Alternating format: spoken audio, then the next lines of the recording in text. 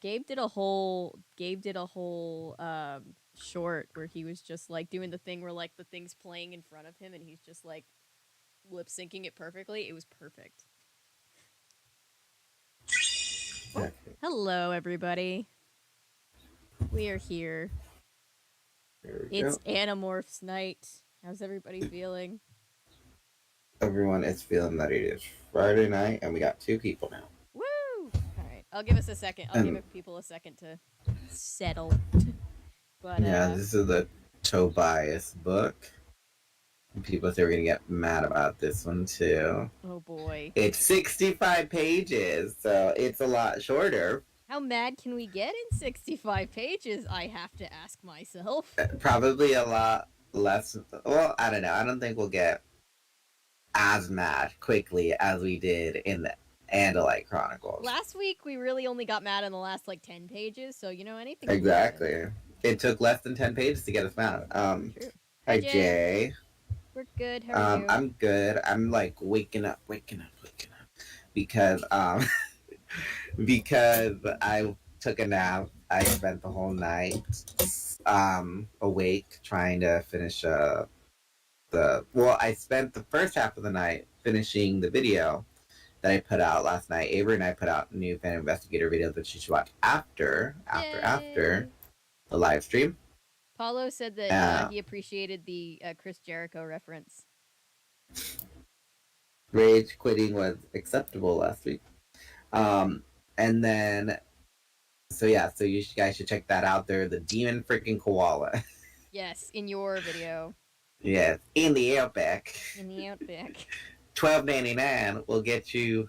Okay, why did that turn southern? $12.99 will turn this into this. Get an entree, salad, and dessert for just $12.99. It's always fresh in the outback. It's always fresh in the outback. Yes.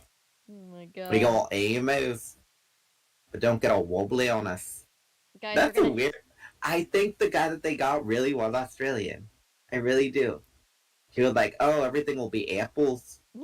Don't be so blue."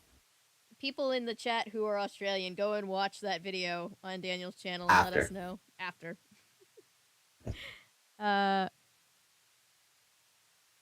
Paulo is here. No, Paulo, I don't think Paulo is here in live chat yet. Paulo commented on the newest video. On the Phantom Investigators video. No, Phantom Investigators video. Hi, Jet Riding Optimus Prime. So apparently in this book there is self-harm content. Oh, thank you, Jet Riding Optimus Prime. Thank you for letting us know. So there's this guy, his name is Animorphs Reviews, and he's a dedicated Anituber, who just talks about Animorphs. And maybe not too long ago, he put out a video about if this character was supposed to be evil, and it's like 3 hours long, but like I was putting it on the background, like as like background fodder. And then, but let me see, because there was one where it was like, let me see. Oh, whoops! Hang on. Let's see. That was my bad. There was a thing that he put out, and then like one of those little, how would you rate this book? And then I gave him my 2 cents about it. So let's see if we can find it. While you get ready. I'm ready. I'm just making sure that everything can be everything's accounted for. Yep. There we go. Let's see. Where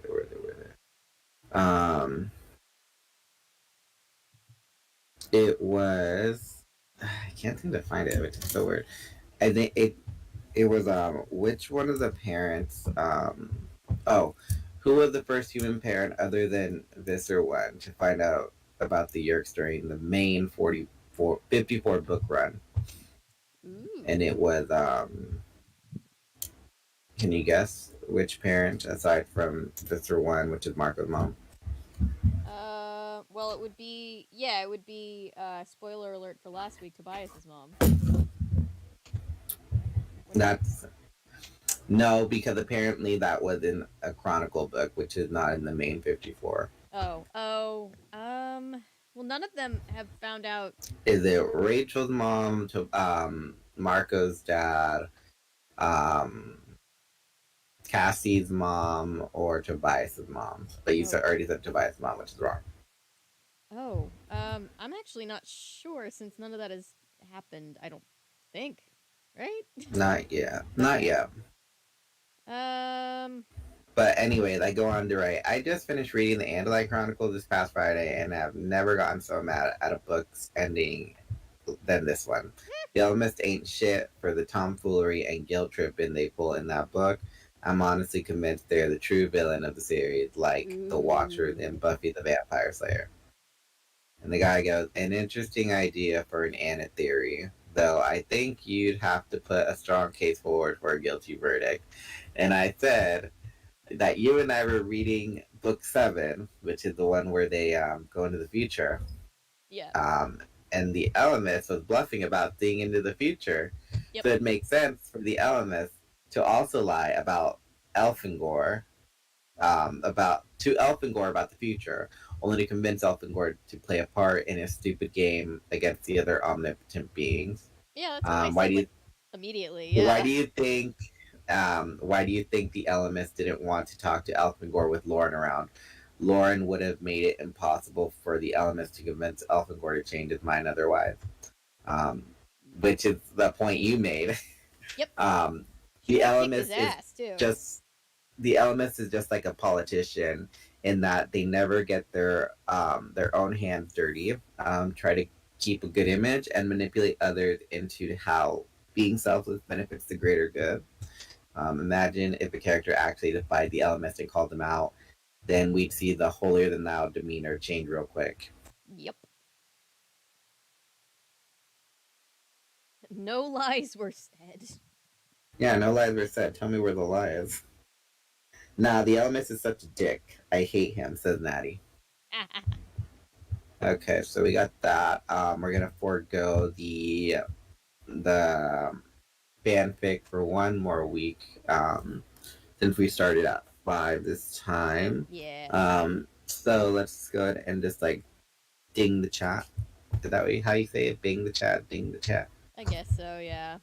Uh, Let's bing the chat. am I reading first this week? I don't think so. I think Oh, you're reading. last week I read the second half, I think. No, you read the second half, or I read the second half, but that was also I can't remember. I honestly Chat, don't remember. who read first in the Andalite Chronicle, like overall? I know for a fact that I was reading when we got to the end with all of the bullshit because I Okay, remember. that's true. Yeah. But you read book 1, I read book 2. I read the first half, you read the second half. Right. So But since you that should was the have been. whole book, Mm-hmm. You should be I reading think it makes first. I should go first. Okay. Let's. And he's faceless God. I've never had such anger toward the book, says Maddie. Okay, so I will be reading first. This is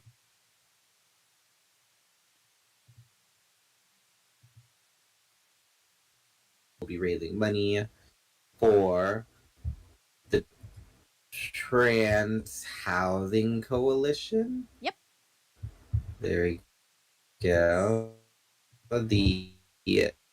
It is the it is not the Oh, same thing you're as breaking the up. Hang on. Terror Project, but that's how I, more or less that's how I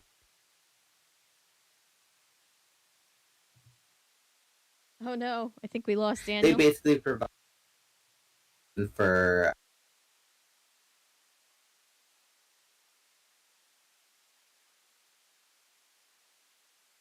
Oh no.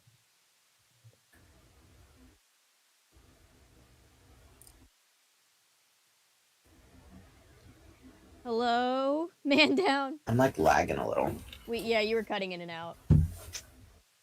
But yeah, the Trans Housing Coalition provides trans and non-binary individuals experiencing chronic homelessness with permanent housing. So we're also $11 away from our $500 goal, which would mean that we get to have our Sailor Moon stream.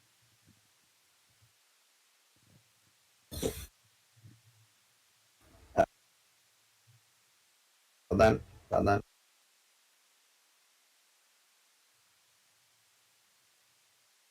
Hold on. Sorry guys, Give it technical issues. a sec.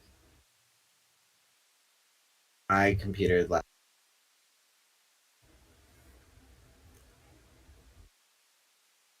Do you want to restart real quick and come back?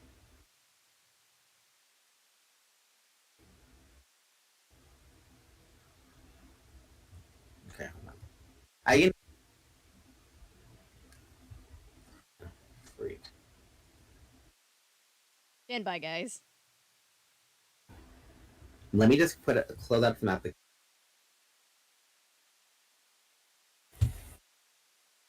But yeah, we're raising money all this month for that, and we are $11 away from Sailor Moon Day. Very exciting.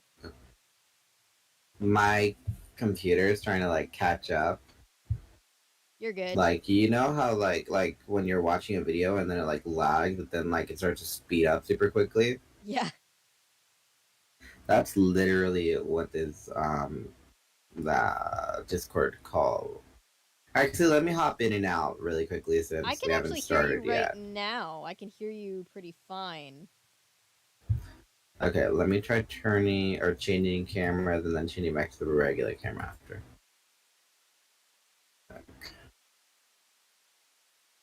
So anyway. Okay. So I did that, and then you can hear me, right?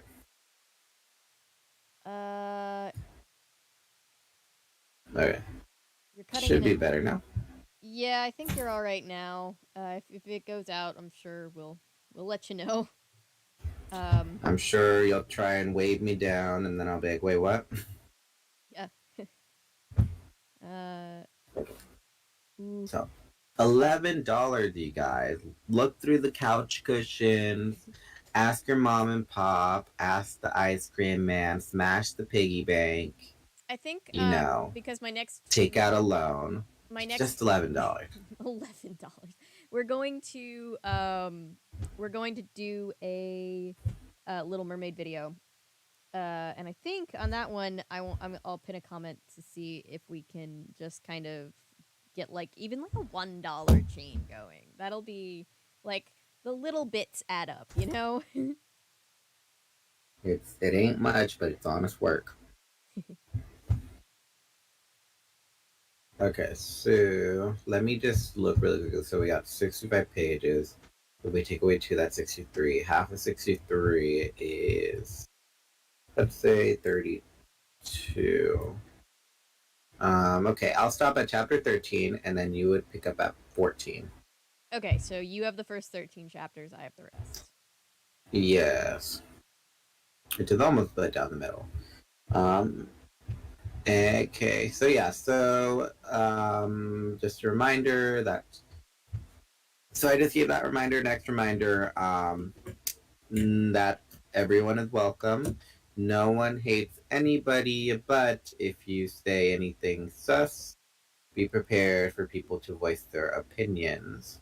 Example being, I got my fortune told at the amusement park, and they told me that my ancestors were these Egyptians riding the plains of North America, or some convoluted thing like that. People are gonna look at you sideways like, I don't think that's legit.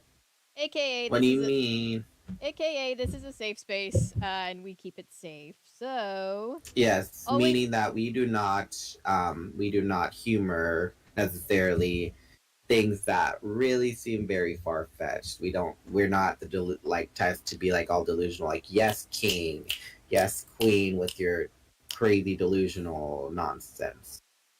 Yeah, we keep this place free of uh Smoke and mirrors, facades. I was gonna say problematic, but I try to not to use the word problematic because it kind of means nothing these days. But you know, Yeah, the smoke and mirrors and the facade. We want everyone to be the best that they can be, and sometimes we got to do that by questioning the things that they say or the things that they claim to have done. but anyway, Not to call anybody a fraud, but it's just, that's just how it is. The way we care for each other is by keeping each other accountable. yep, keep each other accountable to keep the space safe. That's it. Yes. I Uh, just remembered. You've seen American Next Top Model. Facade? Facade. I've seen the Facade. first 4 cycles. Ah, man, you don't know what I'm talking about. No, but I have seen the When you get Respeto to episode. cycle 6, when you get to cycle 6, apparently there is like a #1 season. I've been told. I did get to the Respeto episode though, so that was pretty great. Yeah, respeto. Um, so what was it? Oh, Takara. She's like, so Anne reads, Yaya shirt and asks her, "What does your shirt say?" Cut to Yaya. It says respeto, and I'm wearing it because of the lack of it in the house. I was laughing so hard. I'm like, girl, it ain't that serious. It's a thing of brownies. Low carb brownies, I get it, yeah, and it's probably expensive as heck and tastes nasty, but it's about the fact that Cassie ain't got no respeto to clean her own dishes, but yet you want to wear that shirt around about respeto, and then you're also being like, oh, I don't believe that Amanda, Amanda is as like vision impaired as she wants to come off as, because sometimes she'll be talking about how she's like this, and then the next one she'll be like, "Is this a pole?" Oh no. Yeah, That that was, was yeah, that that was was a like in the lot. 4th episode or something when they went to that like when they had that runway challenge for Heatherette, and Yep. then like Yaya talking about respeto in later episodes, but yeah, she was like easy to like talking in the car on the way back about like Amanda's vision impairment, and then like she's like, "Is this a pole?" Oh Like yeah, I questioning it forgot all. about that. I was like, ooh. I'm like, what are you talking about, Yaya, with your "Oh, I'm too good for this. I'm all about respeto," because there's a lack of it in the house. um, yeah, the shade. Yeah, Natty, it's wild. It gets wild. It do. And apparently the 4th season is really hard to track down these days. The Fourth 4th and the season, 13th. 4th and 5th are missing from Hulu, and then I think 15 is also missing, and a couple others. But yeah, 4 is hard to track down because that's the one where they do the race swapping. I'm convinced that But they that's do why it's that so hard. too in the 13th season. That would be why 13 is also hard to track down. I did Because track they it do, down. and they go to Hawaii for their international destination. Oh. And then they do a photo shoot with that's Hapa inspired. And for those who don't know, a Hapa, which is it is a island term meaning half, and apparently the whole thing with that is that Hapas started to be born when like the when Hawaii was starting to become like a U.S. territory before it became a state or whatever, and then it was inducted into a state. You get what I'm saying? The whole thing of Yeah. like It's like called a white person married a Hawaiian, so then they have Hapa children and like all this weird stuff. it's that kind of problematic. So, Oh. but also they were doing it like, oh, you're gonna be Egyptian and this, you're gonna be Japanese and Uh, Malagasy, like basically taking 2 races and then like mashing them they're together, like having one element be fashion and then the other be the skin tone. And one of the contestants puts it best when they say, the reason why it's an issue is because where you can't, like, at the end of the day people can't take their skin color off, so Yep. why turn it into a costume is what somebody on one of the girls from that cycle said it really well, It's true, but yeah. I'm just kind of poorly paraphrasing. Yeah, there was a lot. It was so dumb. Oh god, I'm cringing already. I'm so afraid. Okay, so I think this is what we're gonna get right now for the stream. So I'll go ahead and start. All right. Cool, cool. All Welcome right, everybody. Settle in, get your snacks. get your snacks, get your water. I got this really cool water bottle from Woo! Walmart for $20. And it comes with two of these little spigots right here. Um, Yay. that supposedly favors the water, which is true, which is freaking crazy. Because That is you just put crazy. water and it filters it through. But it only lasts for like 6 uses, and I've Ah. like run through this thing like since I literally had this thing maybe 2 days, if at that, and I've already gone through like 6 water bottle loads. It seems so. Ooh. Ah. I don't think I'm gonna be buying it in the future simply because I'd be obsessed with this thing. Yeah, you'll be like buying one every week. Mm-hmm. All right then. So we got 500 viewers. I forgot that Witch is based on an Italian magical girl comic, and the comic and TV show are very different and maybe a remake or movie if they get past the legal limbo. Ooh. Oh, Witch. You're talking about Witch. Which was actually, I thought it was a Disney like comic.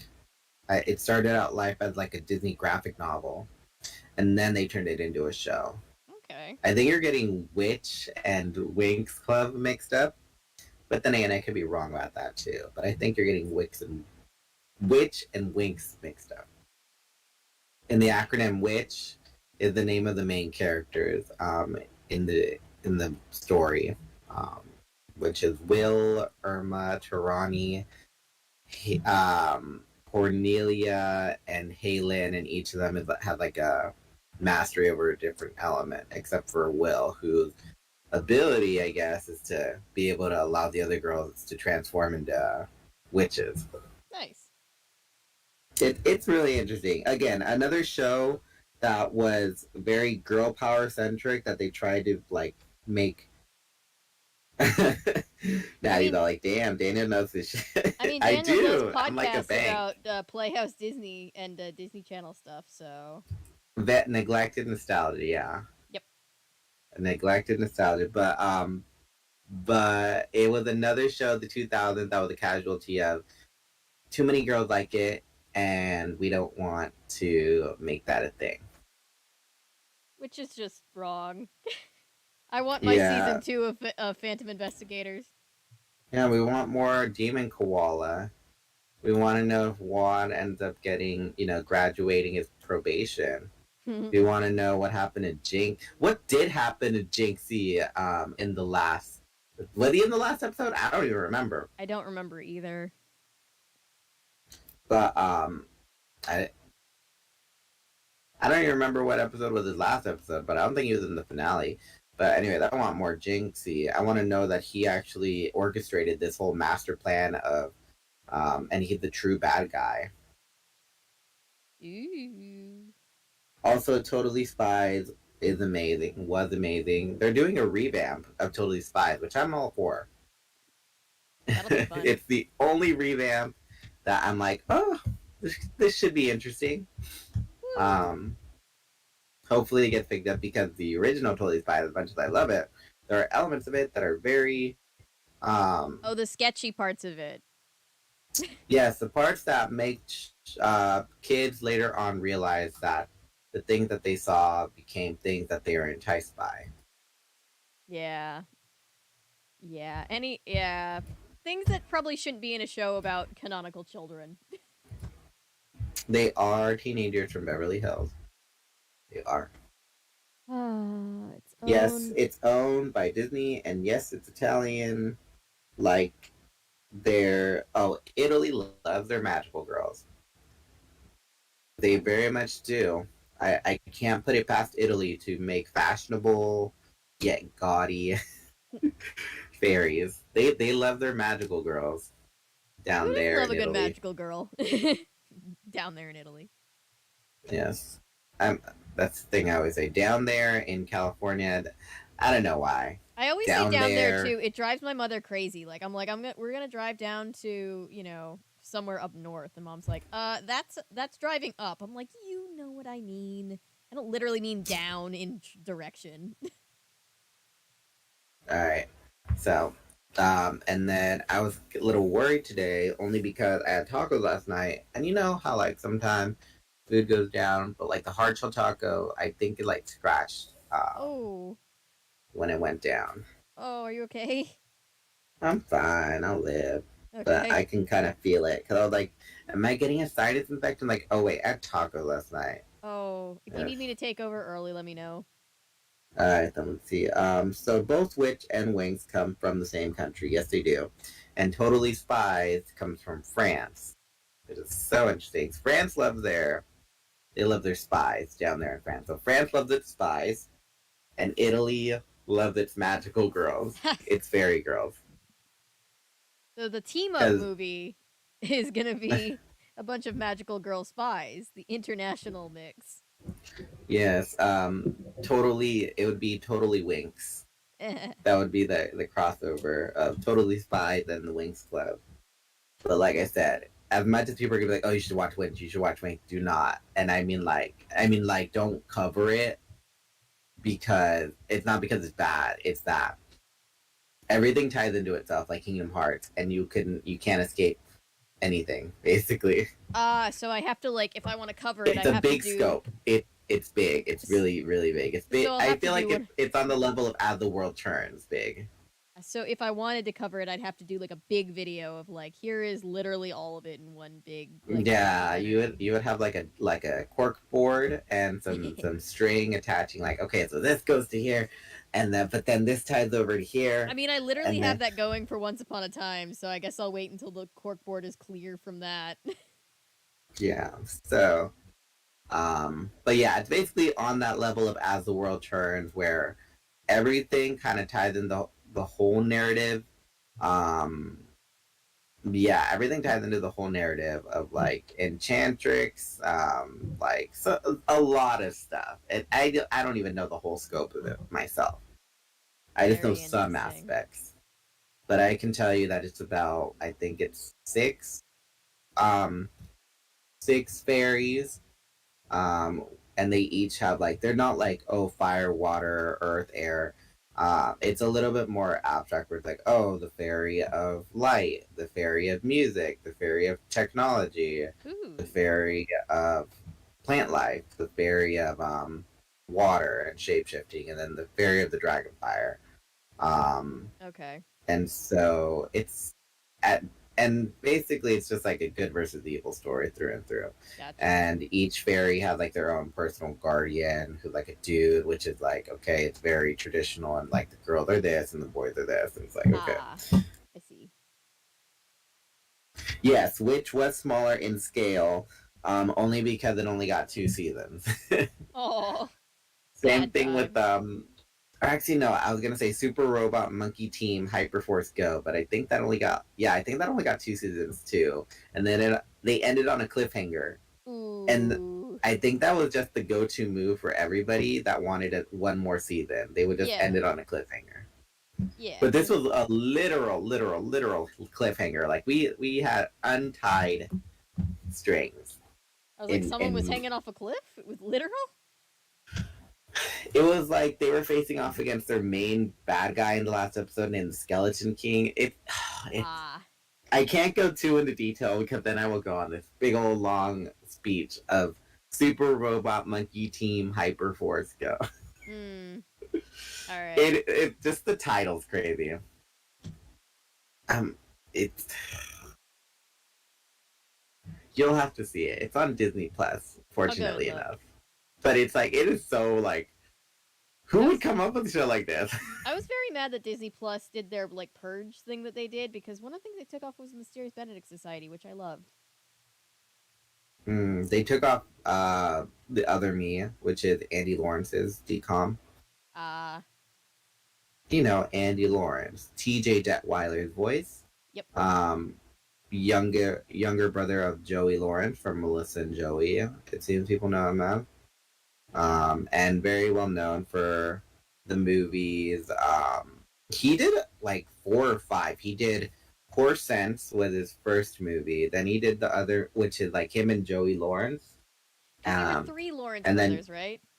yes, there's 3, but Matthew Lawrence was filming Boy Meets World, so he wasn't that much in. He wasn't really in Disney Channel stuff too often. Yeah. And then after Horse Sense, he did The Other Me, which is the one where he accidentally cloned himself and then ended up with a twin, and then he had his twin like live his life for a little bit. And then after that he did a sequel to Horse Sense, and I really need to cover that because it is the craziest thing. Because Horse Sense was a slice of life movie about a rich boy who gets humbled by having to go and help his aunt out in Montana.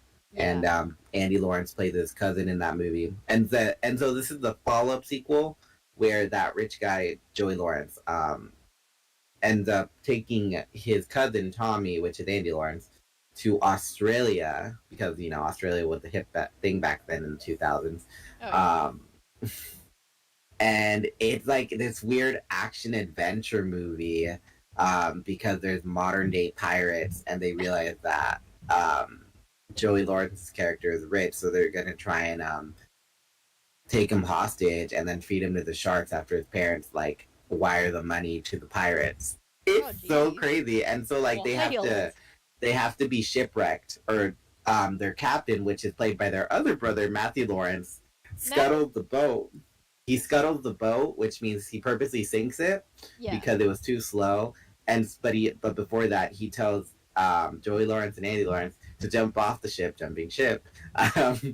and take refuge in a chain of islands. And so it's basically a shipwreck movie and an action adventure pirate. It is so really such a total whiplash. That's wild. Matthew Lawrence, wasn't Matthew Lawrence the one in HE double hockey sticks?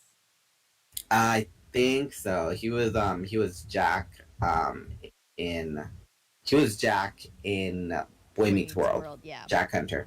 Yep. But then in the movie he's called Jake Hunter. Oh, that's funny.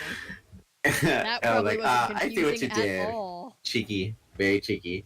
And then Andy Lawrence had one more movie, which was it was called Going to the Mat, which I never hear anybody talk about, but it's an interesting one, and I really have to recommend my favorite reactor, Nick Flicks. Go check him out. I gotta send him that reaction request of watching that movie because it's about Andy Lawrence, and he plays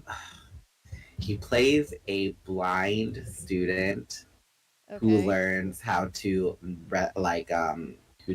who learns how to do collegial wrestling. Seeing commercials for this movie. I don't know that I ever watched it, but I do remember it being a thing.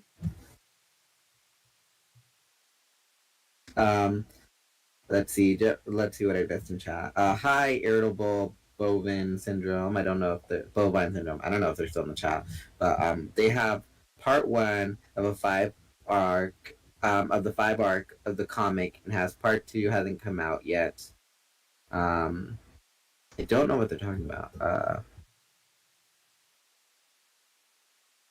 I think they're talking about Witch. Durbrex. But anyway, so I don't know how to feel about that movie because I haven't seen it. Like, I never sat through the whole movie, so I don't know if it's a good or bad movie. All I know is that he plays a blind student who learns how to wrestle, and that's pretty much all I know. And I think that was his last movie he did with Disney Channel. But he and his brothers were like the it thing back in the day, apparently. Like, they had their own sitcom.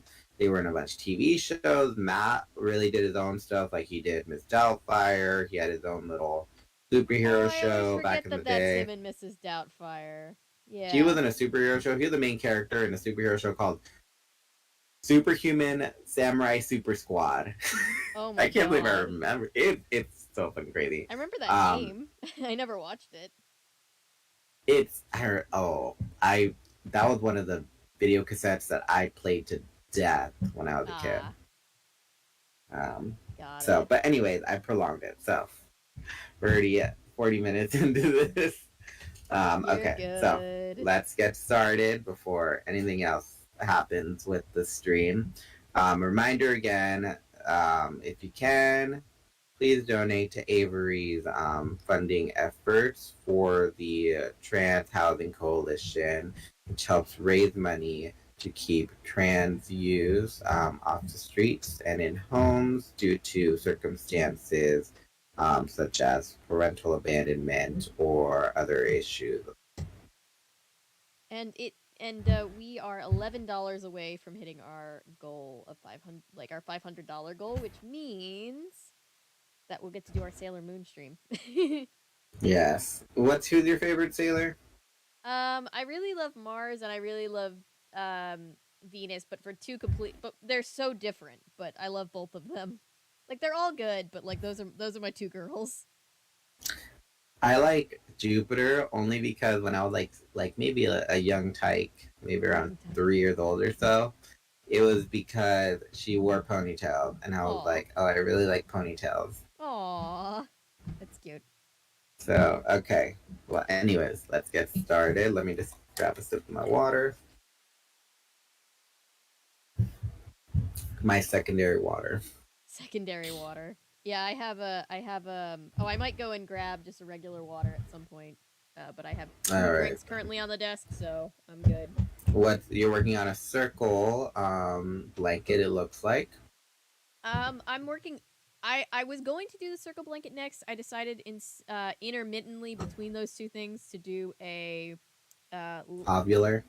yeah, and it's the extra lemon something blanket pattern. I can link it. There's a YouTube Ah, video about it. so yeah. All right, then let's get started. We got 8 people in chat, so I'm gonna get started. Woo! Hello, 8 people. My name is Tobias. The other Animorphs can't tell you very much about themselves, but I can. See, I don't have an address. It can't be found. I live in an area of forest by a meadow. That's my territory. And my territory includes the meadow, which is maybe 100 yards across in one direction and half that in the other direction. My territory also includes the trees around the meadow and the woods heading north for about another 100 yards.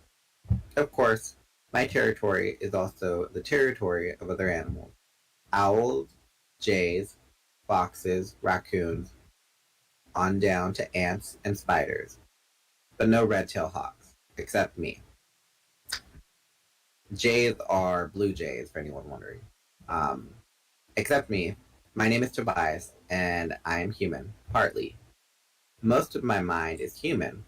At least I think it is. I mean, I remember human things. I can read and use language. Most of my close friends are human, and I was born a human. In a human body, with arms and legs, and hair and a mouth. Now, though, I have wings and talons and feathers, and instead of a mouth, I have a hooked beak. I can make sounds with my beak, but nothing that sounds human. To speak with regular humans, I use thought speak. But there were no people nearby right then in the early morning, as I waited patiently in the branch of a dying elm tree. I kept my eyes focused sharply on the meadow. I knew the pathway and homes of the mice and rats and rabbits who lived there, and I knew what it meant when the tall, dry grass twitched just the smallest bit. My hawk eyes, I could see what no human could hope to see. I could see the individual stalks of grass barely tremble as a mouse brushed between them. And with my hawk's ears, I heard the faint sound of mouse teeth chewing on a seed. Though the mouse was 70 or 80 feet away, easy target. I opened my wings slowly. I wanted to, and not wanting to make a sound. I released the grip of my talons on the branch and fell forward. My wings caught the cushion of air, and I swooped almost silent toward my prey. The grass twitched. Through the grass, I saw a flash of brown. The mouse was running too slowly. I raked my talons forward. I swept my wings forward to cancel my speed. Dropping one wing, turn, fell the last foot of a rock. It was all over very quickly, but this time, as I dragged the mouse away to a safer spot, I stumbled on a faded magazine someone had thrown away. The wind whipped the pages by, one at a time. Advertisements, graphs, pictures of the president with some foreign leader. And then one page stayed open. Photograph of a classroom kid my age. Some of the kids were goofing off in the back of the class. Some looked bored, most looked more or less interested, and three were practically leaping from their seats, waving their hands for the teacher. All that, frozen in a photograph. A classroom like any classroom. Like the classrooms I used to attend. I would have been one of the kids paying attention, but too shy to volunteer. I was never very bold or aggressive. I was a bully magnet, to tell you the truth. The kid most likely to get pounded. Kid from the home so screwed up that I ended up being shuttled back and forth between aunts and uncles who didn't even remember my name half the time. But that wasn't me anymore.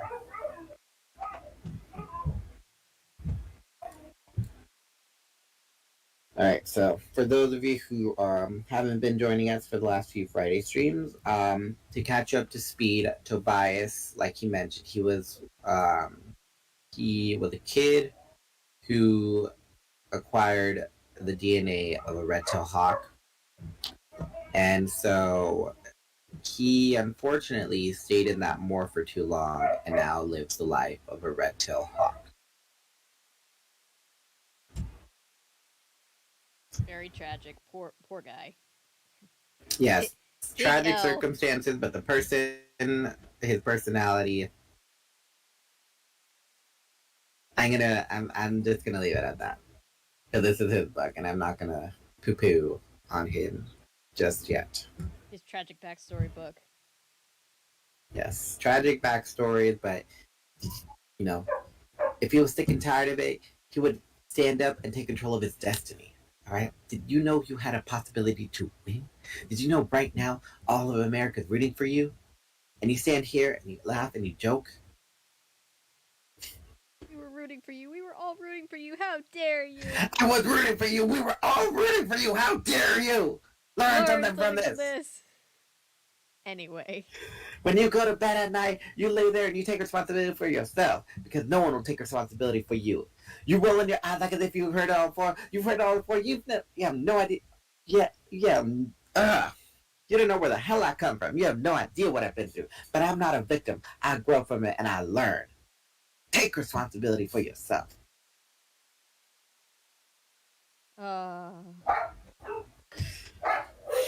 It's so I hate that. It's so iconic and so quotable, but it's such a fucked up scene. It's so fucked up, but it's so quotable.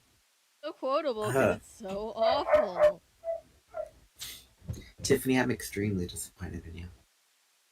You went through your grandmother buying you a swimsuit. You went through your grandmother having her lights turned off. And you go over there and you joke and you laugh.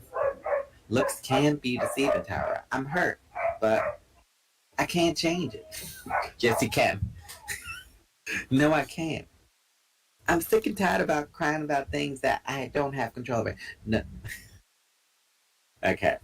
Poor Tiffany was doing the least, like, victim-y thing and just being like, well, has to happen, like, you know, is what it is. Exactly. She like, was doing. She was taking control of her destiny, Tyra. Okay, why? Yeah. Because instead of being mad about it all, she decided I'm gonna, you know, soften the blow for these girls. Instead of feeling sorry for herself, she was going over and making everybody else feel better.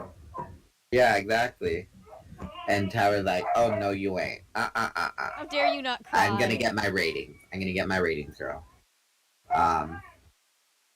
Oh yeah, and then also it's like, can you say magnetic, charismatic? That is so. I don't know how to feel about that because it's so funny, but at the same time, it could be that Tiffany just has. I don't think she ever said that she has dyslexia. She read. They said that she read better than most everybody there. She was at least the one that 10 times better than all Magna. those girls right behind you. That because that makes me feel a lot better in the elimination room when the host points out I read like shit and the girl that's going home read better than me. I would have just been so nervous because I fuck up pronunciation of everything. Like, oh god. We just need a t-shirt that says, "Can you say magnetic, charismatic?" It was so, I don't know how to feel about that. That's also funny, but at the same time, it's like, I don't know how I feel about it is like the unofficial slogan for America's Next Top Model when you really think about it. Because it's like, yes, I grew up on this. Yes, I can quote it. And then you look at it like, oh. It's an interesting study on how nostalgia really blinds us to a lot of things. Oh, yeah. Oh, yeah. And an interesting study on how a whole generation became very, like, distorted in how we see, like, no wonder there's, like, a high rate of, like, you know, body image issues when, like, we grew up on stuff like that and the Swan. Like, the Swan Gals. Telling you, even Visser 3 would think it was fucked up. He would, and he would use that as torture for the Hork-Bajir and on his ship.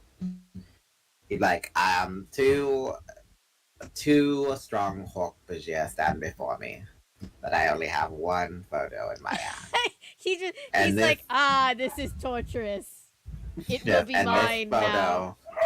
Yeah, then this photo will represent the Hork-Bajir that will continue on and serving in my army. He's like, I like this villain called Tyra. I aspire to be like Tyra. Is she named after is the word tyranny named after her? I wonder. Oh, the Model Land stream. God. Talking about names. I'll start with you, Hork-Bajir. Very strong. But I just don't see a personality shining through, and then we have you, other Hork-Bajir. Not as swift, but full of personality. And as you all know, I'm very much a person about personality. I'm late. Anything Animorphs? I need to know about it. LOL, notification bell is on. Well, thank you for being here in Living Shaka. We only read the first chapter, so you haven't missed too much. We've been sitting here talking about Visser 3 watching America's Next Top Model, so. Yes, he'd be like, I'm going to emulate that. If not, I'm going to infest that woman. Why? Because I think she's fabulous. And I want her to carry out the torture of my troops.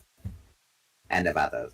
Oh boy. But anyways, chapter 2. This is my life now. I accept it. And there are some very nice things about being a bird. Some very nice things. Well fed and full of energy. I flapped across the meadow, gaining altitude the hard way. With sheer muscle power, I swept above the trees and fought my way higher still. Out beyond my territory, higher and higher. And then I felt the air billowing up beneath me. Beautiful thermal. A pillar of warm air that rose up from the ground as it was heated by the sun. I swept into that warm air and it lifted me up like an elevator. I turned and turned within that warm current, twisting higher and higher, till I was nothing but a speck to the tiny humans on the ground. Up and up, till the only sound was the wind ruffling across my feathers. I caught a glimpse back down behind me. A glimpse of a strange creature that looked like a blue deer at first, until you saw the head. extra stalk eyes mounted on top, and slashing scorpion. Aximile Escaruth Ishtil, the only Andalite alive on Earth, my friend, are as much of a friend as you can be when one of you is a bird boy and the other one is an alien. Axeman! I called down. He kept running. That's how he eats.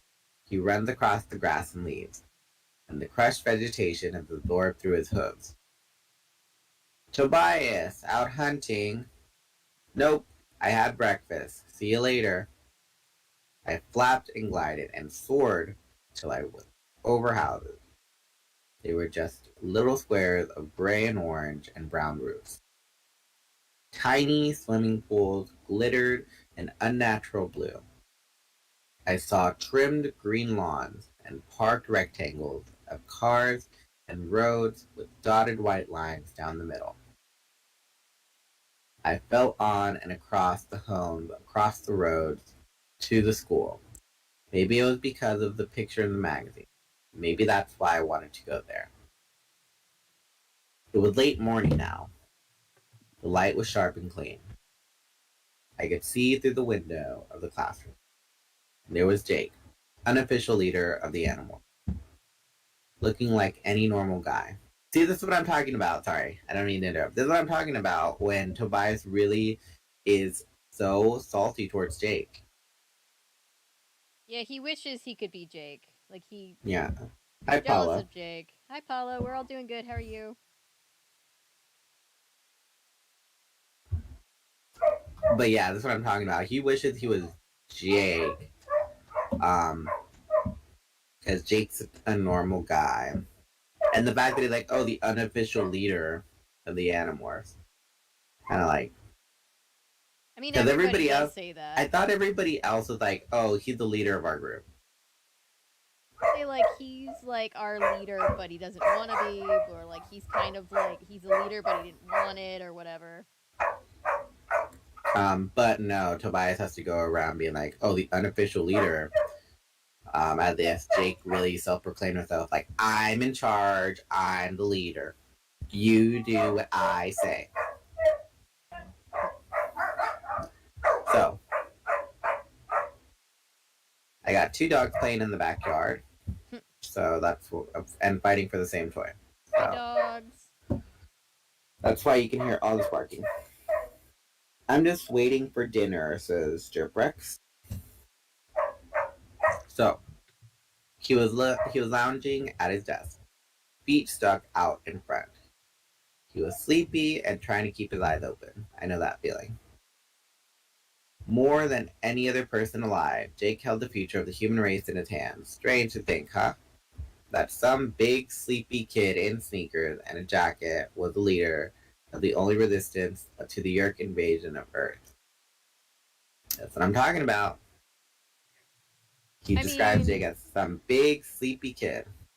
I mean, true, but we also take shots at Jake sometimes. We do, but only because he makes those decisions, not based on not based on the way he looks. Fair. That is fair. He makes questionable judgment. He makes questionable decisions, or does things that are questionable. But we never try, or harp on his. This is good faith criticism versus bad faith criticism, Tobias. Yeah, he's just like, oh, some sleepy kid. See, this is what I'm telling you. Tobias really is kind of pissy. So, I'm like really close to shutting that window because the dogs are interrupting my cadence. Oh. But I'll let them do it. As I watched, he nodded twice and slumped. The girl sitting behind him leaned forward and gave him a gentle poke in the shoulder. That was Cassie, another member of our little group. Cassie had never met an animal she didn't like, except for ants and termites. Mm-hmm. And she's never met a fashion she cared about. She likes farmer chic. She likes the plaid look. Chic. Yes, farmer girl chic. You heard of farmer boys. get ready for Farmer Girls. At farmersonly.com. Yes, exactly. She met. I'm not gonna make that joke. Never mind. Like she met Jake on FarmersOnly.com. Oh You god. can guess the implications of that stupid joke I just made. Tasteless, Daniel. Stop. She's small, Stay on compact, track. but strong looking. I've never heard somebody call somebody compact. She's small, compact, but strong looking. I mean, the Not joke. like muscular, more like she's part of something bigger than herself. Like she's some living extension of the earth. I mean, people used to joke that I was like a compact car because it comes with the territory of being small. So like It's just maybe so weird because I've never heard anybody say somebody's compact. maybe That in his mind that's nicer than what short? There's short. nothing wrong with saying short. No, definitely not. But maybe in his mind he's just like, I don't know if I'm allowed to say short. She's small, but strong looking. We didn't need the compact. She ain't no damn car. She ain't no mini fridge. Fair enough. Anyways, that's how I see her. Like some gentle soldier in the service of nature itself. Corny, isn't it? Sorry, but I have a lot of time to think. And I guess that makes me too serious sometimes. No, it makes you a little salty sometimes, sir. You get bitter. Beta. I swept by, high above, and turned the corner. In another classroom, I spotted Marco. He was talking. This was not a surprise. The class began to laugh. The teacher laughed too, then looked exacerbated, like she didn't want to laugh. This was also not a surprise. That's Marco. The boy loves to be the center of attention. It took a while before I spotted the last human member of the Animorphs. She wasn't in her usual classroom. In fact, I spotted her first in just a brief glimpse, walking down the hall.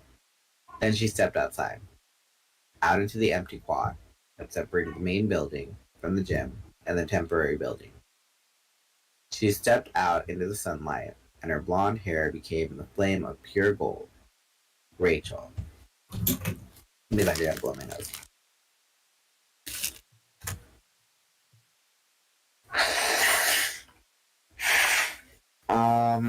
Joe says, my grandma on my dad's side is small. Small. I mean, I come from a family of small people, so I am very. So small. do I. I come from a family of... I don't dislike it. This is what it is. No, I just see it as I get to live longer because I'm short. Remember, everyone, short people live longer because things in their body don't have to travel as far as tall people. Is that true? I'm gonna believe that, but also it's kind of been proven that short people live longer. Ah. I guess that's a bonus. We can't reach anything on the higher than second shelf, but we live longer. Yeah, we do. All we need is a step ladder. Yeah, which we don't Also, get to most things accommodate us. The doorways accommodate us. Oh yeah. The ceilings accommodate us. Oh yeah, no, I have friends that are super super tall and I wouldn't trade being short for being tall at all. Exactly. All right then. And for anybody out there who doesn't know, Tobias is a simp for Rachel. He's very much a fedora wearing milady guy. Lady. I'm of the belief that he is one of those that subscribes to the nice guy column. Guys, stop! Rachel doesn't like that. Rachel the goddess. It took a while before I spotted the last human member. Oh wait, I just read that. Rachel. Have you ever known a person who seems to walk through life like it's her own private spotlight shining on her? It's Rachel. Hi, I said in thought speak. What are you doing? Skipping school? She couldn't answer. See, you can only do thought speak when you're in morph, or if you happen to be an Andalite. Although you can hear it just fine. Rachel stopped walking and shielded her eyes with her hand, scanning the sky for me. Then she gave just the smallest wave, just a twinkle of two fingers. A twinkle of two fingers? How does that work? Like that. Twinkle, twinkle, little star. I don't How would know. you say that? Is that how it works? Like, oh, Twinkle, I guess, is like one of these. One of these. I don't know. ah, maybe it's that. That's how. Maybe it is that. That's what I picture anyway. That makes a lot more sense then. It is interesting phrasing. I've never heard it put quite that way before. I'm sure Tobias uses word like myriad and all that just to sound smart. Hi, Chris. Nothing wrong Nothing with being wrong short with unless being short. Aw, You're 5'1", Paolo. That's okay. I'm 5'3". yeah. Short kings, both of y'all. Short people live longer, like I said. Just remember that. When you can leave flowers on the graves of those who are taller than you when you are to be, gray haired.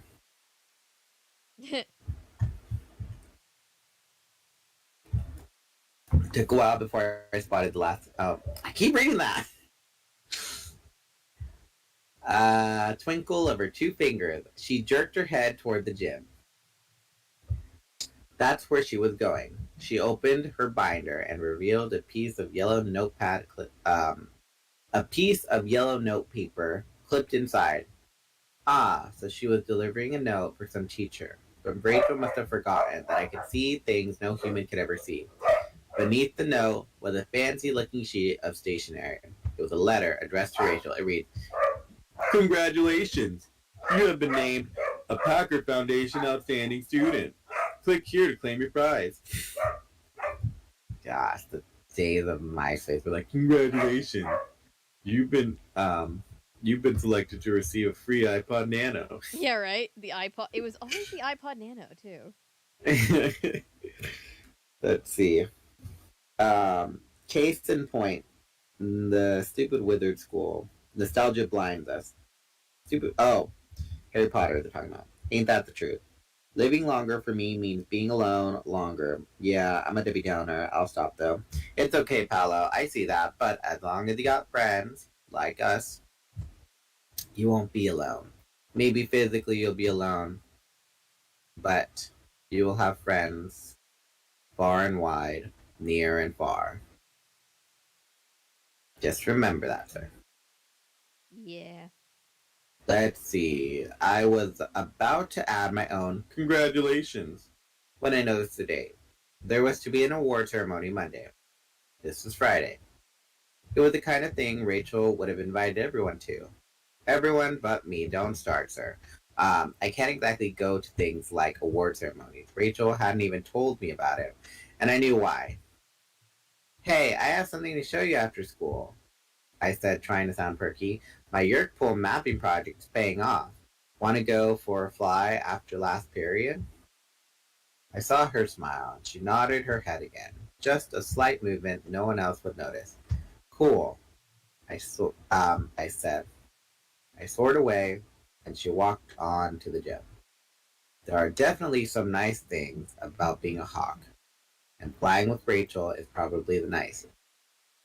But it would have been nice to see her get the Packard Award too. Sometimes I ask myself, if I had to do it all over again, if I could never become Tobias the Hawk, and only be Tobias the Boy, would I actually do it? I didn't think about that often though. Maybe I didn't want to find out the answer. Chapter 3. Ellimist has broken up a family. I hope he feels proud of himself for that. He does it like, "Oh, do you see what I did there?" You know, I always forget that your version of the Ellimist is Swedish. yes, he's very much just like how that spiritual guidance counselor is Australian. Ah, yes. With his koala hands. Oh my god, the freaking koala hands doing that stupid magic thing. The koala hands was a lot, yeah. I needed more koala hands. if you go to Australia and you see a koala start to do this, you go the other way. Oh yeah. That's all I gotta say. You just walk the other direction because you don't need any of the smoke. Ah. You don't want the smoke. All right. I'll keep that in mind if I make it out to Australia. You don't want to run into drop bear that can do this with their hands.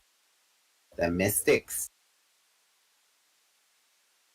I appreciate that, but the in-person companionship is nice too. You close the or did the poor dogs off each other? Wait, what? Oh, did you close the window or did the poor dogs off each other? I don't know. I guess they lie down and they wait and then they like start to every now and again they just lie down and are bored and then they stand up and then go through their antics again and it's like kind of it's a little like only because like they're normally in the house but when we have people over when my landlord has people over we put them outside Ah. so they're always outside my window just deciding to be like I have a little. and all that stuff. I have a little, and you can get them pretty cheap. They're like these little, like, basically dog whistles, but like you press a button and it makes like a sound that they can hear, and it deters them from barking. It works very well. Yeah. Where was I? I was gonna say something. Oh yeah. When Tobias saw that ad in the magazine of like the school kids and all that, it reminds me of like, oh, teachers always calling the kids that never raise their hand. And then it reminded me of like, yeah, teachers do that because they want to get like a indication of who gets it and who doesn't get it. Yeah. But at the same time, it should just be like, oh, raise your hand if you're understanding what I'm saying. There's But also, then again, they isn't there also like a thing of like I always kind of assumed it was a wanting to engage the kids that are not engaging on their own kind of thing. yeah, I don't know. It's like I just feel like oh, go up to the board and all. It's kind of like it should be voluntary versus like no, you need to come up to the board and all that. Because Yeah. if they're not raising your hand, then you should just make a mental note of who is getting it and who's not getting it. Yeah. Versus this person gets it, so I'm not going to call on them. That person gets it, so I'm going to call on that person over there because they're not raising your hand, and I want them to get it. Yeah, I feel like that's that's a very extroverted teacher thing to be like, "Why aren't you participating?" Yeah, I used to do round table things of like, oh, what do you think about that? Okay, and what do you think about that? And why do you think that? Okay, and if this were the thing, what do you think? How would you think differently? Yeah. Just like probe everybody, basically. Yeah, that sounds because then everybody has to do it and then it's less awkward. Mm-hmm. I was super casual with my. I miss it, but I have to move on. It can't be my life forever. Oh. I spent the day drifting around on the breeze and checking everything I had learned in the last couple of weeks. See, we knew the Yerk Pool was a gigantic underground complex beneath the school. We knew it extended at least as far as the mall, but we had never figured out where all the entrances and exits were. That's what I'd been doing with my days, following people we knew were controllers, watching them come and go. From them, I learned the extent of the Yerk Pool. Maybe I should back up and explain. I know you're probably someone living a nice, normal life. You go to school, hang out with your friends, have dinner with your family, watch a little TV. Wrong! All wrong! You lose, sir. Good day. Normal. And if I told you that maybe your teachers aren't really your teachers anymore, and maybe your friends aren't your friends at all, and maybe even your parents have become something totally different, well, you might think it was nuts. I understand. You wouldn't believe how often I have these dreams that maybe none of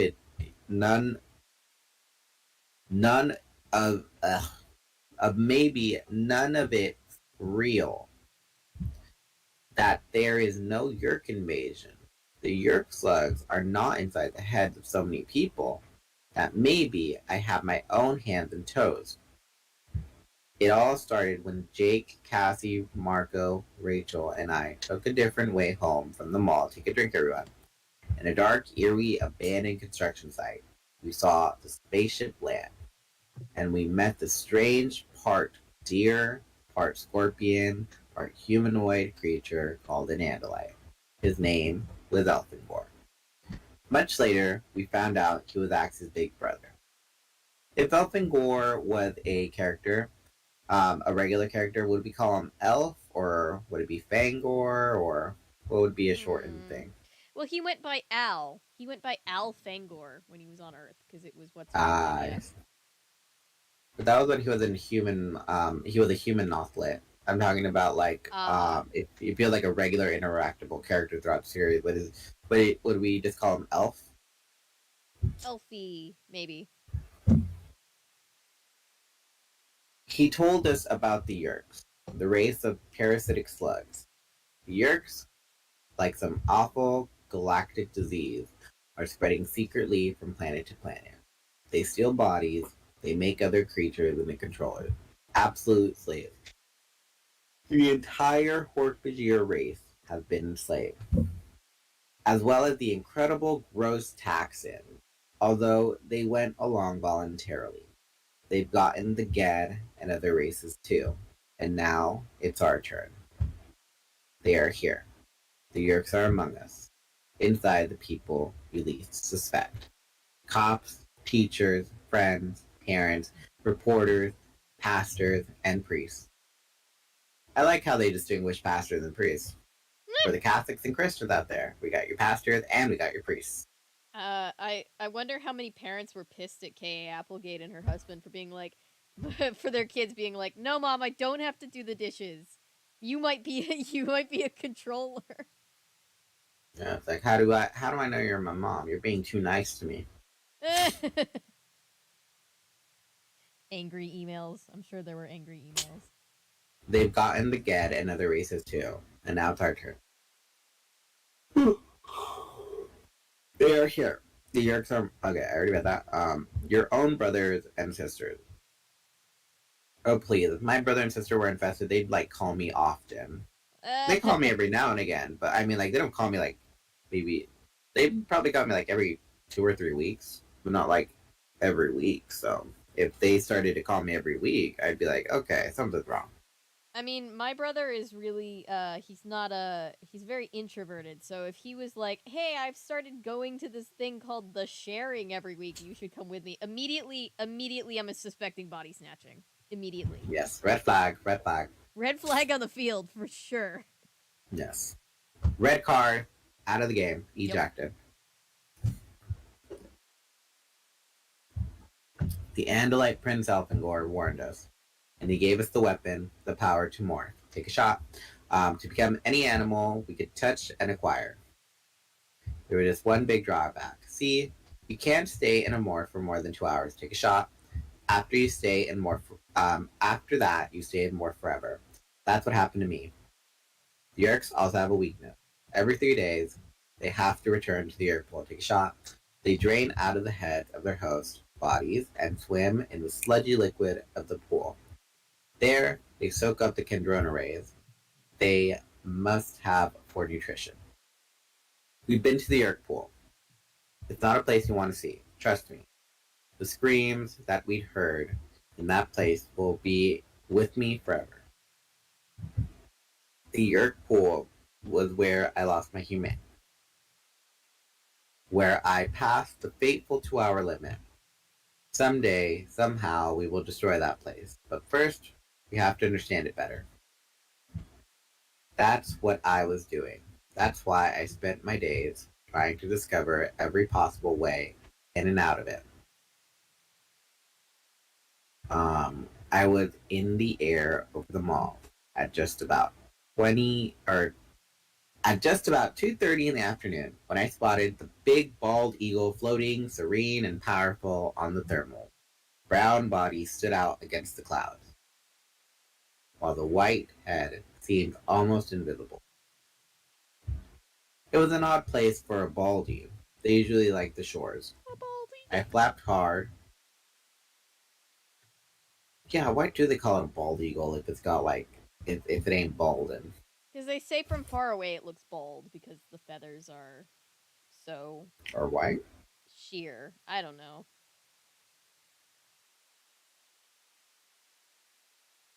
Christopher, I guess I'll read the comments after this chapter. I don't want to get distracted. Um, I flapped hard to change directions and gain speed toward the eagle. I knew this eagle. Is that you, Rachel? Jeannie? I can't see that far. Is that you? Jeannie? Sure. Who else would it be? Is this great flying weather or what? It's perfect. You up for a little cruise? Of course. What's up? Well, while you and the others have been off saving the world, I have been busy too. Self-deprecation. Don't like it, Tobias. I don't like it at all. Well, you guys were off saving the world. I've been busy too. You're doing reconnaissance, dude. You're very important. I'm sorry. I'm just like, ugh, dude, don't do that. Don't be like, don't downgrade yourself like that. It's really tiring. Like, I get people do that and people honestly believe that, but from an outsider's point of view, I mean, I think he really does feel that way about himself because he is a bird, which is yeah, but like from an outsider's point of view, like it gets tiring after a while. Like if you have all this other stuff going on, it can be exhausting to have to hear it all the time. Like, ooh, you guys are out saving the world. I've been busy. Well, you guys have been doing all the important stuff. I've been back. It's like, dude. The like my problems are bigger than your problem thing is always annoying. Yeah, it's like, dude, you ain't gotta say that. I shot by just beneath Rachel's bald eagle wings and flung out past her, then turned and moved in front of her. I was showing off. I'm more agile in the air than the although a baldy is quite a bigger than me. Kind of like comparing a turkey to a chicken. Fair comparison. Rachel made a sighing sound in my head. Tobias, just because you can't come along on every single mission doesn't mean you need to do extra work. See, Rachel even says that. Rachel even calls him out like, oh Rachel's my god. getting tired. Like, girl, get yourself together. Gather yourself, Tobias. Or be gathered. Yeah, well, whatever, I said. The point is, I've been watching known controllers from the air. I started with Chapman and his wife, and the reporter and the policewoman we know about. And Tom, of course. Chapman is our assistant principal. Take a shot. He's a very big deal controller. Tom is Jake's brother. He's a controller too. I followed them and watched them, and now I found 4 separate ways into the Yerk pool, besides the one we know that goes through the mall. Cool. When we know the Yerk pool entrances, we can start figuring out who more controllers are. Rachel sounded impressed, even though all I've done was fly around and keep my eyes open. I have a lot of free time, I said. I knew I shouldn't say what I was about to say next, but I was out before I could stop myself. Uh-oh. So, congratulations, I guess, huh? Uh-oh. Hacker Foundation Outstanding Student? Rachel was silent for a few seconds. Did someone tell you? Oh no, of course not. You saw the letter in my notebook. Just called me Old Hawkeyes. Tobias, you know how much I wish you could come. I mean, Cassie will be there. She's great. You know, Marco will be making snide remarks, and Jake will be trying not to laugh. No big deal, I said.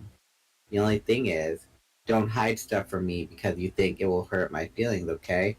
I can't handle you feeling tired. Breathe. Breathe in. Breathe out. Find your happy place. I don't feel sorry for you. Thank you. Oh, wait, no. Rachel lied. Good. Because you know how you think about me is sort of important. I winced. I'd sounded way too sincere. I mean, what was I thinking? Rachel's a human, a real human. I'm a hawk. You think Romeo and Juliet were doomed just because being from families that didn't like each other? Well, you can't get any more doomed than caring for someone who isn't even the same species. Romeo and Juliet were doomed because Anyway, they were teenagers and they were stupid. yeah, kind of like you, Tobias, except you really make it hard for me, myself, to like you right now. Anyways, congratulations, I said as breezily as I could. Now follow me, and I'll give you a little tour of the Urkel entrance. On a day like this, I'd follow you anywhere, Rachel said. That's what I'm talking about. Tobias really is not alike. His personality sucks. I mean, as far as shipping goes, I prefer Rachel with Axe, so I don't have a horse in this race. Yeah, Rachel with Philip. That's right, I forgot about that. Who is this axe person that you speak of? His name is Philip. Agreed, Paulo. Sometimes the smallest problems can be the most annoying, if that makes sense. I mean, like to you, like everybody. I don't know. It's hard because like I do have empathy for Tobias because he's going through it, but I don't know. He can be a little bit much, but I don't have quite the disdain He's for too him that. self-deprecating, and sometimes I really just don't have the energy to put up with that self-deprecating attitude in Still just like people. an emo Sometimes, teenager though, so he'll probably grow out of it, right? Like, apparently not. Apparently, he really stays like this a lot throughout the series, where he's like, "Ew, well, I really don't like how Jake said that because it rubbed me the wrong way. I don't like how Marco made that joke because he said it in the wrong tone." Apparently, that's how he gets throughout the series.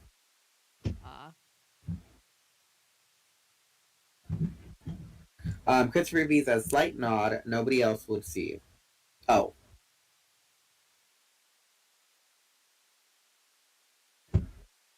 None of this is happening. Tobias is just an inexplicably smart bird gone insane from loneliness, projecting his delusion onto random human teenagers. aw, It's all the Matrix, huh? Paula says, I love introverts. I can relate to them. yeah, introvert. Sorry, there are just some words that I kind of like avoid saying regularly, and it has nothing to do with anybody. It's just my personal thing of like when words start to adopt meanings that they never originally had. Yeah, So like when people say, "Oh, fan theory," when theory is like something that can be scientifically proven to have proven results, um, versus a hypothesis, which is like an observation or a question. So even though fan hypothesis doesn't roll off the tongue, it's more appropriate to say that. yeah, Or like introvert outtrovert outrovert. introvert extrovert. You're Because I'm an HR major, or I have my HR degree. ah, It's I have to think of it differently. I can't be like, oh, I'm an introvert because I don't like to be around it. No, it's the like formal terminology for that is an extrovert is somebody who enjoys and thrives off the company of other people, and an introvert is someone who enjoys and thrives company by themselves. yeah. I always. Versus Sorry, go ahead. I'll let you finish. like the casual loose definition where like I'm an extrovert. I like going out there and being, out there with my personality versus introvert where I'm shy and I don't like to be and I like to be a shut in and all that stuff. Um and it's like I'm both of like I like to be around people, but there are plenty of times where I'm just perfectly fine being by myself. I always So I'm say like it's in the middle. I always say it's where you get your energy from. Like I like hanging out with people. I like doing what we're doing and talk now and talking to people, but I can't do it forever, right? Like after we get off this stream, Yeah. I'm gonna go collapse and be like, I'm tired. I had fun, but I'm tired now.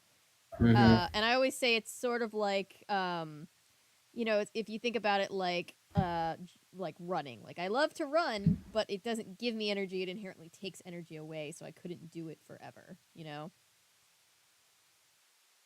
Yeah. That's the way I think about it. Um, you didn't offend anybody, Paolo. It's just when I see just like of like, oh, I'm an introvert, oh, I'm an extrovert or whatever.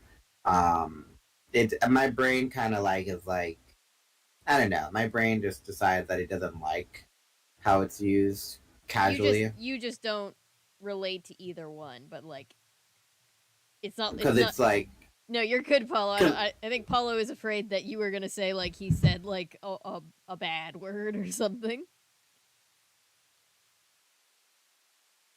yeah, depending on the people, like for me, I really don't like to be in really really big places like at the club or anything like that. I really don't, because then I start to like overhear things that really kind of turn me off, or kill my buzz.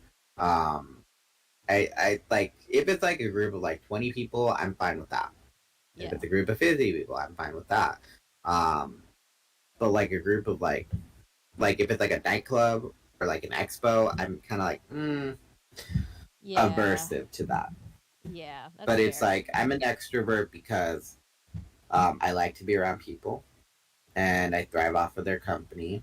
But also, I'm an introvert in that I'm fine being on my own and I can thrive and do things creatively on my own. But that's just my HR knowledge of what the words mean. I know people use it like I'm an extrovert because I put my personality out there.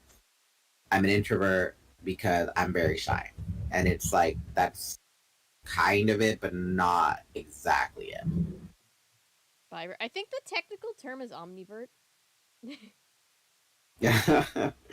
um, because my favorite takedown of the mystique came from Third Rock from the Sun. Tommy, Romeo, and Juliet has absolutely nothing to do with a horny teenager and his girlfriend. Tell that to Taylor Swift when she decided to retcon Shakespeare. Oh yeah. Am I not the only one that has always been annoyed by that song for that very specific I pedestrian reason? know. You I don't talked to your dad and then a ring said marry me. Like, girl, let's not really go there. Let's not you romanticize. you don't want to be Romeo and Juliet? Yeah, That I ain't. story is a cautionary tale. Let's not retcon Billy Shakespeare's Romeo and Juliet. Billiam went to all that trouble for a cautionary tale, And and the only now reason why I this. call him Billy Shakespeare is because LFO put out that song of like Billy Shakespeare wrote a whole bunch of sonnets, and I Yeah. such a stupid line, but I cannot get that out of my head. I love that song. New kids on the block had a bunch of hits. Chinese food makes me sick. You know that song? God, I forgot about this song. Yes, It's like it's in my summer playlist. I'll just say that much. nice. Christopher B says, El Gunish Shy had an interesting moment recently with a character announcing that they were an extrovert, it being framed as a coming out, super queer comic for the record. Aw. Christopher B says, I agree. The practical use of theory is utterly ruined in normal parlance. EFO, LFO Palo. LFO, which most of the members sadly are no longer with us. I think most of them have like, I think only one member is still with us from Aw. LFO. I didn't know. Yeah, I know it's kind of sad. I don't know. I recently got Spotify Music, or I recently started to use Spotify Music a few months ago, and I put on like this ultimate '90s boy band playlist. Ha. Um, Yes. and so it had LFO, and I'm like, oh shit, this is LFO. I like I LFO. love when you remember a band or a song that you forgot you really liked. Yeah. My So recent one was Only You by Yaz, and I was just like, I forgot I like this song. I also like five, spelled the number five IVE. Such a big thing in the 90s when they did. Remember Smart House? Yep. That's the song. The five did that song. Oh, Slam that's dunk five. the funk. Okay. Yeah. Okay, cool. I was like, I think I know what you're talking about, but I'm The not lead sure. singer of LFO had a crazy story about Jennifer Love Hewitt. He would tell him on a locust stage here. Ah. So he was local where you were, Apollo. Good to hear. Now, chapter 4. We're not going far, just to the car wash. You're using the car wash? No way. Rachel laughed. You have to admit, they are ingenious. We flew, not side by side, holding wings, because that would look suspicious. Hawks and eagles don't exactly fly in formations like geese. We kept a few hundred yards apart, but with our incredible vision and thought speak, we might as well have been next to each other. We rose higher and higher on the thermal hop. That's where you rise to the top of one pillar of warm air and glide to the next. Then you rise again and drift to the next. It's an easy, lazy kind of flying. You don't get where you're going very fast, but you don't get tired of it either. It was awfully nice, just under the bellies of the clouds with Rachel. I may have lost my human body, but I've gained wings. And flying is, well, I'm sure you've daydreamed about it. I know I used to. I'd sit in class, gazing out at the sky, or lie on my back in the grass, looking up and wondering what it would be like to have wings, to be able to fly up and away from all the stupid little problems of life. Flying is as wonderful as you think. It has problems too, like anything else. But oh man, on a warm day, with the mountains of fluffy white clouds showing the way to the thermal updraft, it's just wonderful. So where are we going? We're heading towards the car wash, Rachel pointed out. I snapped alert. I looked down at the ground, spotting the familiar road grid of the building. I knew so well from this angle. We were in an area bordering the forest, not far from Cassie's farm. What am I doing here?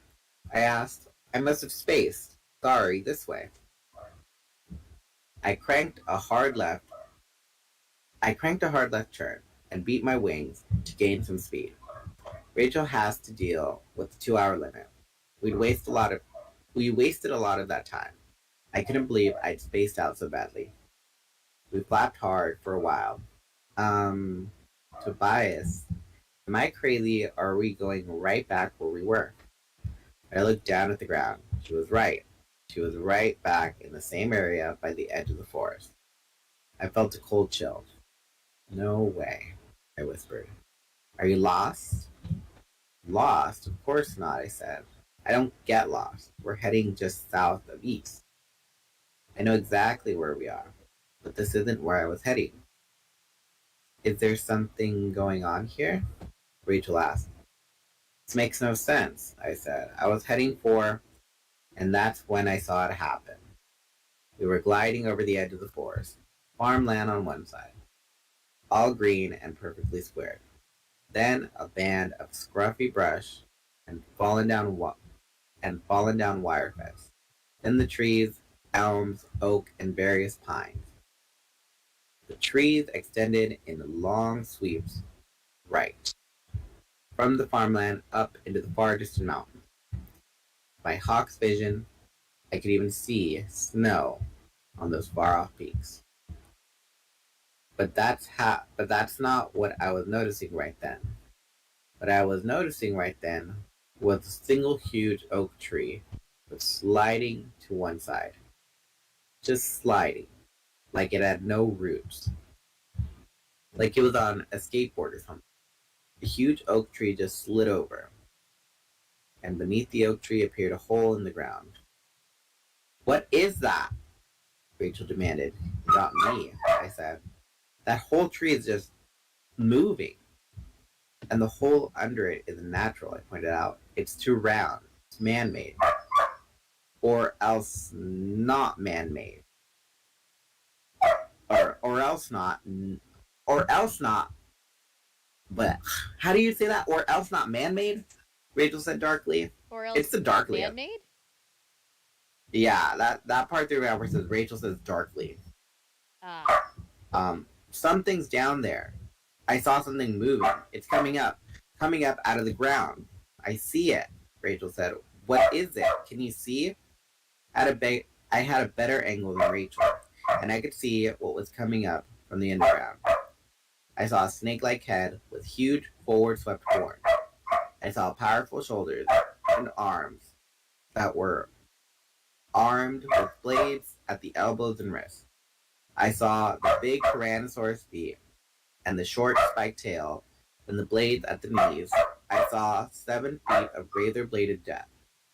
"Hork-Bajir," I said. Okay, what I missed in chat?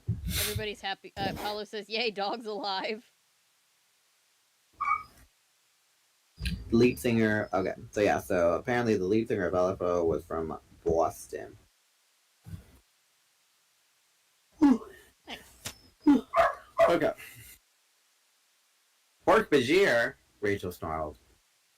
"A year ago, that name would have meant nothing to me.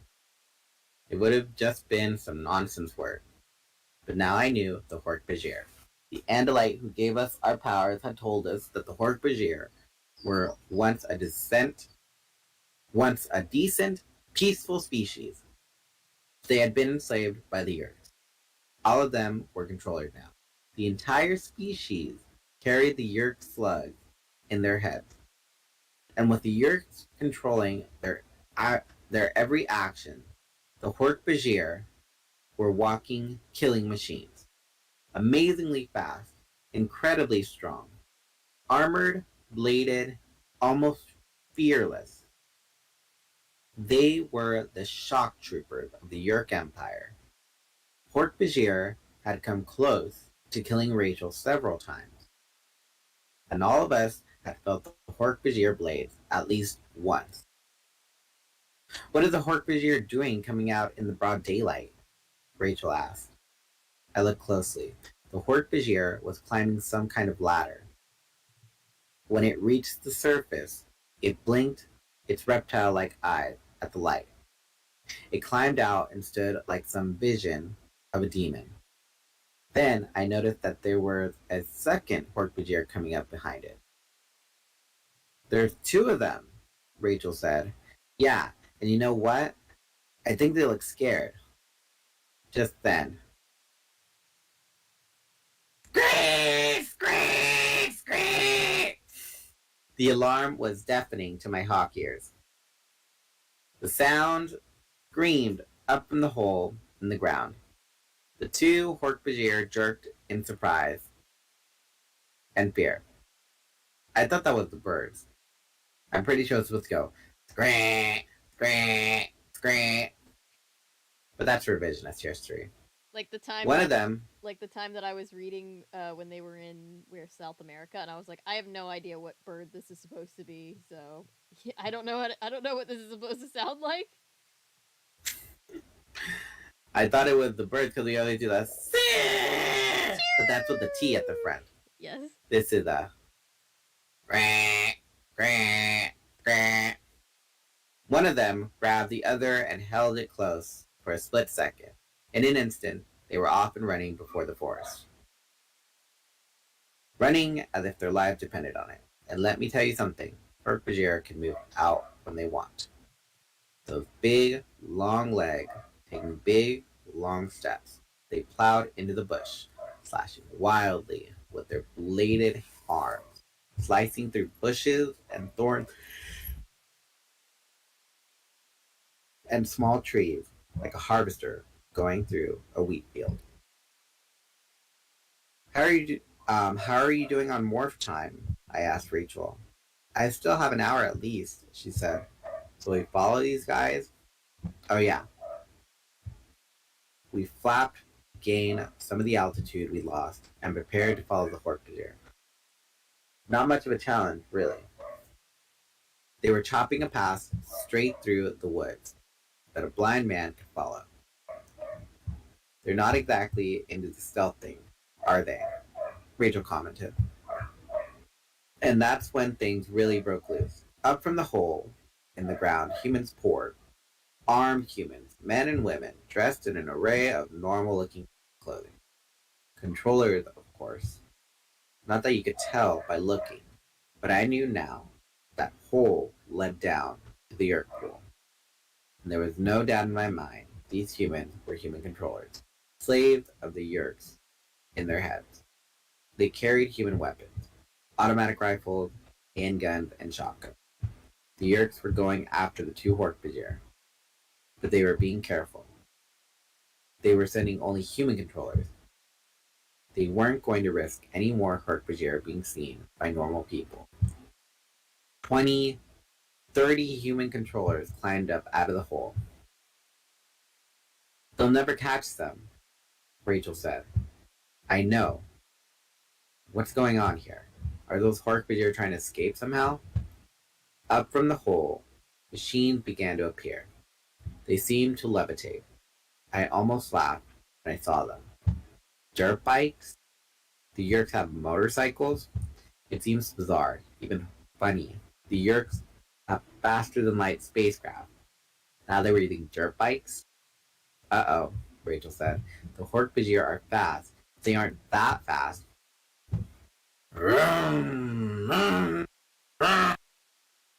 Human controllers were firing up the motorcycles. I could hear the sputtering roars of the engine.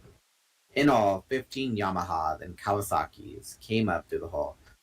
Vroom, vroom, vroom, vroom, vroom, vroom. The motorcycles took off. Some had just one rider. Others had two. One to steer and one to shoot. The Hork-Bajir had a lead for a few hundred yards, but they'd never outrun the small army. As I watched from the safety of the air, the motorcycles roared through the woods in pursuit.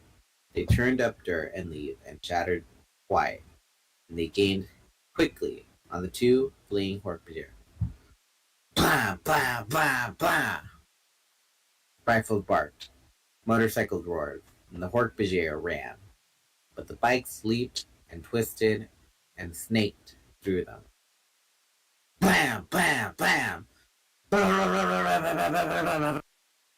Rifles, automatic weapons, and shotguns all ripped apart the tree trunks. The human controllers were firing wildly, firing at anything that moved.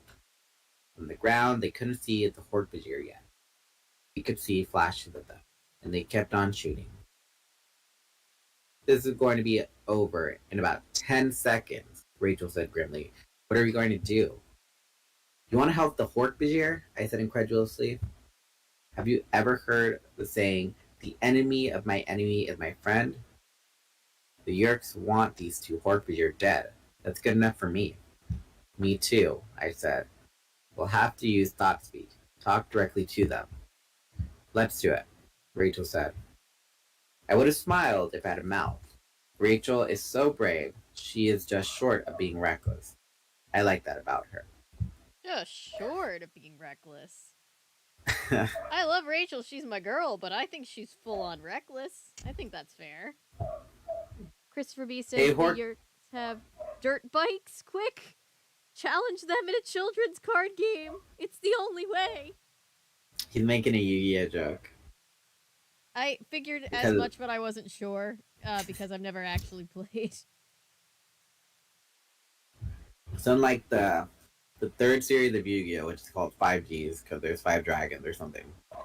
Then it's like a futuristic, like it takes place in the future, and so dual monsters is a popular sport, and they combine it with like motorcycle racing. Okay. So they race on a track, and so you either win by completing the set amount of laps, or not. I don't think it's a set amount of laps, but it's like you have to reach a certain acceleration point, or you deplete the other player's life count Okay. or hit points. And Okay. so that and it's like a sport, so that's what he's referencing. Okay. Um, hey, Hork Bajir down there. I saw them stagger as though they were shocked and amazed to be hearing thought speak. Like that was their major problem. You're about 10 seconds away from being dead, I said. Listen to me, and you just might get out of this alive. Okay. The fourth one has card games in AR conducting war between neighboring astral planets. The sixth has card games on hoverboard in bland matrix, and the last two have massive arcs including space. Over Interesting. the moon with giant robots, then with battle plates after time travel, says Okay. Christopher B. Got it. And then I just remembered we were talking about American Next Top Model, and I was watching Project Runway, the first season of Project Runway. That thing is, ooh, I've never seen it's Project Runway. you've never seen Project Runway. Ooh, that is, it's okay. The first season is super duper like raw with its like how reality it is. Like they Okay. don't care about looking polished or like trying to like make it a production. Okay. Like sometimes they'd be like, oh, I think it was like in one episode, like, oh, so you had so someone gave you those shoes or whatever, um for like their runway collection. Like, oh well, in the contract it states that you wouldn't be able to use those shoes. So either A, you can't have the shoes, or B, you have to buy the shoes at the asking price of the provider, or C, you can use the shoes, but they won't factor into the overall judging of your collection or something like that. Ah. It was like super very like Technical. oh yeah, very very technical. It's like it showed what like the production side too. Like, oh, Ah. your model is late. And like you'd have like the contestants like freaking out about if their model's gonna show up or not. Okay. Christopher B says, "Hey, Laser." Um, Christopher B says, "I knew someone in college I was briefly friends with who was totally Republican, but would still happily tell people she crushed hard on Heidi Klum." Like, oh yeah, and Heidi Klum was part of Project Runway until like I think they got it back from Bravo, and then Bravo was like trying to get who was it that they got for a while, and then they kind of just like were like, eh. I know, I know Heidi Klum was a big part of it because I've seen like she's on all the Carly posters. Kloss, I think, Okay. who's married to that Kushner guy or whatever. Oh, that's who she's married to? Yeah, because like one of the contestants was like getting a critique of like I can't imagine wearing this like at Martha's Vineyard or whatever, and then like he decides to clap back and be like, not even to dinner with the Kushners. It's like we ain't talking about family here, so why are you bringing her family into this? Huh. Like it's Wait. not her family, but it's her husband's family. It's like Okay. a little out of pocket of this person. Okay. I'm looking at But something real yeah, quick. the first few seasons of Project Runway are a trip to watch because it's like the fashion. Ooh, that fashion sense back What's then the was first year? unrefined.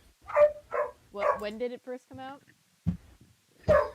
I think it came out like around 2003. Yeah, 2003 because 2003 the new fashion was season came rough. out. The new season came out like yesterday, and it's been 20 years. So I see. Josh Kushner. Okay. I had to look it up real quick because I was like, how did I miss this? I'm going to Cape Cod next month, not too far from Martha's Vineyard. Chris Rudd says, "Good for you. Hopefully you enjoy it." I'm more of the Hamptons person. Why? Because white chicks. I That's all I know. hope you have fun. Yes, have fun with that, Chris. Now, back to Animorphs. Chapter 6. First of all, stop tearing up the foliage, geniuses. They're following the trail you make. And second of all, jump left. Now, jump! The two Hork-Bajir leaped to their left. Just as a pair of motorcycles roared past them, missing them by a few feet. One of the controllers cut loose with both barrels and a shotgun. I could see the pellets tear a tree trunk to wet sawdust. Okay, keep going that direction, I told the horse brigadier. Thought speak is kind of like email. You can address it to everyone, or you can address it to a certain person. It sounds complicated, but you get used to it. Do you have a plan? Rachel asked me, so the horse brigadier couldn't overhear. I hadn't really thought that far ahead, I admitted. Do you know a safe place for them to hide? I searched my memory. I had to think like a human, not a bird. The horse brigadier couldn't exactly hide in trees. Yeah, there are caves I know about, if we can keep them alive till then. The horse brigadier were running flat out, but now I saw a pair of big 4x4 pickup trucks coming from other directions. Sorry, Chris. Sorry to hear that. What happened?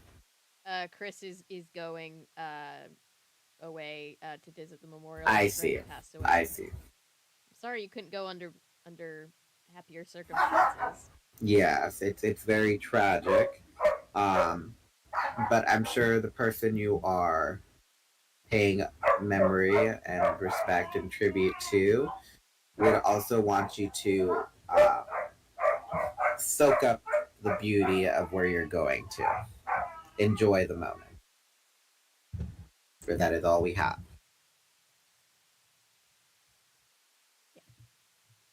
Let's see. It's all good. It'll be somewhat of a celebration of his memory, so it'll be nice. Exactly. When it is sad when someone departs from our world and goes into the great beyond that we know nothing about. But I'm sure that they would want us to be together and, you know, again, appreciate the now, the present, and the company of each other.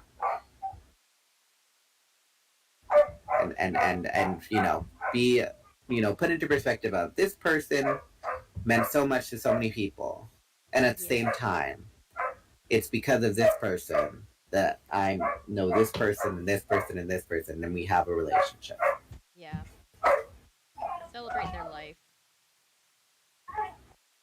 Yes, so, you know, Cape Cod, pay your respects, and then admire the beauty, because I'm sure your friend would want you to, and you know, be happy and enjoy yourself. And thank you for sharing. I know that's hard. Getting back to the story. Bridger flat out running, and I already read that. The trucks raced along the dirt road, coming up to cut off the two fugitive horse Bridger. The Yerks were pulling out all the stops. And what was that thing that guy said? I shot, and then I missed. And then shot again, and then I missed. Fired, and then I missed. I love that. Yeah, there were two horse Bridger running down the road, and then I shot, and then I missed again, and then... We'll get to that when we play through our game. When we get back to that Nancy Drew game. It's a classic. That rap, though.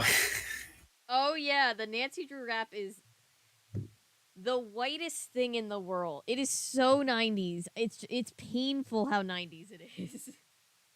But is it more white than I'm trying to think, but I can't think of any white quote unquote raps. Maybe the Bartman. Maybe, but that's the thing. The Bartman. So, yeah, but it's one of those things where it's like that's the power of it. It's so white that you forget about all the other white raps and how bad they are. Was Nancy herself rapping? No, it wasn't Nancy herself rapping. It was like some weird thing. Yeah, it was like they just did this. It's hidden in the files of the very, very first game. And then when they remake the game, they have it playing quietly in one of the rooms, and it's pretty funny. The Nancy Drew makes Vanilla Ice seem black. Questionable. Jesus. Because I'm mixed race. And so I kind of would be like, Eminem is like what Vanilla Ice wishes he could be. Vanilla Ice is more of on the level of Nilly Vanilli, if we're talking about the Nancy Drew rap. And we all know about Nilly Vanilli, don't we? Don't worry though, Paolo. And it's not a bit. It's not like a big deal of like, oh, you get what I'm saying. But I'm just like, like, I don't think I'd give give him. I don't think I'd give him the thumbs up verification on that one. Well, it's like, oh god. You're like, we don't want Vanilla Ice. We don't want Vanilla Ice. I'm sorry. I mean, he's a cool vegan and all that now, apparently, but all he I know just about Vanilla wasn't. Ice is that he had like a house flipping show on HGTV, which my mother watched. Did he? He did, yeah. And there was this one part where somebody's like, you know, we might run into some problems, but if we do run into a problem, and he goes, yo, I'll solve it, and everybody's just like, I'm fucking done. I'm fucking done. Y'all solve it? You remember Ice Ice Baby, where he's like, if there is a problem, yo, I'll solve it. Somebody was like, if there's a problem, and he goes, yo, I'll solve it, and they're like, I'm fucking done. No, that's when I'd like wreck the house. That's when I'd throw the paint bucket and the paintbrushes and be like, no! No! Nobody ever wanted Vanilla Ice. My favorite thing is Vanilla Ice trying to explain why he didn't steal that thing that he totally stole from Under Pressure, where he's like, no, it's different, because you see theirs goes dun dun dun dun dun dun dun, and mine goes dun dun dun dun dun dun. Freddie Mercury thing? Yes.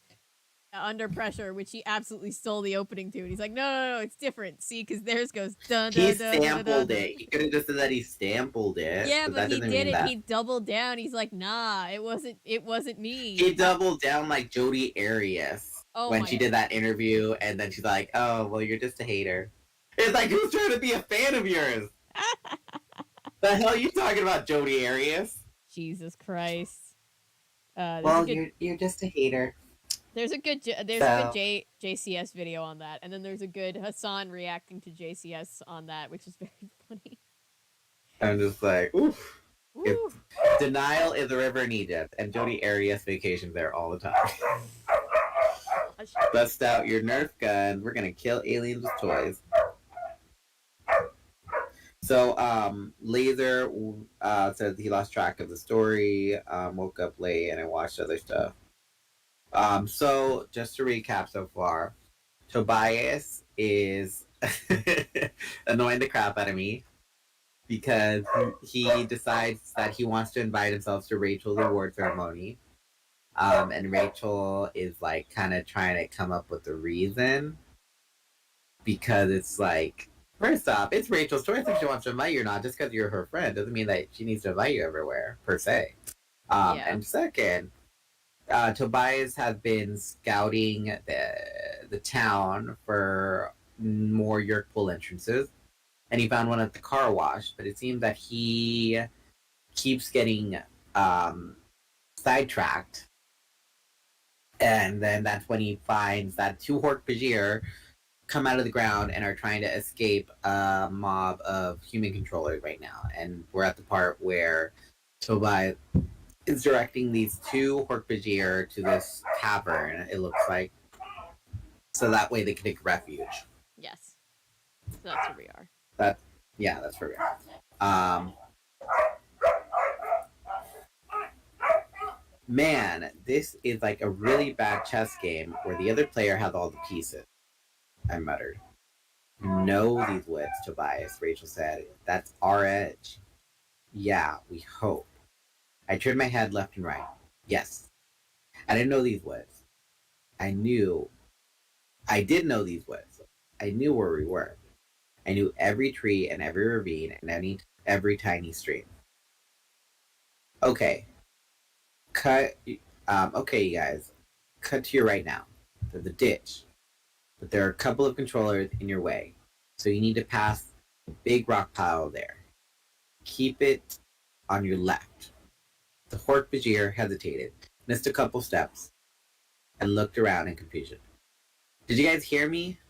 They heard you, Rachel said tersely. I think the instructions were too complicated. Oh, great. Okay, in that case, let's play Follow the Leader. I took a deep breath and glanced around to make sure I knew exactly where I was. Then I spilled a little air from my wings, tried to keep all the speed I could, and dropped down into the trees. Okay, time to play Follow the Big Birdie. I zoomed just over their heads. Yeah, me, the big brown bird with the pretty red tail. Follow me and stay close. Bias! Rachel yelled. One of the trucks is moving in ahead of you. I zoomed left, and the twin monsters came racing right after me. Have you ever flown at full speed right through a densely packed forest? Probably not. So let me tell you, it's exciting. Exciting like a video game set to the highest speed, where one wrong move means you're a bundle of crushed bird bone and feathers. Stay with me, boys. Stay with me, boys. We're gonna be hauling butt. Don't fuck with me, fellas. This is my first time at the rodeo. No, that's Visser 3. I said. Sorry, when I hear boy, they're fellas, or, whenever I hear boy, they're fellas, I can't. I gotta bring out the old mustache fella voice. Stay with me, boys. We're gonna be hauling butt, I said. I shot between two trees that were so close together, I felt my wingtips brush through rough bark. I cranked a right so sudden and sharp, I almost splattered against an oak. And then I flapped hard to gain speed before the two not very bright Hork-Bajir ran over me. This is what I'm talking about. Tobias really has to add unnecessary things he has to describe people so out of pocket. I don't like it. He is out of pocket sometimes. It is fair. It's like, do you want 5 reasons, Tobias? Because I can give you 5 reasons. Forward, back, left, right, however you want them. I'll give you the 5 reasons, dude. I'm about to box a hawk right now, is what I'm about to do. I'm about to, defeather it and fry it up. Because oh boy. That's all I'm gonna say. I'm gonna plume it and batter it and fry it up. It's gonna be out of pocket. Look, we look after him for Elfingor's sake. That man had a tragic life. Yes. Just because we look after him doesn't mean that we have to like him. Fair enough. Rachel called down with updates. Tobias, 3 dirt bikes on your left. Converging. Tobias, that truck is coming up behind you. They've spotted the Hork-Bajir. Tobias, look out. Guys with gun. Boom, boom. Shotgun pellets ripped the air around me and stripped the leaves from the branch. And then I shot. And then I missed again. And I shot.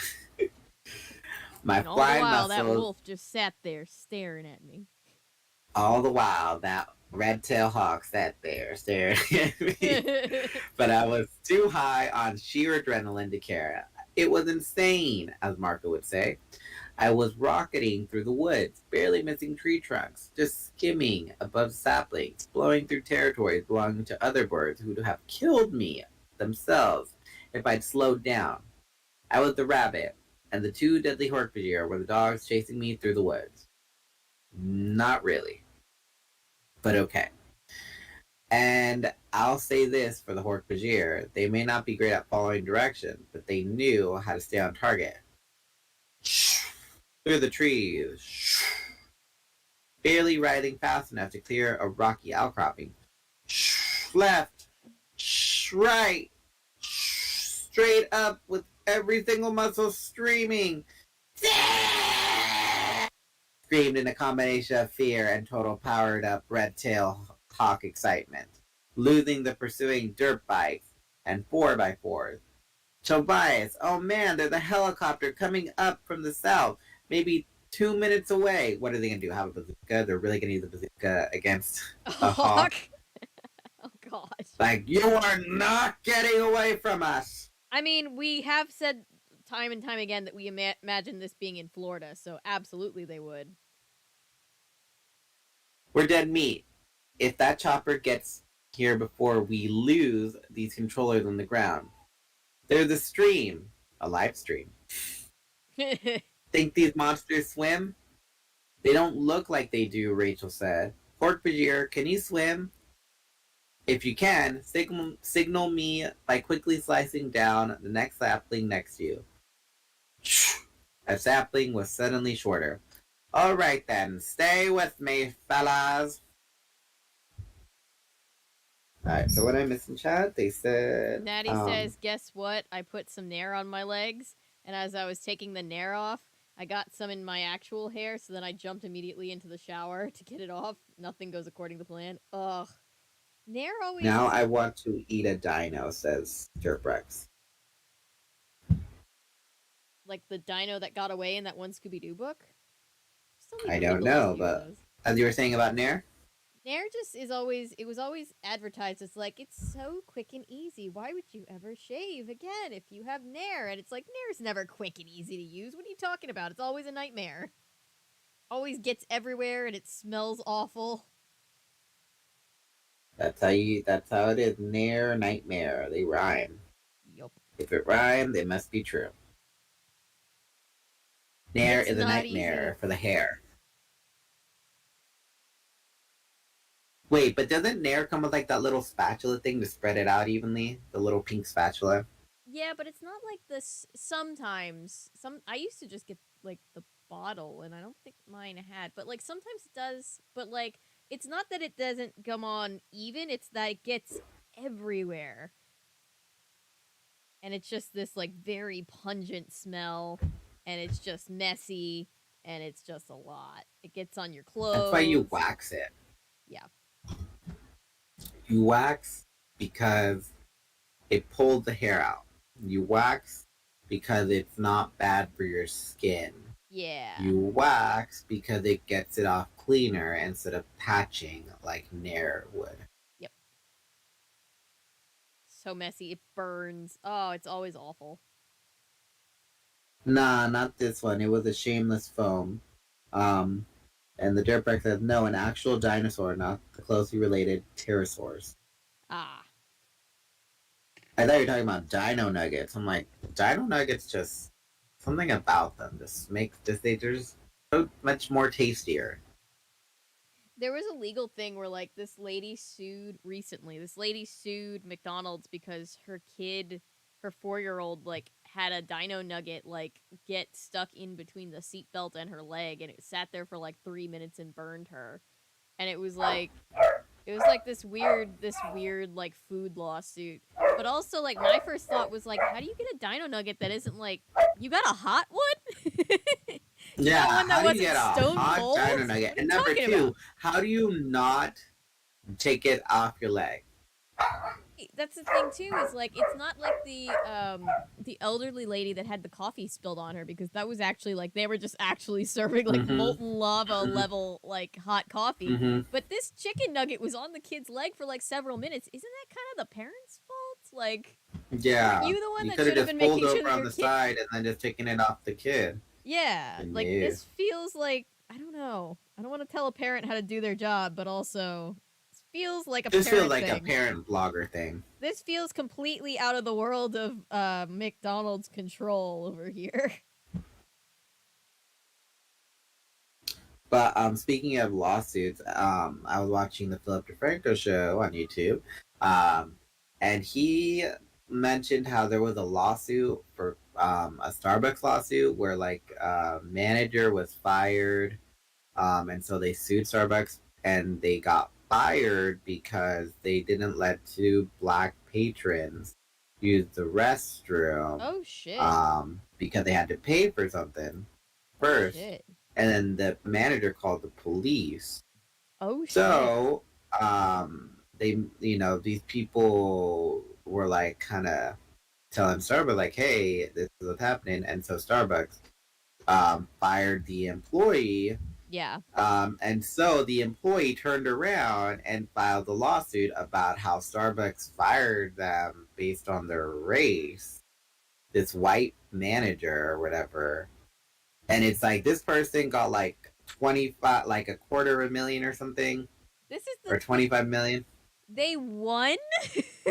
Yes. And it's like, okay, so these two black patrons who like had to deal with this systemic, like, this racial profile and systemic racism got nothing. But then this white manager gets like 25 million. Make that make sense. I was fired because of my race, because I'm white. It's just such a crazy thing, even without the context. And then going into the context, it makes it work. The heck? Yeah. I want to see Emily B. Baker talk Exactly. about this. You like after this stream, you guys should. I'll probably put it in the Discord over. But it was like on Philip DeFranco's latest news video where like it was the thing where it was like literally this white person won a lawsuit against Starbucks because they claimed that they got fired because they were white and That's they wild. called the police on two black patrons for wanting to use the restroom. That's wild, man. Oh my god. I know, it's so crazy. The Yikes. fuck did I just come back to? We were just taking Chaos. a break in between chapters. Chaos. But anyways, chapter 7. I hung a brutally hard right and scraped my belly across a branch doing it. I fought my way through the grasping twigs and leaves and motored on. Thank goodness I ate a good breakfast, I muttered. Tobias, you can't go that way. The trucks will cut you off. They have guys in the back of each with one shotgun. Each one with shotguns. No choice, I said. In about 2 minutes, I'm going to collapse. And right about then, that helicopter will get here.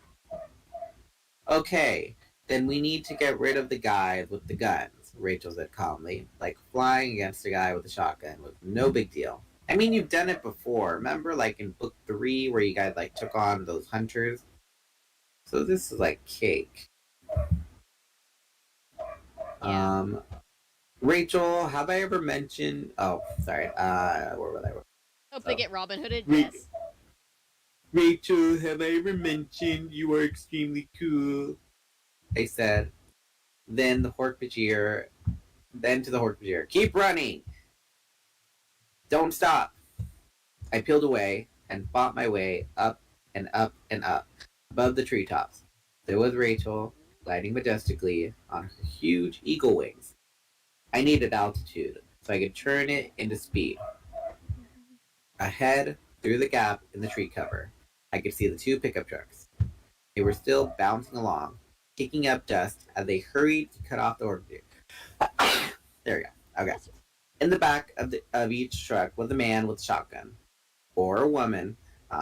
These guys were holding on for dear life, so at least we had a chance of not getting killed. You take the one on the left. Ready? I asked Rachel. Let's do this, I said. We aimed to intercept the trucks.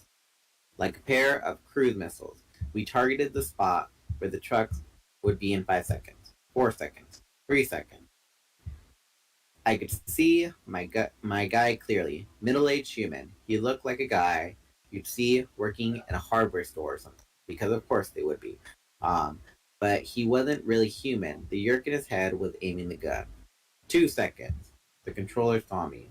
He frowned. Then he realized. 1 second. Shotgun came up. Twin barrels looked huge. I raked my talon forward. The shot passed millimeters over my head. I actually felt the wind. I struck. The controller fell off the back of the truck, clutching its face and howling. A split second later, Rachel hit her target. At the same instant, the Hork-Bajir came barreling out of the woods, right into the racing truck. One jump. He sailed over the truck, landed hard, far side. The second Hork-Bajir was too slow. The truck slammed the Hork-Bajir. The Hork-Bajir went flying and sprawled in the bush-covered ditch. Boom! Boom! Rachel's guy was firing blindly. The first Hork-Bajir was up, but not running. I was close enough to hear him bellow in a voice full of despair. Kalashi! Kalashi! Move, you idiot! I screamed at the Hork-Bajir. The two trucks had braked in a cloud of dust and dirt, fishtailing wildly on the narrow dirt road. Guys were piling out of the cab, armed to the teeth. From the edge of the woods, just down the road, 3 dirt bikes roared into sight. Boom, boom, blam, blam, blam, blam. The Hork-Bajir froze. He looked up at me as I shot past him, and he said, No! My Kalashi! My wife! Wife, I said. Wife? Rachel echoed. That may have been the last word I'd ever expected to hear Hork-Bajir say. You'll be dead in 2 seconds, I snapped at the Hork-Bajir after I recovered from the shock. Run! Runner, you're no good to anyone! And he ran. I guided him to the stream that lay half concealed behind the stand of trees. He hit the water with surprisingly little splash and disappeared beneath the surface. He said wife, right? I asked Rachel. Wife, she agreed. Okay. Alright, so what happened now? We're just talking about how everybody wants karma to come for that guy. The Starbucks manager guy. I didn't get to watch it yet. I'll watch it tomorrow before 5. I hope they get Robin Hooded. Me too, Natty. I hope they stick their debit card in a sketchy ATM and get their info put online. Hee hee. Bless y'all. I mean, karma's Let's see. this is where I have to believe karma's gonna come for that person. Let's see. Let me Google it really quick. Starbucks manager sues for racism. It's like the craziest Uno reverse I've ever heard of anybody pulling. And it worked? Here's what NPR has to say. Ex-Starbucks manager awarded $25.6 million in case tied to arrest of 2 black men. Jurors in a federal court have awarded $25.6 million to a former Starbucks regional manager who alleged that she and other white employees were unfairly punished after the high-profile arrest of 2 men at a Philadelphia location in 2018. Shannon Phillips, because her name, of course, because she is a white woman. Of course, won a white woman. $600,000 in compensatory damages and $25 million in punitive damages on Monday after a jury in New Jersey, because of course New Jersey, found that race was a determinative factor in Phillips' firing, in violation of federal and state anti-discrimination. No, it wasn't. What the fuck? She racially profiled 2 people and then called the police on them, abusing the 911 system, number 1, and number 2, refusing to allow 2 patrons to use the restroom. Natty says they should have had me on the jury. We're so sorry. I would have had that jury. I would have that jury out for a week until everyone was like, no, they're do not award this person. I have to know what could have possibly made them come to that decision, just because not only did they give compensatory, well, the good thing is $25 million in I know this from watching Emily D. Baker.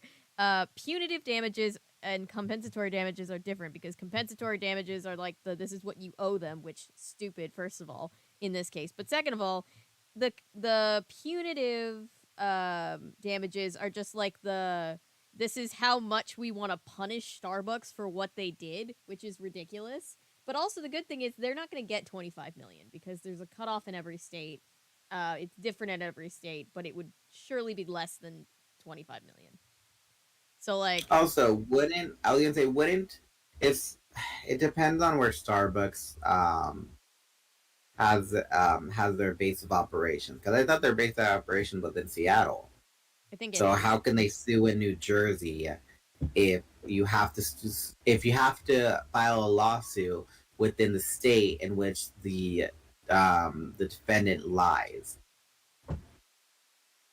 which is why Target has their headquarters in Indiana or something, because Indiana state laws make it very difficult to sue businesses if you're not a business yourself. Like, I've got to know what the jury knew or didn't know about the situation, because, like, I have to believe that they. I just have so many questions. I have so many questions how you get there. The lawsuit alleged Starbucks was instead taking steps to punish white employees who worked in the area in an effort to convince the community that they had properly responded to the incident. I mean, like, if you're not the one that called the police and you just get fired for no reason, maybe, but she called the police. She racially profiled people and then called the police. During the don't closing arguments on understand. Friday, Phillips's lawyer, Laura Mattiacci, told jurors that the company was looking for a quote-unquote sacrificial lamb to calm the outrage and show that it was taking action. But she did the thing. She did the thing. Exactly. The thing that makes Starbucks denied Phillips' allegations, saying that the company needed someone with a track record of strength and resolution during a crisis, and replaced her with a regional manager who had such experience, including navigating the aftermath of the 2013 Boston Marathon bombing. Yo, I just, because the thing that makes me so angry is now Starbucks as a company and potentially other companies are going to be more gun shy about firing people that racially profile customers. What the fuck? I don't understand. The irritable bovine syndrome says, I don't know who the jury is, but I hope they bank info gets took too. I don't care. They got rent and bills due. How you finna think the racist is in the right? Unless you racist yourself, that's what. Was it her who did it? The article is just found said an employee did it. I mean, I guess, albeit yeah. one she hired. I mean, yeah, if she wasn't the one who called the police, but that doesn't sound like it's the case. Like, if she wasn't the one who did the racial profiling and they, like, fired. Okay, so if we take into context, this was in 2018, and she was the regional manager. Yeah. She's in charge of basically what the policies are with the restroom. True, so she's still got culpability. So she still has to. She could have been like, she could have told that manager who called the police. She could have said, "No, what you did, that was unnecessary of you, and you're being reprimanded for that. You know what the bathroom policies are." She could have done all of that, but she didn't. She just let it like slide. Yeah, whatever. And so she got fired. But now it's like, oh, I'm being fired because I enforced the bathroom policy, like some other thing like that. It's so weird. I mean, like, I guess if there it is. Only in the US. USA. USA. LOL, ridiculous. I have so many questions.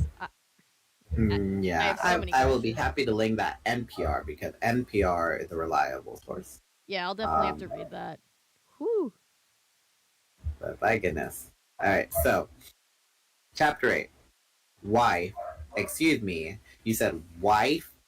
Marco said incredulously. You mean there's such a thing as a female Hork-Bajir? That's the interesting thing too, sorry. Because I was watching a video about this old cartoon called Lloyd in Space, a Disney show. And they had an episode where there was this alien who doesn't necessarily have a gender. And so everyone's like, oh, but that person's a boy. No, that person's a girl. Like, they were trying to figure it out.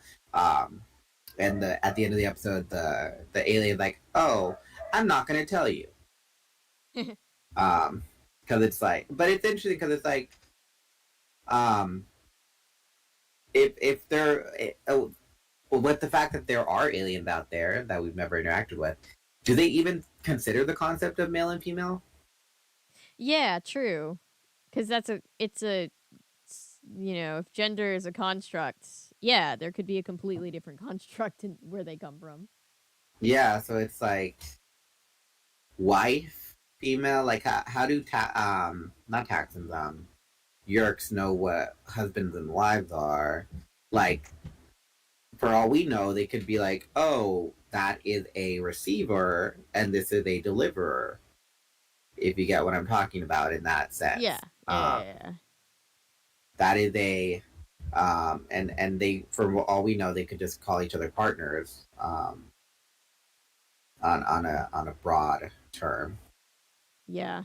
And they're like, that's my wife, my wife. My I'm a wife. Borat. Christopher B says, considering recent corporate backlash, I'm most concerned what this might mean for trans and other queer people. Could cis people exploit this the same way? Possibly. Most I mean, likely they most could. likely they could, and there's so much between the Bud Light like bending the knee to the Republicans and like completely leaving their transgender spokesperson out to dry. And then like I'm all like there's so much transphobia already. Like it would Mm. not surprise me. Like I keep saying that like I feel like my videos are being censored ever since we started raising money for the Trans Housing Coalition, which is my theory.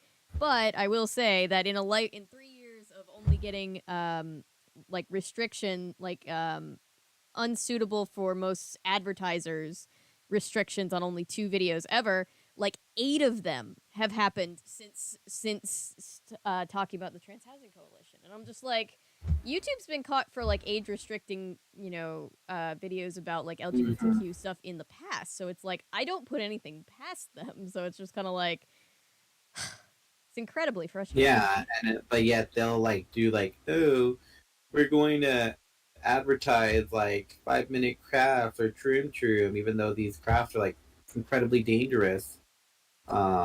Just because they get millions of views. Oh yeah.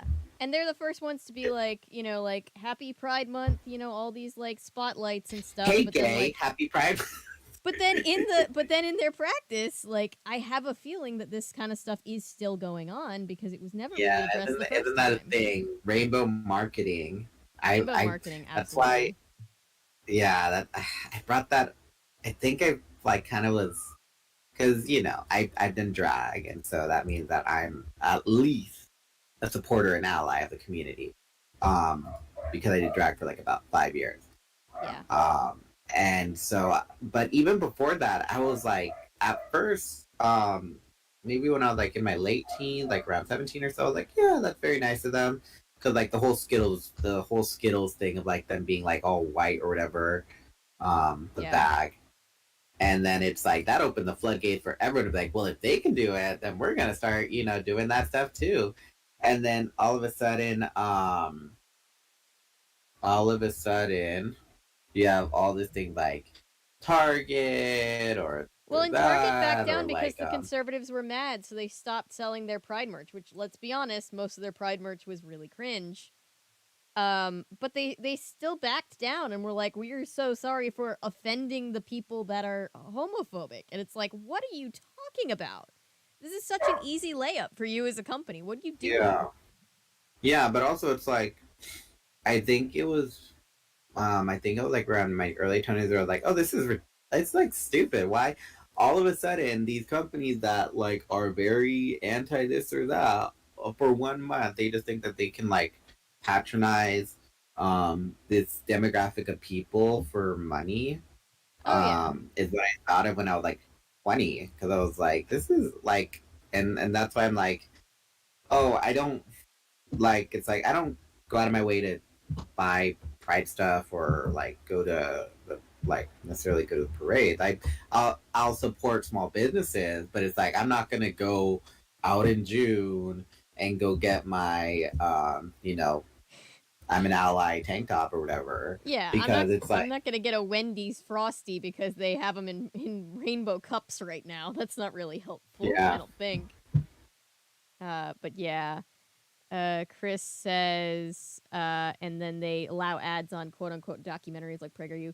Oh yeah, because see, the hard thing is like the religious right is still such a buying power, right? So these companies are like, oh no, we'll alienate our base, and it's just like, but okay, cool. good luck with that when like all the decent people hate you. For offering the people who are homophobic and terrorists. Can't forget. Oh yeah. Yep, there's a lot going on. Let's see. For offending the people who are homophobic, terrorists. Can't forget terrorists. Um. So yeah. So there's that, and it's just kind of complicated. Yeah. It's like I'm part of that community, but I don't speak on the whole of that community. Yeah. Um. But there are some things though that like like I said, they just rub me the wrong way. That's like I'd rather just not. It's not like I'm going out of my way too to go buy like a Juneteenth T-shirt from Target because it's like, um, That's still a you're just corporation trying to trying to make it. capitalize. Yeah, you're just trying to make a quick buck out of the exploit, like the sad tragedy. You're Yeah. commodifying a tragedy, Yeah. I get that. basically. Um Should be racial. noted that not all conservatives are in the same boat. True. It's like how we have progressive and liberal, but we're both Democrat? Question mark. Um, so it's kind of like that where you have the conservatives and then the Republicans or something like that, something along those lines. I mean, yeah, There's I like guess a it there's like a depends. board grid. Like for me, I consider myself like a progressive leftist, and I don't necessarily consider myself like I always vote Democrat because like I'm not about to vote for who the Republicans are putting up, but like the Democratic Yeah. Party also doesn't really like they do some shady things too because it's all politics. So it's just kind of like I'm a leftist. These are my values. Who can put up somebody this close to my values? It's probably always going to be a Democrat, but the DNC is still like Hmm. not my boys, but it's just kind of For the way me, our two party I system works. honestly don't have enough of an opinion, or I don't know too much about politics. To have enough of an opinion per se. Like I'm this, I'm that, I'm this, I'm that. Yeah. So, but I will say my honest opinion about things. Like it was like, oh, how do you feel about universal healthcare in the states? And I'd just be like, well, I think it should be a thing. And I don't feel that doctors should be making millions of dollars if they're doing it for just to make money. If And they should be doing it to help people, not because it makes them the most money. it's also worth noting that a whole coalition of like some of the top doctors signed a bill, like signed a letter to Congress, like urging them to support universal health care because they're like, we spend so much of our time like arguing with insurance companies when we could be helping patients and saving people's lives. Like, please do something about this. Yeah, like literally, I maybe like a few months ago, I tripped over something and hit the top of my head on the side of the outside of my house. Yeah. Um, and I tried to go to the emergency room with my Medi-Cal, but apparently when I went there, like, oh, we don't take that we don't take that. We take the other plan. We don't take this plan. Here's a Yikes. list of available places that you can go to. It's like I'm hurt and I can't even go to the emergency room because I'd have to pay out of pocket. Great. I think that makes sense. Yeah, Or it like, doesn't. or like the whole tipping thing. Everywhere else in the world, tips are not a thing. Um, Yeah. and apparently it's a thing here. But yet, when I was a dishwasher a long time ago, when I was a dishwasher, they said, "Oh, you'll get tips," but I never saw any tips. It all Yep. went to the server, so it's like that. It's like I have a very hard time tipping, Yeah. I know because people it's like you're just. Sorry, go ahead. I was like, it's like you're just bringing my food. You're not cleaning. You're not even cleaning the. You're just like the busters clean the tables and the dishwashers clean the dishes. You're just I writing down tip the order and then bringing I the food. tip just because I know that the way that it's set up, like they're just not going to make a decent income without it. Which, whether or not that's that shouldn't be the way it is, but unfortunately it is because restaurants think they should just like Mm-hmm. literally pass the buck on to customers to make sure that people get paid fairly, which is a really bad system. But yeah, Mm-hmm. I've known people from Europe and from the UK who are terrible tippers because they did not understand for the longest time tipping, because it's just not a thing where they're from, because where they're from, people just get paid an actual livable wage to be waiters Yeah. and waitresses. Yeah, so I mean, my brother and sister were waiters, but I never was a washer, and so I just have a different opinion of it. And my opinion is that um, tipping should not be a thing, and that servers and all that should be paid, expected to be paid, not the minimum. Because oh well, they get tips, they can make a living off tips. It's like that's not appropriate. Independent, but I lead liberal. Yeah, I mean, I guess I would also be considered I would also consider myself independent, just in the way that, like, I'm not gonna, like, vote for a party just because they're the party. I'm gonna vote for the people that are being put up. Now, I can't see myself ever voting for a Republican, and we have a two-party system, so, like, for all intents and purposes, I'm Democrat, you know, but, like, you know, I until think the only wasn't Al Gore Republican. is he? I don't even know. I thought he was independent. I could be wrong.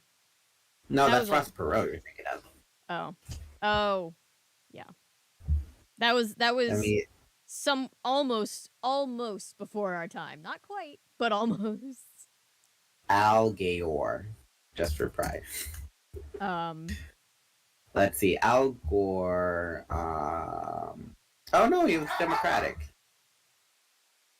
and he ran against that's what I was Bush. gonna say, because he ran against Bush, so I was like, he's at least an independent. But anyway, Yeah, I I mean, don't it know feels what my dumbass thought, thinking that Bush was Democratic. Oh God, no, definitely not. It feels appropriate that during War Crimes the book series for children we have this conversation. Yes, all because aliens should not have necessarily. They shouldn't have these labels of wife, husband, male, female. We don't have, so in Georgia you don't have to declare a party. Everybody is considered an independent, and when you go in, like, for primaries, you just ask for whether you want the Democratic ballot or the Republican ballot, and then in the general you just vote for who you're going to vote for, and nobody is supposed to know that anyway. So unless you Yeah, share and it, my so. joke is that since we have the Bloods and Crips here in California, you have to be either red or blue, which is Oh, Democrat or Republic. Oh Such no. a tasteless joke I made, but it's Oh like God. Bloods and you got the Crips. You're either one or the other, Democrat or Republic, red or blue. Choose a side. He was at most right leaning. I think it says a lot about Al Gore that even though he was a Democrat, we can't really remember. He probably didn't stand very strong on a lot of left leaning values. But speaking of votes, it's like, why do we even have a populist vote if the Electoral College, which is such an old school way of voting, Oh, the is Electoral still a College thing? needs to go, yeah. But it's because, oh, it's tradition. We're very much like a lot of other countries, like, oh, it's our tradition. It's a tradition. Like the that's same thing rooted with in like racism, though. football, where like they could use like better technology to measure where the football lands, but they want to use the old chain, the gridiron chain, because that's tradition. Oh yeah. Oh, we can't get rid of the Electoral College. It's our American tradition. Okay, well, traditions don't mean that they're necessarily good anymore. It doesn't mean that they're still relevant in today's society. And No, so much people of... and I remember it being like, I think my government teacher told me, oh, the reason why they want to go with the Electoral College versus the populist vote because they don't feel like everyone will go out and vote that day, that people will be busy, that this or that, not everyone will vote. No, it's because like, they if you're want not to gonna gerrymander. They want to gerrymander and, like, lessen the votes of minority populations. That's why. Yeah, That's so why they it all should just be like it Electoral should just be College. by the number, which is why Al Gore won the populist vote, but he didn't become president because the Electoral College decided to vote Bush, and the Electoral College is just like they can just decide that, oh, my state voted for this, but actually I don't believe that to be true, and I'm gonna vote this person based on my personal opinion. I'm not a lemming, so let me stay in the middle and think for myself. Yeah. Yeah, exactly. Like the same thing with Bush or not or with Clinton, with Hillary Clinton, where she I'm sure they didn't want to vote her simply because she's a woman and the electoral college is a bunch of you know 40-plus-year-old men, and they wouldn't want to have a woman as I a mean, president. yeah, Plain and I simple. mean, she's also just very like establishment, so she isn't a very popular person. Like I voted for But it Hillary was Clinton between her because and Trump, wasn't it? yeah, it was between her and Trump. So yeah, you vote for her because you're not because Trump shouldn't have happened. But it's also like there's a lot of people that just couldn't bring themselves to do that. And it's just like that's a really weak. It's the same thing with like, you know, thank God we don't have Trump in right now, but like my personal opinion is that Joe Biden could be doing more. Like he's very unpopular because he's not really doing too much. So it's just like it's a kind I of a think. big Well, mess. the reasoning was in my what from what I understand is that people voted for Joe because they just wanted like kind of like as a reset button. He's the Yeah. reset button where it's like he ain't doing anything, Yeah. change anything because we're trying to like reset everything. Yeah. So that's how I see it. All the She's also kind of non-Americans. shady. Oh yeah, I know the whole email thing. I get that. Yeah. Yeah, she's definitely yeah. There's a whole thing with Hillary Clinton and the Clintons and oh yeah, it's definitely a lot. And like that's the thing is like a candidate that's strong should have been able to beat Donald Trump. The fact that if Donald Trump beats you out for presidency, that's pretty that's a huge No, L. but like everyone thought it was a joke at first, and then the joke kept going. So it's like I don't it even wasn't think because that he was a he necessarily strong candidate. It was because they were No. like flabbergasted of like, what the heck? And then I'm pretty No. sure people were like, oh, I'm gonna vote for him because it's gonna be so funny. Some people did and then some people were like, "Oh my god, he gets us." And he's just like, "Are you hearing what? Huh. Oh boy, I'm voting him in because I want to shake things up." It's like, what? You want to shake everything down to the to the rubble? What are you doing? Yeah. But anyway, this is not a political podcast. This is Has been for the Animorphs, past but it like just decided to oh get us into our political spectrum.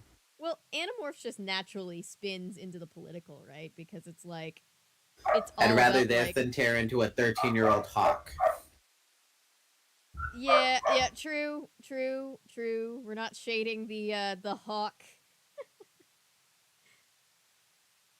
Um Alright, so getting back to Animorphs. Wife? Excuse me, you said wife? Marco said incredulously. You mean there's such thing as a female Hork-Bajir? I guess so.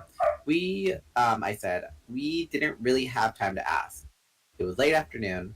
We were all in Cassie's barn. Actually, I was in the rafters of Cassie's barn, looking down at the rest of the group. Jake, Cassie, Marco, Axe, and Rachel, back in human form again. Axe was in his own natural Andalite body. It's a danger to have him there, because we can never allow anyone to see Axe. I mean, one look at Aximili Escruth Ishtil, and the two movable stalk eyes on top of his head, and the deadly scorpion tail, and the centaur body, and you know he's not exactly a local boy. You're one of them Andalite boys, ain't you? But it was worth the risk, since he knew more about Hork-Bajir than any of us did. Besides, I was providing security.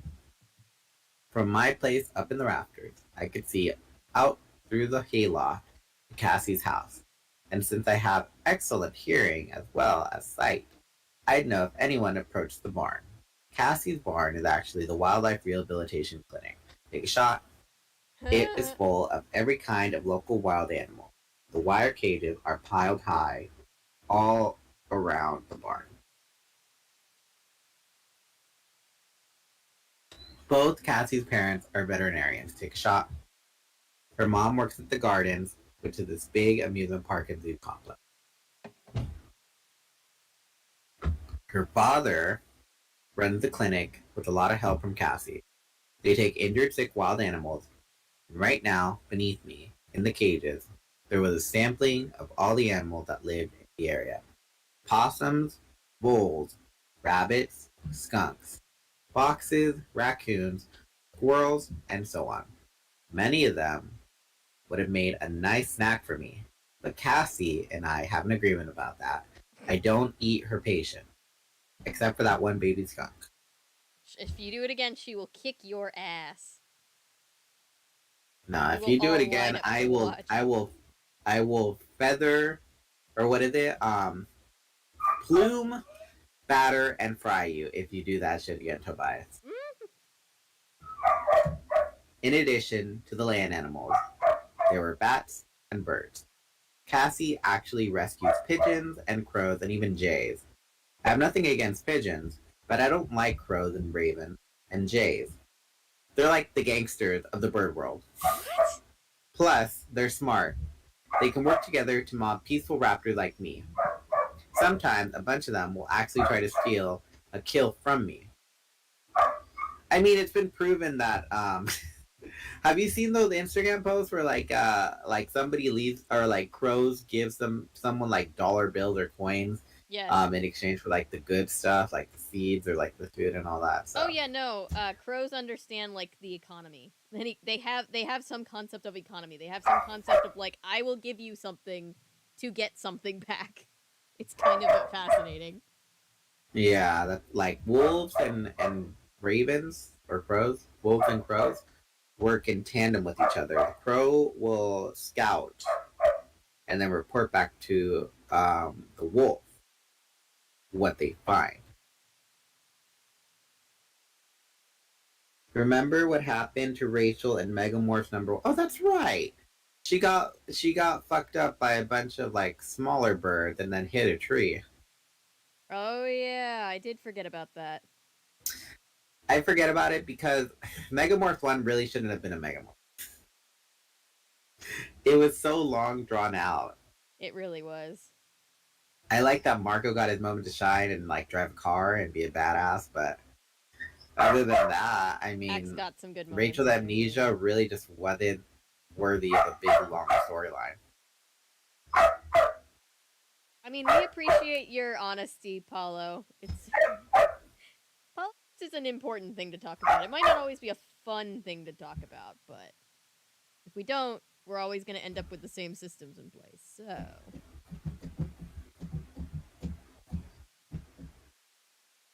I am Bot, who I say I am, and Avery does not really know me. we appreciate your honesty as part of the community. I think it's because we are anonymous, in the sense that we are more open to sharing our opinion in a place where we are among other anonymous people who wear a badge of a persona. True. Whereas Any you're one of you could Paolo, change but anyone. you could be Jack Black for all we know. Yeah, any one of you could change your name and profile picture, and we would just pretend you're a different person, and we would have no way of knowing that you weren't. Yeah, and it's the safety of knowing that we're probably on different sides of the world and we don't know what we look like. So you know what I look like, but I really don't care. That we're safe with the comfort of I can say my opinion without being too afraid because um, I, like everybody else on the internet, is hiding behind a profile picture and a username. Well, having two parties that are stubborn doesn't help. No, it doesn't. It really just doesn't. But people really want to feel like they're a part of a group. We are a group species. We need to be. We are a companion species. We need to feel a feeling of belonging.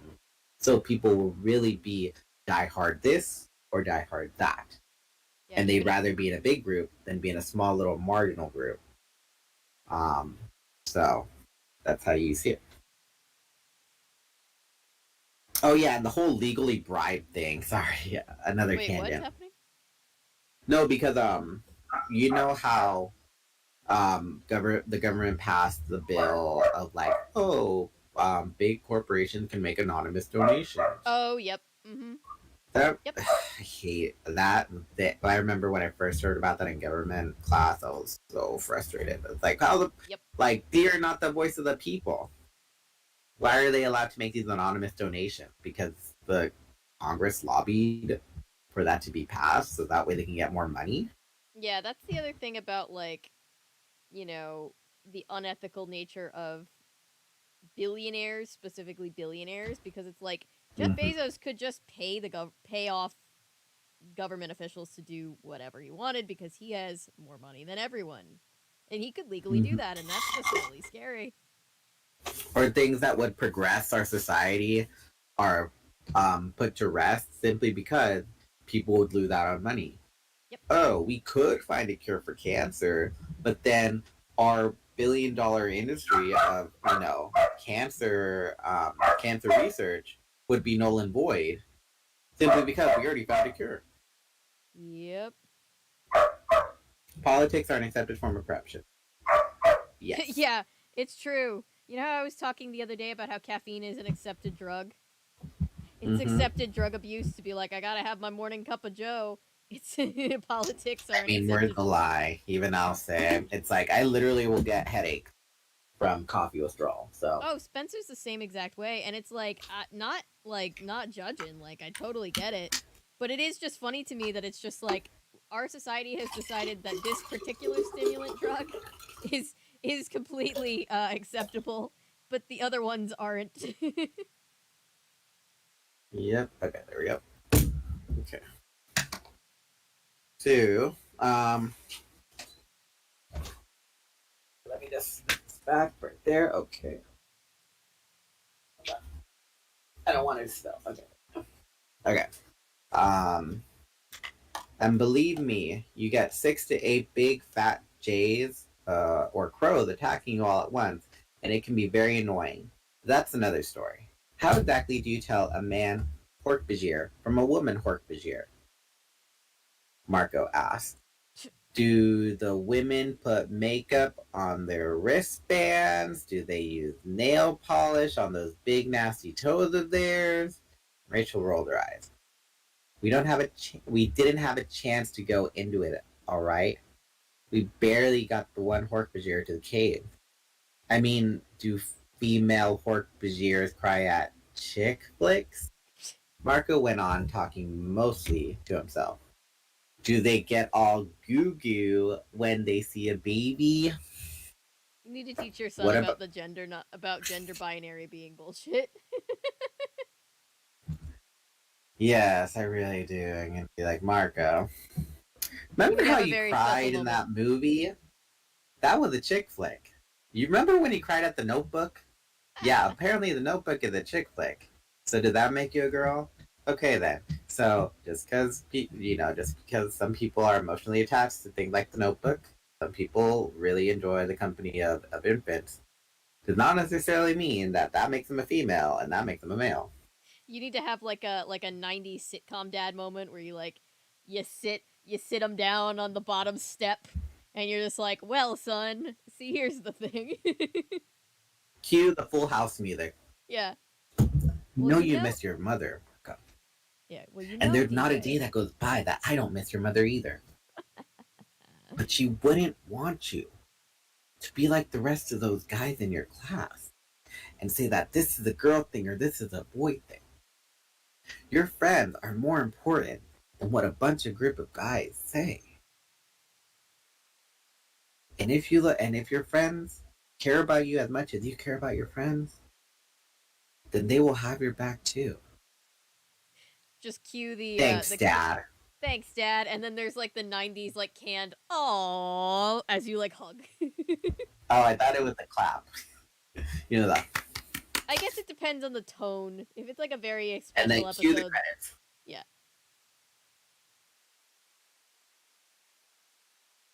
Alright. I drink decaf. Fun fact. Ooh, I drink decaf too because Adderall doesn't really like to mix with caffeine. Fifth Stimulant. roast. Decaf. Sorry. Benny, I love that face in the first Star Wars special, and I don't even like Star Wars. It's a good special. Can you believe this is decaf? Fifth roast. Decaf.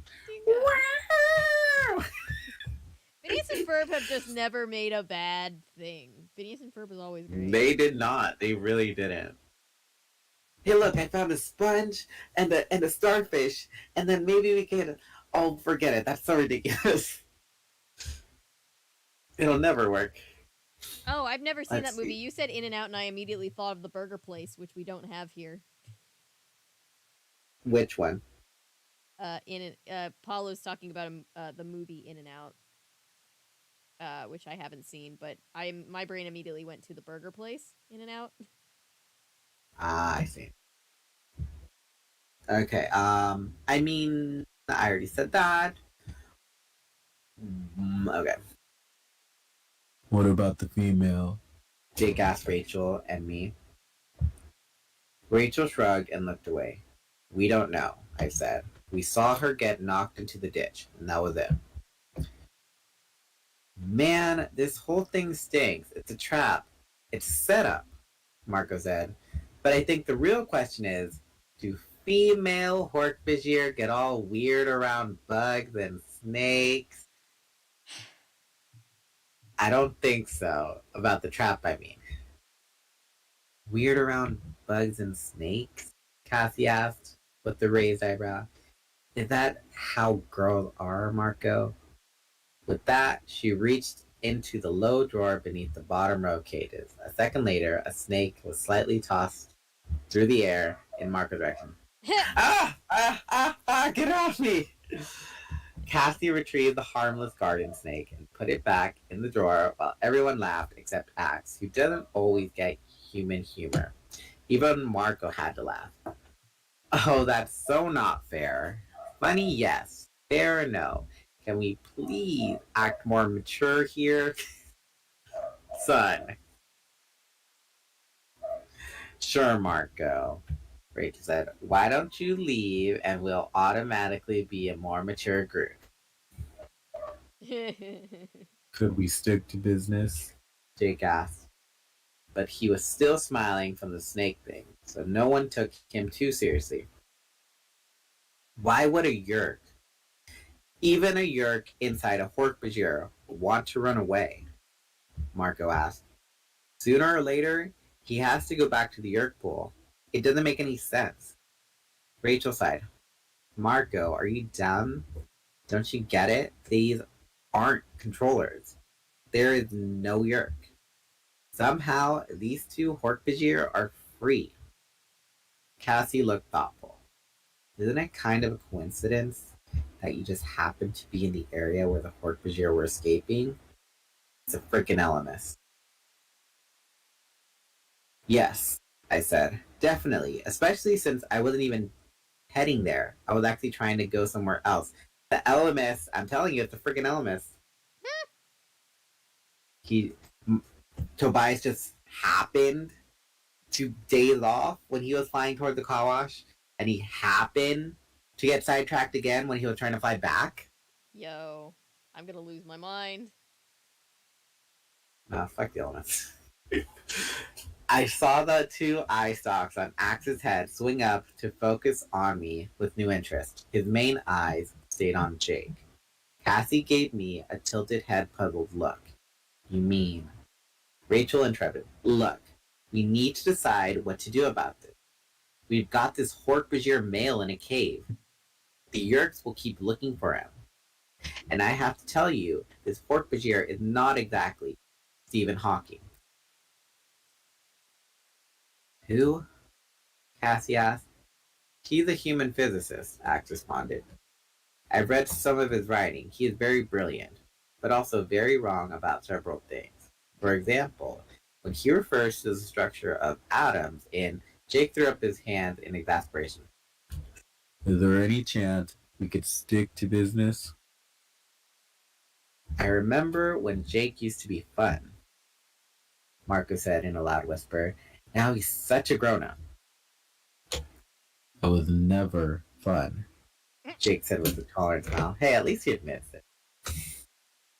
No, you were never smart, but you were always fun, Marcos teased. The question is, what do we do about this Hork-Bajir? Rachel asked. He's sitting out there in a cave in the woods, moaning about his Kalashi. What do you do with him? We all looked at Axe like he'd have the answer. I have never known a free Hork-Bajir, Axe said.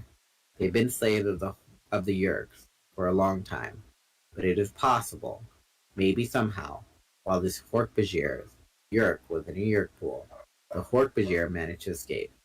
Is it possible? His wife as well? In which case, these may be the only free Hork-Bajir in the entire galaxy. The only two free members of their species. Imagine, Cassie whispered. Imagine being the only two free humans in all the world.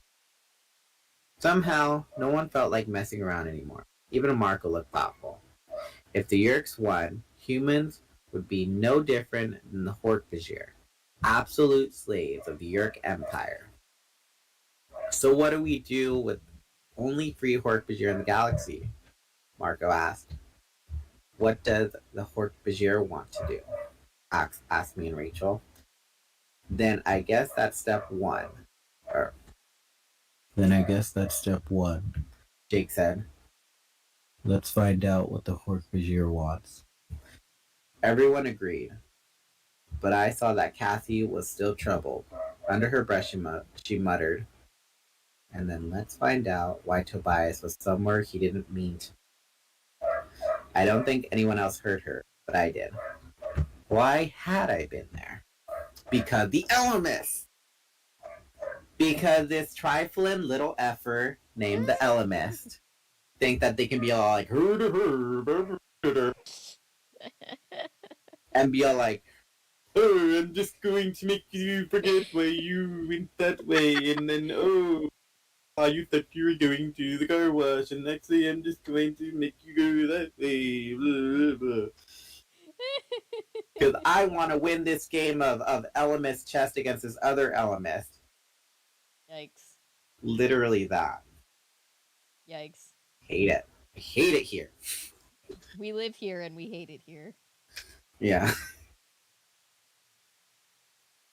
Laser asked if I don't like Star Wars. I don't, and it's only because it's too big brain for me. There are plenty of things that my brain will be happy to comprehend, but Star Wars is one of the things that it just cannot comprehend too well. I find something like about Death Star, sure. then lightsaber, then republics, and resistances, and all this other stuff, and I'm like, really like too Star much. Wars, but I definitely consider myself more casual than the usual Star Wars fan in the way that, like, I don't get as angry about Star Wars as other people do. Like, I feel like the diehard fans can get real upset over little things. Yeah, like if we were talking about, like, I don't know, if we're talking about fashion, I can, like, I'm pretty big brain about that. If we're talking about out of the box, I'm pretty big brain of like, oh yeah, remember in the opening in one frame how they had these two kids in these outfits that you never see in the show? That means that they're the lost episode somewhere. Yep. I'm big brained about that, but when it comes to, like, oh, the Mandalorian and Yoda and this and that, I'm like, you lost me. You lost me. Yeah. When it comes to Power Rangers, I'm pretty big brain. When it comes to Animorphs, I'm also pretty big brain. But when it comes to other things, I'm not very big brain in it. And it's just simply because sometimes my brain just can't comprehend it.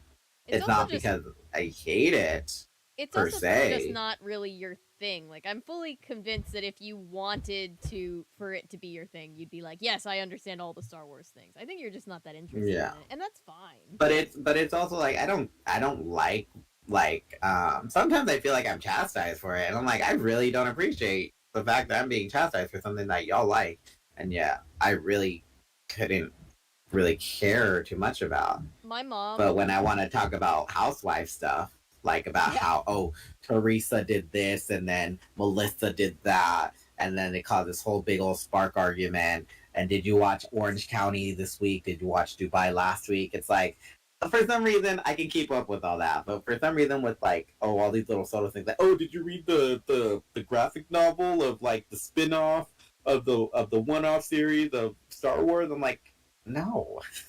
Yeah, there's so much, and no one can agree on what's canon. And it's like, people, like, yeah. It's definitely, like, it's funny because my mom, gives so few fucks about Star Wars. She's never seen a Star Wars movie because anytime somebody has tried to make her watch a Star Wars movie, she gets 10 minutes in and she goes, "I'm bored, this doesn't make sense." To the point where she does not know that that Darth Vader is Luke Skywalker's father. Spoiler alert for anybody like my mother out I there. mean, it's the biggest quote. It was the biggest quote of the early 2000s. Yeah, Luke, I am your father. She knows the quote, but she doesn't know who said the quote. She's never seen the movie. If you tell her Darth Vader, she's like, "Is that the guy that's all in black?" And we're like, yes, it is. She's like, "Okay, I don't care." And it's just kind of like, okay, she doesn't care. The only Star Wars movie I ever saw, and I was like super little, but I still remember it because I got a pretty good memory, is the one where the guy with the red skin, Darth Maul, kills one of the I don't know, Luke or Anakin or whoever the heck's mentor with like the Legolas hair. Qui-Gon Jinn. I always say it wrong. Is it? You make it seem like I know who these characters are, but he had like a beard and like the long hair, and then the like one that's played by Liam like Neeson. Darth. Yeah. Sure, and then Darth Maul like just kills them and then throws them over a hole or something. Yes, and then he gets broken in half, but then he lives. We find out. Yes. So that's the only thing. That's the only movie I ever saw. So, other than that, the only Star Wars thing that I like is the Phineas and Ferb Star Wars special. Well, that's just because great. It's Phineas and Ferb. Yep. If they happen to do things right next to Star Wars. Yep. It's great. Hey Ferb, I know what we're doing today. We're gonna take over the Yerk Empire. Hi, Candace. Mom, Phineas and Ferb are infesting people with Yerk parasites. That's nice. I don't see an issue with that, Candace. Because she's already infested. Yeah, right. I love, what is it, the pilot one where she's like, "I worry about you sometimes, Candace." It's like, Phineas, Ferb, you're behind all this? Hey, Candace. Yeah, we found these slugs, and we realized that they can make people unlock bigger parts, more portions of their brain. Isn't that great, Candace? Ooh, I'm telling Mom. No, Biff would be part of the Yerk Empire, and Phineas and Ferb would take it down in one day, and then just be like, "Yeah, we took it down in one day. We had our Girl Scout friends help us." Yeah, he got Isabella and Buford and Baljeet, and him and Ferb all got the Animorph cube. And it would be just like a regular episode, and no one would freaking know that it's Animorphs except for like us adults. Yep. They literally just did Animorphs in an episode. And your kids would be like, "What the heck are the Animorphs?" You're gonna be like, "Well, honey." Well, honey, when you grew up in the 90s, you had to wait every month for a book. And we didn't have internet back then like how we do now. But also... Remember Ask Jeeves? How's that guy doing? How is Jeeves doing? Yeah. Remember when the subscribe button was yellow and we used 5 stars to rate things? I low-key miss the star rating because, like, thumbs up, thumbs down doesn't help me in certain... You can't even see the thumbs down on things. Unless you have an extension for it, which I'm too lazy to get the extension for it. Yeah, and then, what else? I'm trying to remember. Oh, yeah, and how unfiltered YouTube was. Like, seriously, I think a lot of people found their, like, enticements and, like, kinks and fetishes because of YouTube. They stumbled upon them. Oh, it was a lot. YouTube was the Wild West. I miss when YouTube lets you have your own design. Like, you could have your own customizable background on your channel, so your channel, like, looked more like a MySpace page. I miss that. Oh my gosh. And then you have like these really obnoxious, like glittery background of like and like yeah, it was so different. I bet you if like you if you showed a kid a picture of a YouTube page and you take the YouTube logo out of it, they would be like, "What the hell is this?" Yeah. Is this Vimeo? Is this is this Dailymotion? We're talking about old Hi, YouTube. Milo. Alright, well, I'm going to take a quick lab break. If you want to chat, let's chat really quickly, and then I'll get started on chapter 9. Alright, cool. Alright, I'll be right back. Hi, Milo. Alright, I need to. Oh, I'm not scrolling like I should. I'm sorry, guys. My scroll game is really bad again tonight. It was all right last week, and it's bad now. There we go. That's where we're gonna be.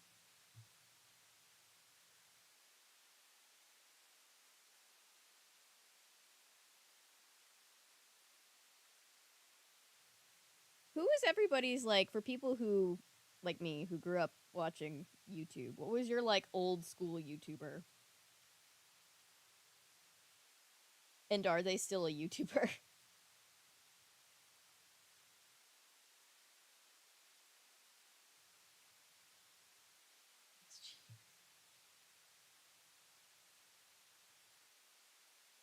Wait, did Ask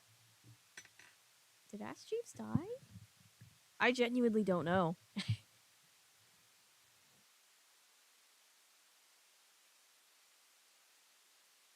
I watched all of Xena from bootleg uploads to YouTube. Ah, yes, when you could bootleg upload. Those were the good old days. Watching movies 5-10 minutes at a time.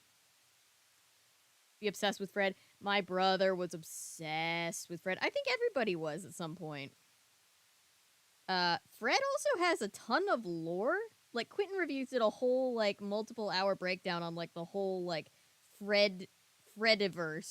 And like there was way more lore in that shit than I remember picking up on as a child.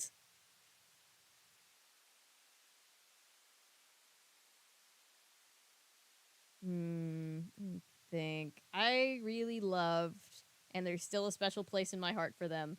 Rhett and Link. Rhett and Link, I used to obsessively watch Good Mythical Morning every single day. Like every day. Like that was truly part of my daily routine.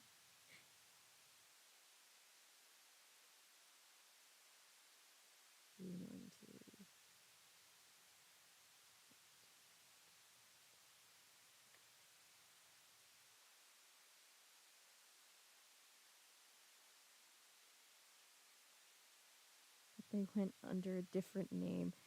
Time. I remember, this is how old I am. I remember when the Numa Numa video went viral, and we were like, whoa, this video got uploaded online and it's viral now.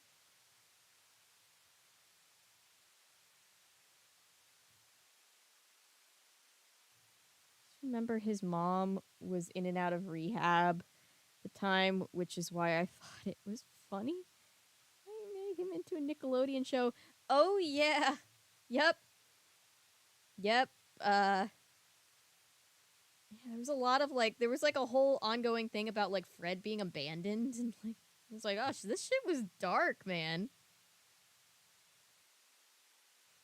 I kind of love that he got to like have a send off for Fred and just kind of be like, that part of my life is over now, and then get to be really successful to this day as like himself. I like that a lot. I'm glad that he got to do what he wanted. The first meme I really remember was the Badge Badger mushroom.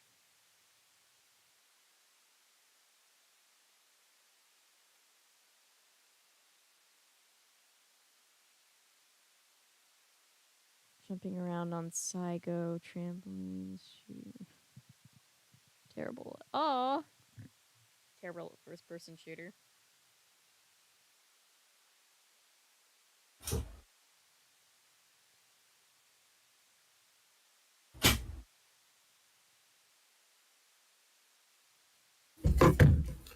Okay. Welcome back. I was listening to y'all converse and talking about Fred and all that, and then that reminded me of iCarly.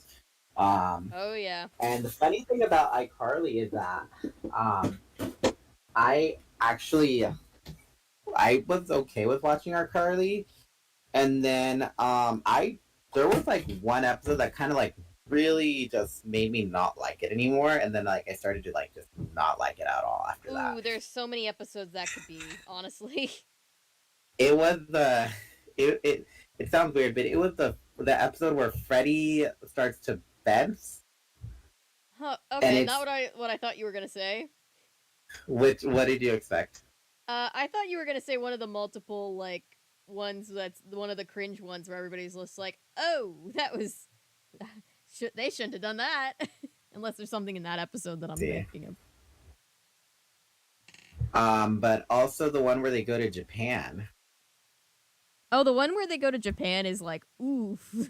That one's like Quentin Reviews was like talked about it, and he was just like, oof, the casual racism in this episode. No, but I didn't like it because it was like, I know, I just felt like just because they were the main character, they don't deserve everything that every situation. Like, they don't deserve to win every situation. You get what I'm saying? Yeah. So it's like, oh, when they went to Japan, oh, everything shouldn't be wrapped up for them, and they shouldn't, like, you get what I'm saying? Like, oh, their rivals always have to be bad people. Yeah. And like, it's like, why can't they just lose? They don't have to win all the time. And then also the fencing episode just made me like kind of annoyed because it was like, so this person who spends all this time practicing loses to somebody who just casually picks it up. Yeah. It's like, it was so frustrating. And then also, I really couldn't tolerate Spencer anymore. He was just like, really just... See, Spencer was the only one that I liked. Out of his way obnoxious. I always liked Spencer, but I always had a weird sense of humor, so... He was just out of his way obnoxious, and it's like, I don't know. And it was like, you know what? I quit on this series. Everybody, it was really huge. Remember when the first lady was on iCarly? That was wild. Like, yeah, the plain white tees, One Direction, David Archuleta.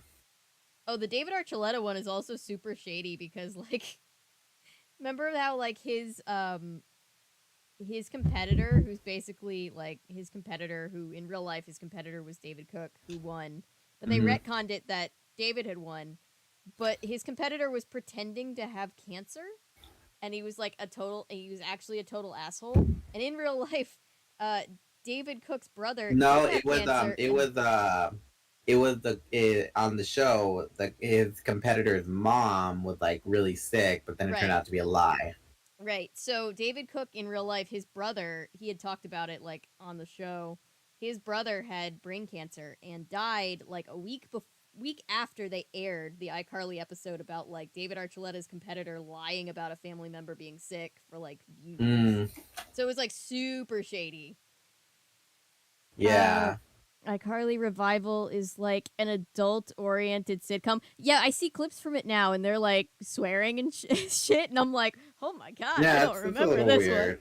I don't think it's bad. It's like when Ali and AJ re-released their music, but with like the F word in it. Oh yeah, just like, get it. It's cool. It grew up with us. What was I gonna say? Oh yeah, the writer's strike. What's your opinion on it? Because like, I don't know. I fully support the writer's strike.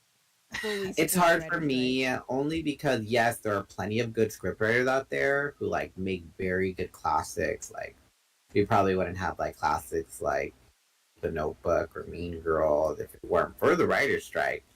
But there are just, I don't know, there are a lot of duds out there, like all these, like the 90s show and all that. It's like, so you're telling me those people who wrote these terrible shows get the same benefits as those people who work hard to make things that people remember and quote for decades to come. But that's not honestly how it's working, right? Because it's like the people who are making the things that we're going to be quoting for forever are usually on streaming services now, and they're not getting paid anything. They're not getting paid residuals. So like the people who made the crappy like daytime TV show, like they deserve to be paid even if they did a job, even if it's not something that I like, but that's beside the point. But like they're maybe getting royalties on those things, but like people who are writing for like Netflix, like think about like the biggest show on streaming that you're watching, they're not getting paid royalties. So it's like I see that, and it's also just kind of like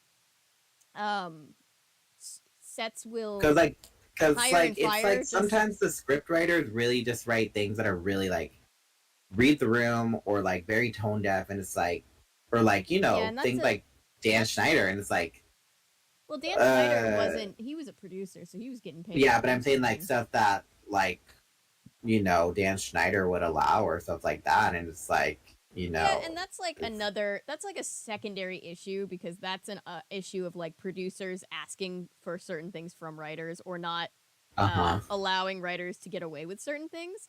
But the writer's strike is just about being paid a fair amount, and it's also safeguarding them against AI like replacement for their jobs, which is it would definitely be a bad thing. So it's one I of those see. things. Yeah. Like Okay. I learned something funny, by the way. The last writer strike back in 2007, 2008 caused the majority of and Drew Gooden has a really good video about the writer strike too, that I think summed it up really well. But the when the first writer strike happened, or the last writer strike, one of the big things that was being made was the first Transformers movie, and Michael Bay said, "Fuck it, I'll film it without a script," and he filmed the majority of the movie with no script, which answers so many questions I've had about that movie for years. So funny. I see. Okay then, because I was just like, I want to get a good insider's view of it versus be like, oh, I don't really care for the writer's strike. I want it. That's why I asked you. I'm like, what do you make of it? Simply because I was an actor for a short period of time, very short, limited period of time, and that was back in like 2000, like in the early 2000s. So I really didn't comprehend things like script writing. And then I see that, oh, they're going on strike, but yet there's TV shows with really terrible script writing and terrible jokes, like the Powerpuff Girls reboot that thankfully got canceled. Yeah. So yeah, it's mostly just a union standing up for workers and making sure that the people that are getting rich off of them are not overstepping their bounds and basically making money off of them without compensating them for it, kind of thing. Milo's asking, I really don't get what you're saying, Daniel. Like, what would quality of the script have to do with getting a fair pay? I feel, well, in my line of work as a repairman, an appliance repairman, the quality of your work speaks for it. Basically, if you do a quality job, you're more likely to get referrals. If you do a bad job, you're less likely to get referrals. So I'm of the mindset of, if you do a quality job, then you should be rewarded more than somebody who doesn't put in the effort of it. The thing about the writer's strike, though, is just that the people who are making the quality shows aren't necessarily getting paid more, and sometimes they're getting paid less because of the way that like streaming services have changed the game. So like that's the big deal. Yeah. Yeah, and you still get paid at the end of the day. That's the thing, is like, if you write a crappy show, you still got paid to write that show, so you still get paid a fair amount. Like, it's that, just, the second part of that is basically just comes down to, okay, producers need to have better discernment of what they want to make, you know? That's all they want, sure. And yeah, I guess that's it. That at the end of the day, you're doing work.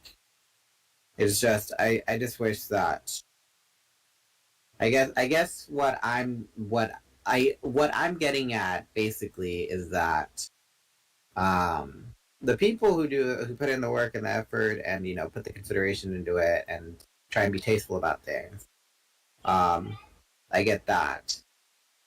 And then the just because the people who are all jokey and make like these really crass jokes, or very tone deaf jokes, or make these very terrible scripts, it's like it basically does that. It's like the people that put in the hard work are basically in the same camp of people who might not necessarily be great at what they do. Yeah, it's interesting because it's like, actually the writer's strike is actually about the opposite of that is kind of happening now. Not that people who write the shows that I don't find that good shouldn't get paid fairly. They should. Everybody should. But it's also, I mean, obviously they should, but I mean, like, they don't necessarily, they should. I don't know. I said, I don't necessarily know that much, and that's why I was asking you. But like, for example, Black Mirror, right?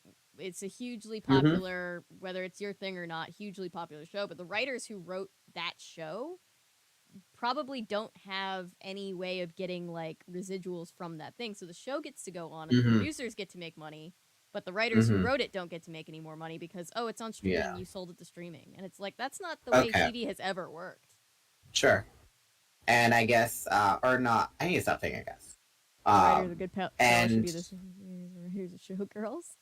Never mind, that's a great movie. I've heard nothing but like Showgirls is so bad it's a good movie, and I've never seen it. The only thing I can comprehend from all this is that the directors renegotiating pay or whatever, and then them being like, "Oh yeah, we stand right next to you," and then as soon as they get a good deal, they're like, "Oh, just kidding."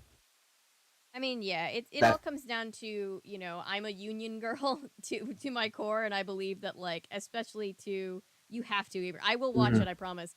But like working in the industry, I worked as a stand-in and an extra for 5 years, and I was not able to be unionized because of Georgia law being a right-to-work state, and we aren't really included. Well, stand-ins can be included, but it's very, very hard to get eligible. It's just a whole thing. I see. And it's just like, it's like unions are all. I'm always going to stand with the union who's trying to make sure that the workers are going to get treated fairly, because I've seen firsthand that people will try and try and try to take like every little bit from the worker that they can until the union is like, you can't do that anymore.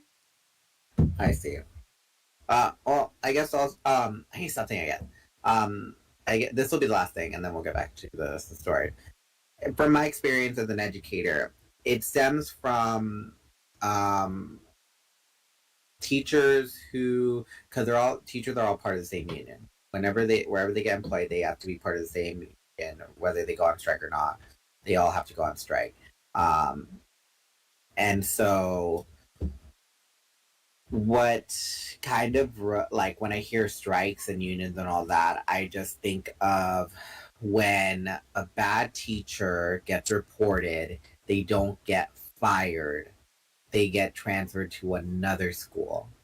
And so when I think of that, it's like, oh, so all the teachers who put in the hard work and good work to get things that are fair, the bad teachers get the benefit of, even if they don't really, if they're bad teacher, then they really hate their work, and like they get the benefit of it. I mean, the way I see it is, I get what you're saying in that specific circumstance. It's obviously going to... So that's how I see the whole union and strike thing. Like, that's how it is in my mind. But it's like, for unions in general, I don't think unions are asking for anything crazy, especially not in the writers thing. I think they're just asking for, like, what everybody deserves. And I think we've kind of, as a capitalist society, this is my thing, been just kind of conditioned to believe that, like, if you're a bad worker, you don't deserve like what is just bare minimum fair, right? Like, it's not even really like extra. It's just like, this is just like fair labor. That's the way I see it. Yeah, and I'm not trying to say, oh, the writer. It's just like, give me some education because this is what I think and this is what I believe, and I just want a better insight because you, as an actor, know more than I in that subject, and I'm willing to hear you out. Oh no, I'm happy to have these conversations all day. I actually, when it comes to like political things that I actually have a pretty firm grasp on, I'm like, ooh, let's do it. Some unions are excessive with what they ask for. Some, but in general, like, it's definitely outliers that are like asking for excessive things. Like, usually it's just I've never necessarily worked anywhere with the union. I worked for a nonprofit as an educator, and that's pretty much it. Other than that, I've never been a part of a union, so that's why my working knowledge of it is very much like limited. It's so weird working in a profession where most everybody is unionized, but you're not technically unionized. Because, like, when I would stand in, I would basically I wasn't unionized, but I would get, like, some of the perks that the unionization got just because everybody else was unionized, so they were like, well, this is how we do things. But, like, when I was working when you work as an extra, you start to see when everybody is, and when all your other colleagues are not unionized and you're not kind of like protected by extension, you start to see like, Mhm. oh, oh, I see. I'm feeling that. I'm feeling the like, oh, there's no union fighting for this group of people. That's interesting. I see it. Like, from what I know about the writers' strike, I would stand with them because they have a good yeah. It's generally They do, just because Hollywood is full of Hollywood, and the business in general is full of a bunch of shady, undercutting people. If they can get away with something without too much suspicion or brow raising, they will do it. oh yeah. Example being the Twilight movie, when there was an incident involving two child actors and the main character. They were filming one final scene, and they went really under the table with the production, and as a result, those three actors mentioned were casualties in the filming of the final shot, Wait, I and they don't had to think I film know. around it. Oh, You I think I didn't know know. that? I don't think I knew about this. You didn't know about the Twilight Zone movie? Um, you didn't No, know about that with no, the Twilight Zone movie? no, I don't know how I missed this. Okay, well, there's Learning there's things. fodder, and that's for you to whether you want to pick up on that or if you would just want to leave it as is. But I'm very much haunted by that, because it's like I'm never gonna watch a Twilight Zone movie now, knowing that what I know now. Ah, oh yeah, and I even just feel like, I just feel weird watching movies where someone passed away on set filming it. I just feel that's so weird. weird Yeah. watching movies like that. It's also just one of those things where it's like, even actors, like I've seen actors who like work like 17-hour days and then sleep in their trailer because it's like they don't even have time to go home Mm-hmm. because of like the rigorous working schedule, and then get home and just be like, oh, those actors are just so, and it's like, well, it's not really fair. Like, yeah, sure, Mm-hmm. some, but like a lot of them are just like working Yeah. really hard. Like the guy, I think it was the guy from Riverdale that played Archie, got into a car accident, and everybody was like, "Oh, typical like child actor getting like a DUI," and it turned out it was not a DUI. It was he fell asleep at the wheel because he was being forced to work such rigorous hours, and it's just Mm-hmm. like, Mm-hmm. can't speak if you don't know. Yeah. Well, that's why we ask questions, and then we give our previous perspectives and experience on things, and then we converse, and then we learn, and then Yeah, yep. That's why having conversations are important. Although, also, yeah, by the that's way, like I was talking to my brother today about the nature of like covering things, and like why it's silly when people are like, oh, like you're, the whole like argument of like, well, this is a copyrighted material, and we're like, but we're having our own discussions. It's like this stream is a perfect example of like, this is definitely not a replacement for reading this book. There's a lot of yeah. extra. There's a lot of extra It's just stuff in I don't there. know. There's just a lot of things that are popping in my brain that this book is bringing up. Oh, you're good, Um, and the books have very like political undertones, so like you're yeah, good. But but I find it yeah, really interesting for that reason when people are like, well, that's our copyrighted material. It's like, yeah, and that's our commentary. One thing. I wasn't watching which is why when people say, "Oh, I'm uncomfortable with this conversation," I understand that. Yes, you're uncomfortable with the conversation, but if you never have a conversation where if you stop a conversation whenever you feel uncomfortable, you'll never expand or broaden um, your perspective or horizon or your personal growth as a person. It can't push past parts that make you feel uncomfortable. Oh yeah, yeah, and it's really important. Like, it's just important to talk about things because it's like it affects like things like whatever. It affects like all of our lives, so it's always interesting to me. Yeah, so it's like when people are like, "Oh, seeing that makes me," or this conversation is triggering me, and I'm like, I understand that, and I'm not trying to do it on purpose or be disrespectful or anything, but I'm a I'm a big sometimes believer those triggering in conversations are important. I'm a big believer in giving everybody like all the trigger warnings I can, because like obviously I don't want people to be able to hear something that they're not ready to deal with. But for the people that are willing, or are, I won't say willing, the people that are able to deal with it at that moment, like, I don't think things should be not talked about, but just I think everybody should be on board what they're getting into. Thing that I hate about the current state of technology is that back in the day, union dudes could just like beat the shit out of their boss in the dead of night and then all agree not to tell anyone. But nowadays, cops can find you doing crimes with your I boss. know. What happened to the good old days when you can Oh my just god. grab a mob of people from work and just be like, hey, we're going to go over to the boss house, beat the crap out of him, That was a and act roller like, coaster. and just act like it's just the next morning work. You get what We I'm didn't see saying, nothing. fellas? Yeah. And then Christopher says, I get that. I just want the ability to put it off sometimes, since there's just so much crap to deal with, even if the world wasn't so full of stupid. And I get that. I really yeah. do. Trust me. We If don't you met me like when I was in my early 20s, oh, I would have. I was super shy. I didn't like the way my voice sounded.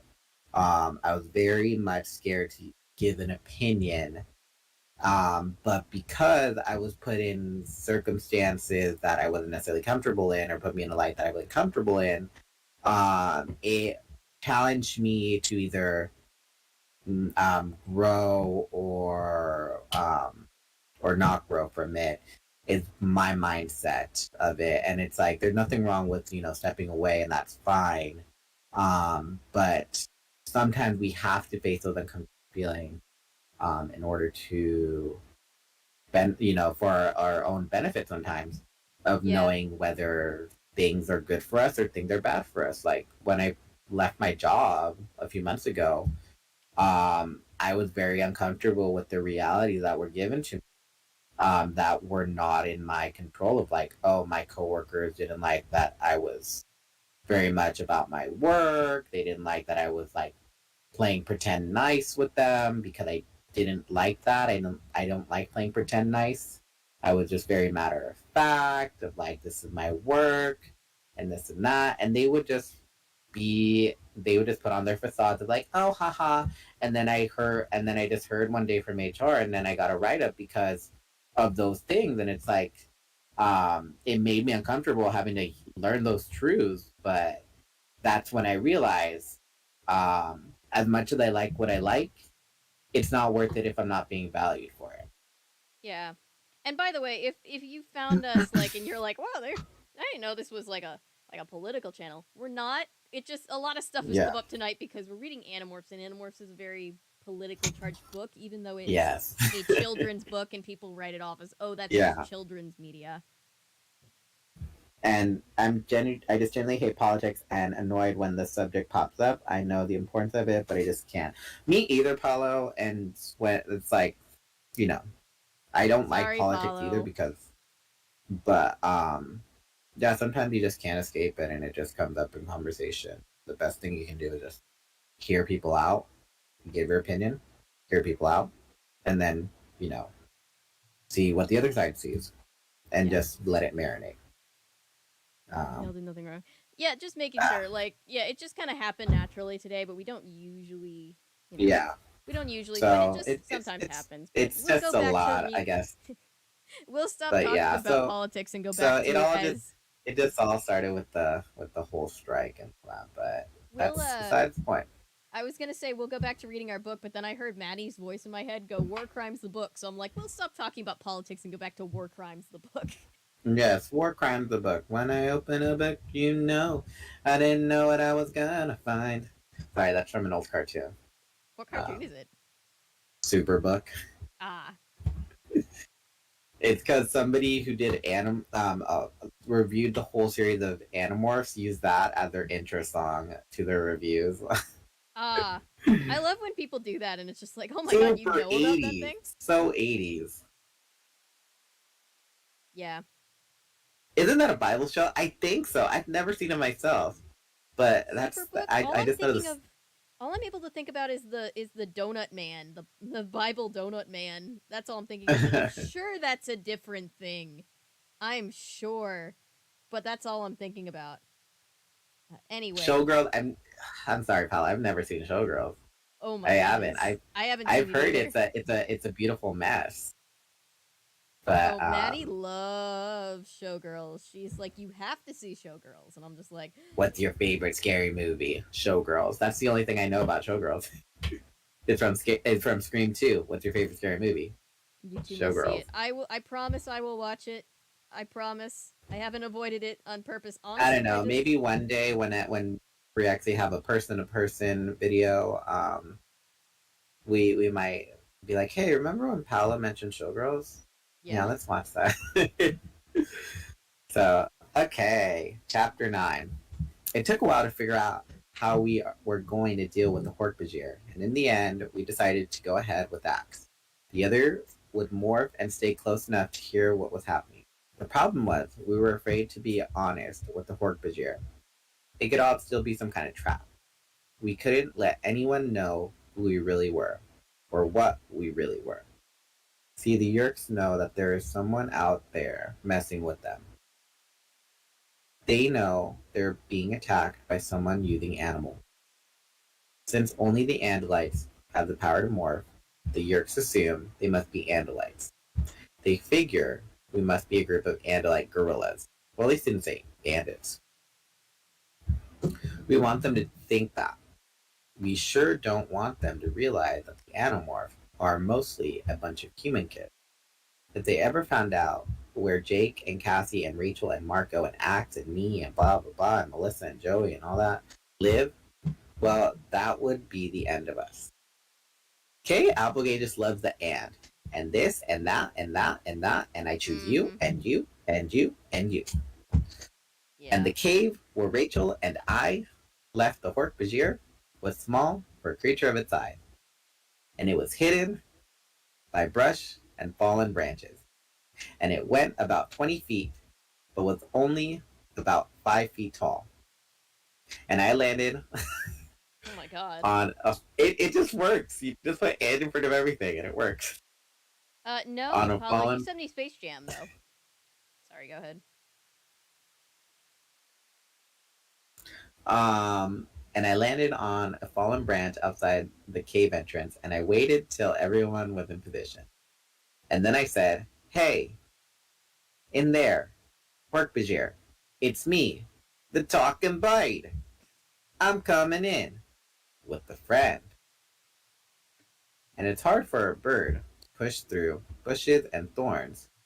So Axe stepped forward, almost dainty on his four hooves, and pushed the tangle aside with his weak arms. He stuck his head inside the dark cave. Maybe that's why I keep getting distracted, because Tobias really just gets me riled up sometimes. It's okay. Like, I'm not saying he triggers me, but like he just annoys me sometimes. He says, oh, and he used his weak arms. Gosh, someone's so bitter. So bitter. The reaction was immediate. Protein, Andalite. A bladed arm slashed missing Axe's head by inches. Axe jerked back and cocked his tail to strike. No! I yelled. Listen in there. You weed whacker looking jerk, calm down. And Axe, man, take it easy. The bladed arm withdrew slowly, and Axe relaxed his tail. I took a few seconds to slow my heart down. When a bird is startled, it wants to fly. Natural instinct. I had to fight to control it and stay put. What's going on? Cassie asked. I looked up at the sky. Rachel and Cassie were in bird morph. Rachel as her bald eagle self, and Cassie as an owl. The sun was just setting, and when darkness fell, an owl would be a lot more useful than an eagle. The two of them were flying cover, making sure we weren't disturbed. Oh, nothing much, I said. We were all just saying hello. By the way, is everything clear up there, Cassie? Rachel? Yep, everything is clear, Rachel called down. I took a couple of deep breaths and tried to steady my nerves. Neither Axe nor I wanted to go into the cave anymore. You just can't be careless when you're dealing with Hork-Bajir. One fast move, and they can leave you wondering why your head is rolling across the grass. Hork-Bajir, come on out, I said firmly. Slowly, the big creature crawled out. He stood up erect, blinking in the dim evening light. Not Orc-Vizier, he said. Jarahami. My name is Jarahami. He's kidding, right? Jake said, in my head. His name is Jeremy. That is the most American thing to say.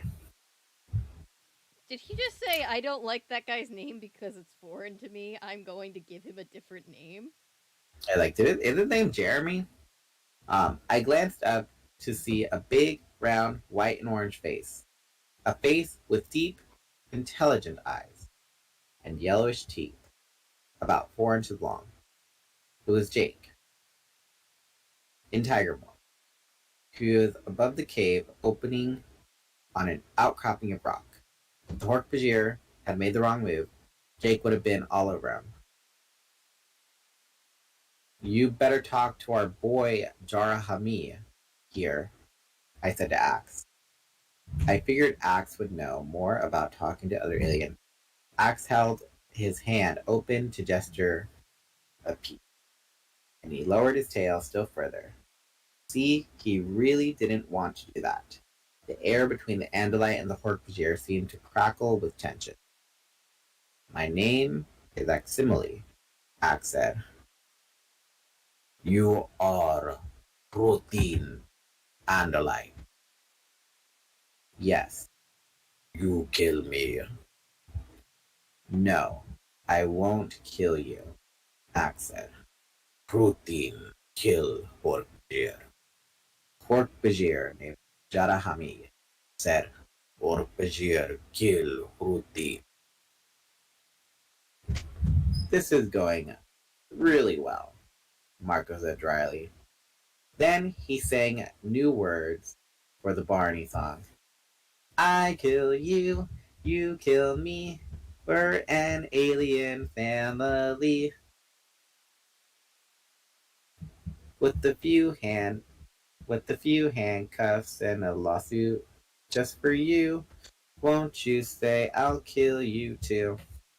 I just made that part up.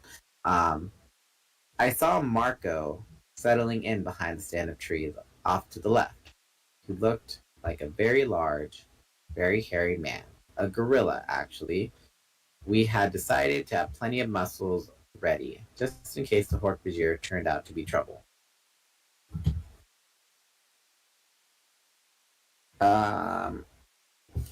Copy, Texas. Good to see you.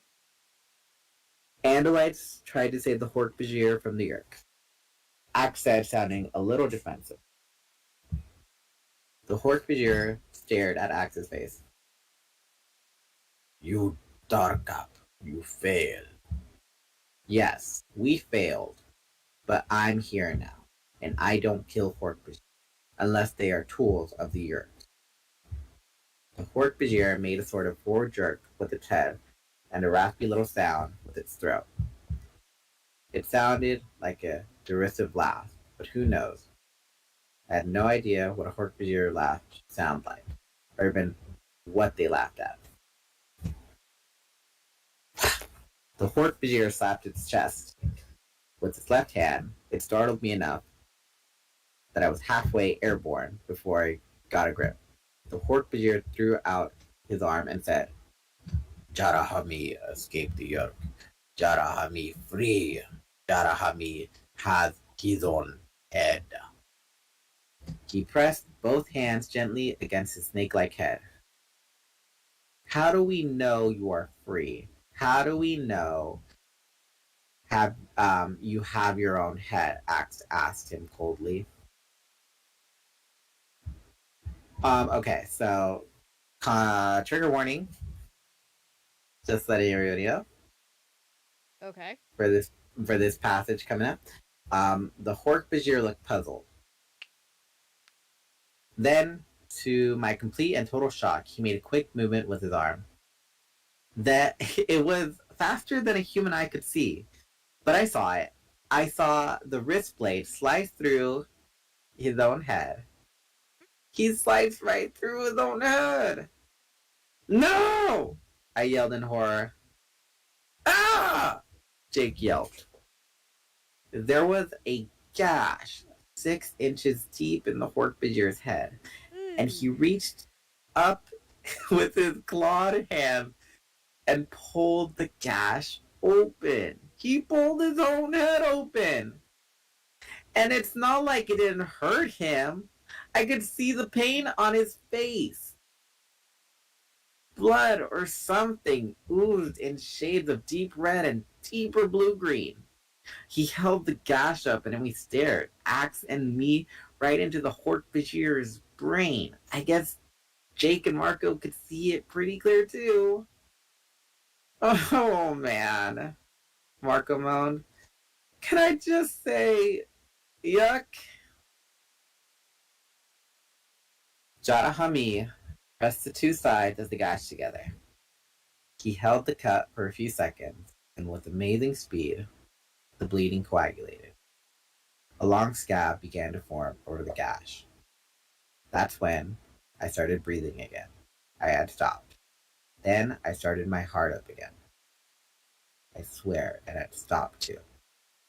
I just want to say real quick, apparently Texas has informed us that a child is listening. I just want to say it's not real. Everything is okay. I'm so sorry. I hope nobody has nightmares. Oh my god, okay. Sorry. Well, good thing I read it in character as opposed to the cold clinical voice. So there is some relief. Yes. Hopefully, in character reading. Did you see a yerk in his head? I asked Axe shakily. No, he said, just as shaken as I was. No yerk. Did that scare the pee out of you, Axeman, or did that kind of thing bother you, Andalites? I am as peeless as you, Tobias, my friend. That wasn't necessary, I told Jarahami. His face, insofar as he had a face, was still scrunched in pain.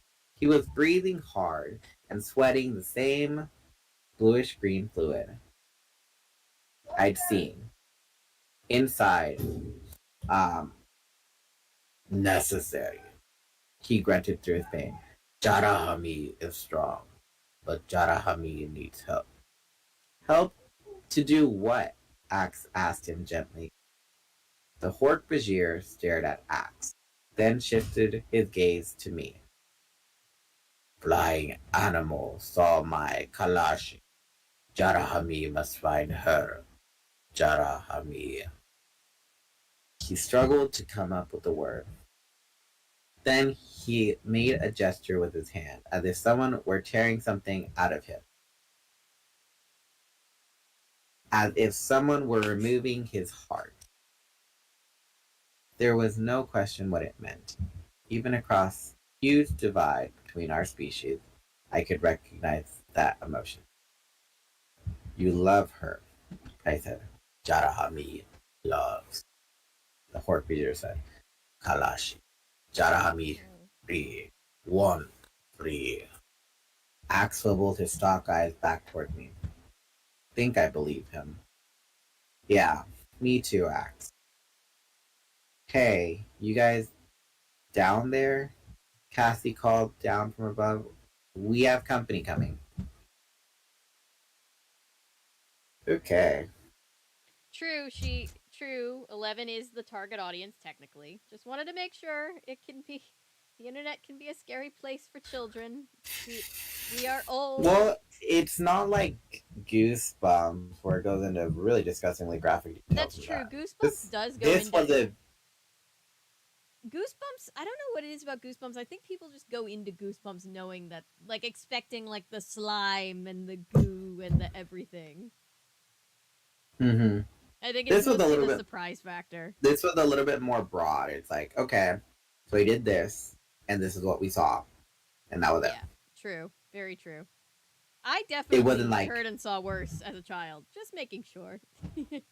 Yeah, it wasn't like you could hear this, you could smell this, you can feel the palpable tension of blah blah blah blah blah. You get me? Ooh, golden opportunity to get my little sister in trouble. Oh no! No, cat something or another, no! Um, Alright, so what kind of yeah, What he kind of needs. company, Cassie? what were you saying? I was just gonna say he needs to find his wife. Bless him. My wife. Bye bye. My wife. I'm a boy. Alright. 15, maybe 20 people. They're strung out of line, coming this way.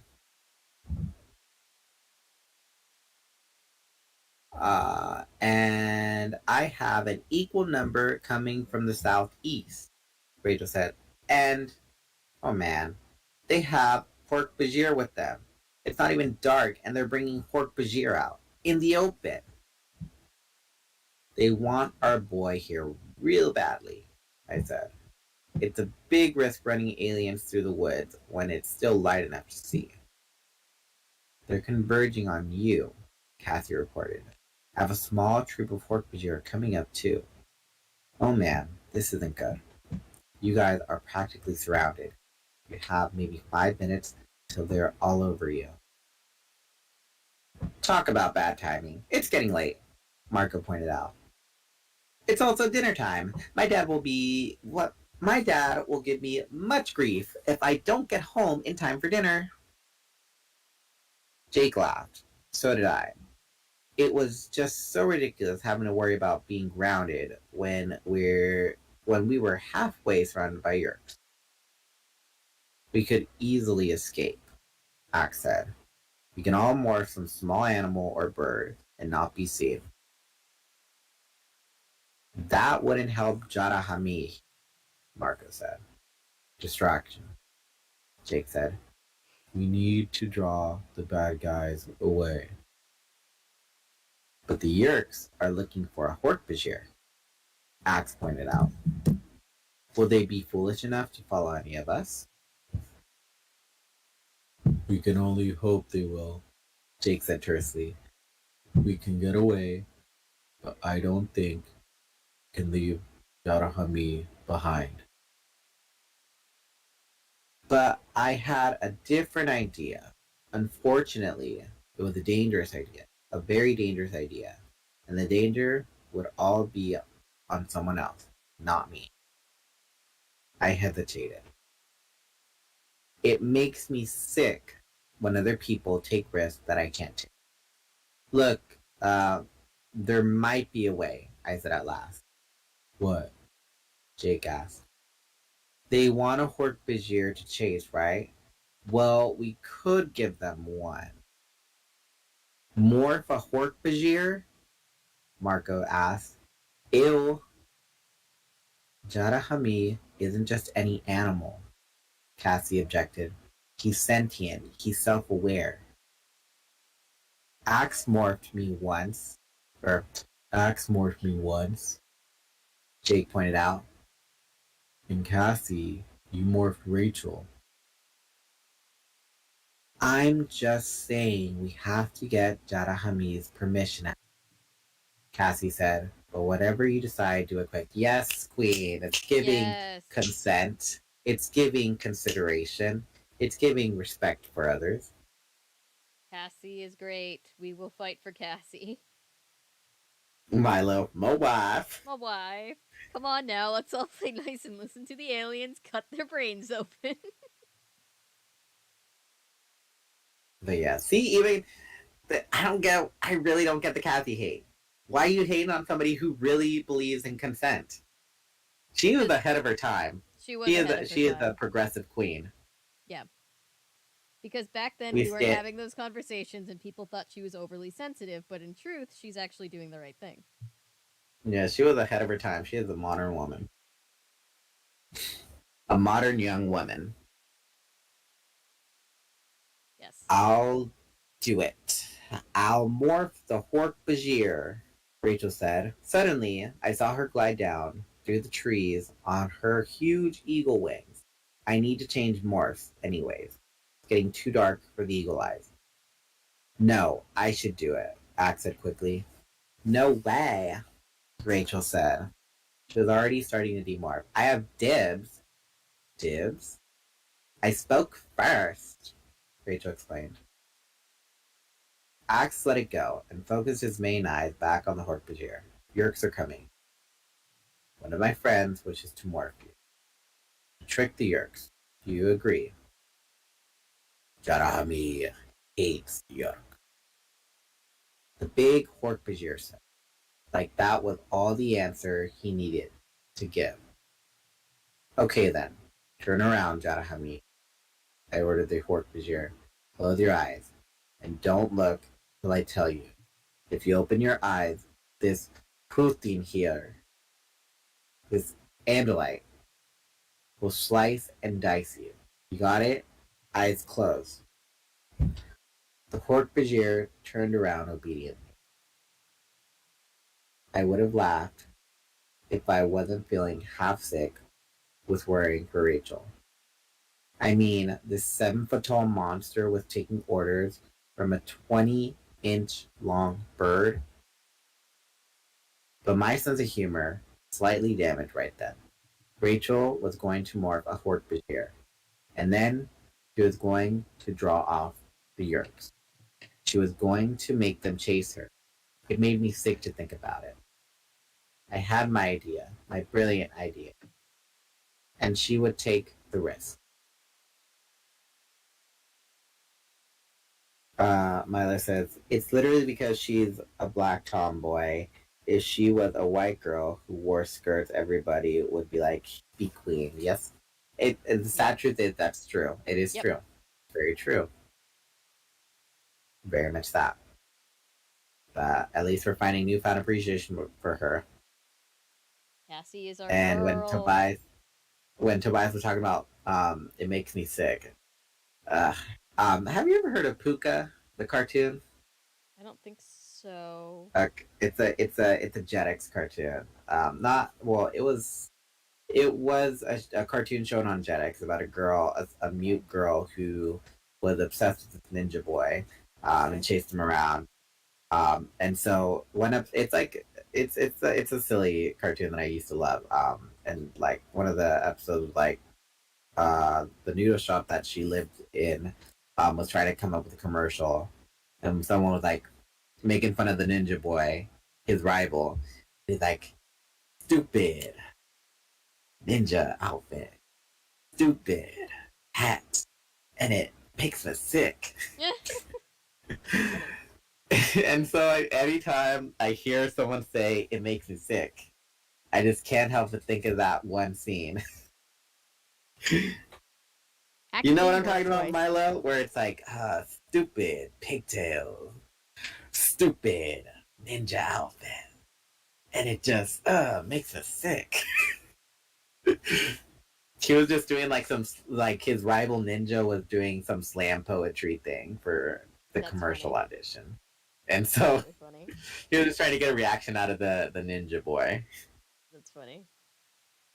So Rachel began to emerge from her eagle body, and she rose up swiftly from the pine needles and rotting leaf floor of the forest. Up and up, a weird, misshapen nightmare creature made of fair human flesh and dark brown feathers, bright yellow beak, and lengthening legs. It would have given anything to be able to go in her place. But I can't morph. I would be safe in the sky or in the trees while she was trying to outrun the enemy. It was the story of my life lately. My friends went into danger and I stayed safe, all because I couldn't morph. In a minute, Rachel was no longer a bird, but a human girl who even now, even with all of us scared, managed to look like she was smiling. Looked like some smiling magazine cover girl. You don't have to do this, Rachel, I said. It's Rachel's greatest thrill, Marco said. More for Hork-Bajir? Hey, she'll finally get to become on the outside, but she's always been on the inside. Shut up, Marco, I snapped. Gosh, what a simp. Don't make fun of her. He's not She's gonna my let anybody queen, talk my about Rachel daddy. like that. Gosh. Marco's just trying to ease up on the tension, but I mean, I agree with Marco a little. Rachel Rachel's insides would definitely match her outsides with that Hork Bajir more.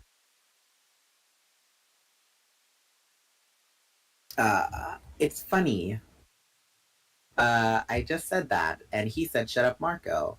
And Rachel gave me a look that said, "Don't worry, Tobias." But she said nothing because she was not fully human. We still didn't want the Hork Bajir to know we were human.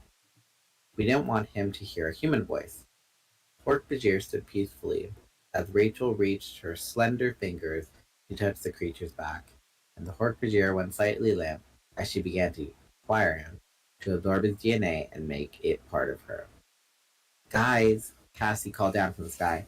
I'm serious now. Bad guys are definitely getting close. I can see them. And with my hawk hearing, I could hear the sounds of heavy creatures stomping and crashing clumsily through the woods. I heard the metallic clang of weapons against belts and the muttered commands between human controllers and Port Bajir. Cassie's right, I said. We're down to 2 minutes max. Rachel gave me a nod. She sent a cocky wink. She closed her eyes and focused on the new morph, and then Rachel began to change. I wanted to turn away. Somehow I felt like I owed it to her. What?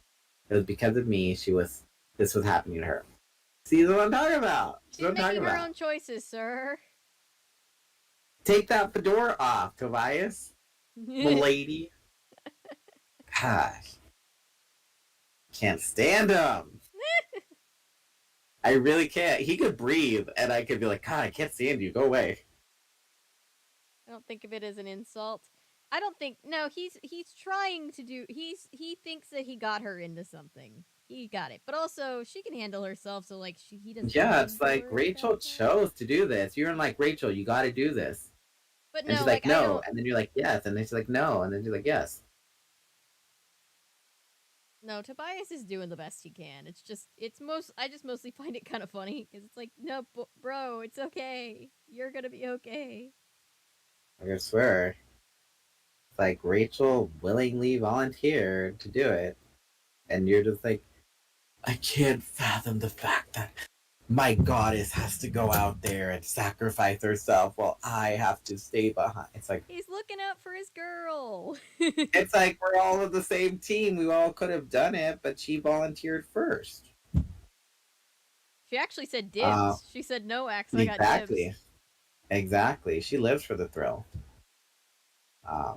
And you're doing her a disservice by trying to put her in a glass casing of some kind, trying to protect her all the time. Oh, meaning being a Hork Bajir isn't badass. They're dope. Yeah. Yeah, exactly. She gets to be a badass Blade Runner. Overhead in the sky. No, I can tell you how utterly I saw that already. And the woods were growing dark. Shadows were deep all around.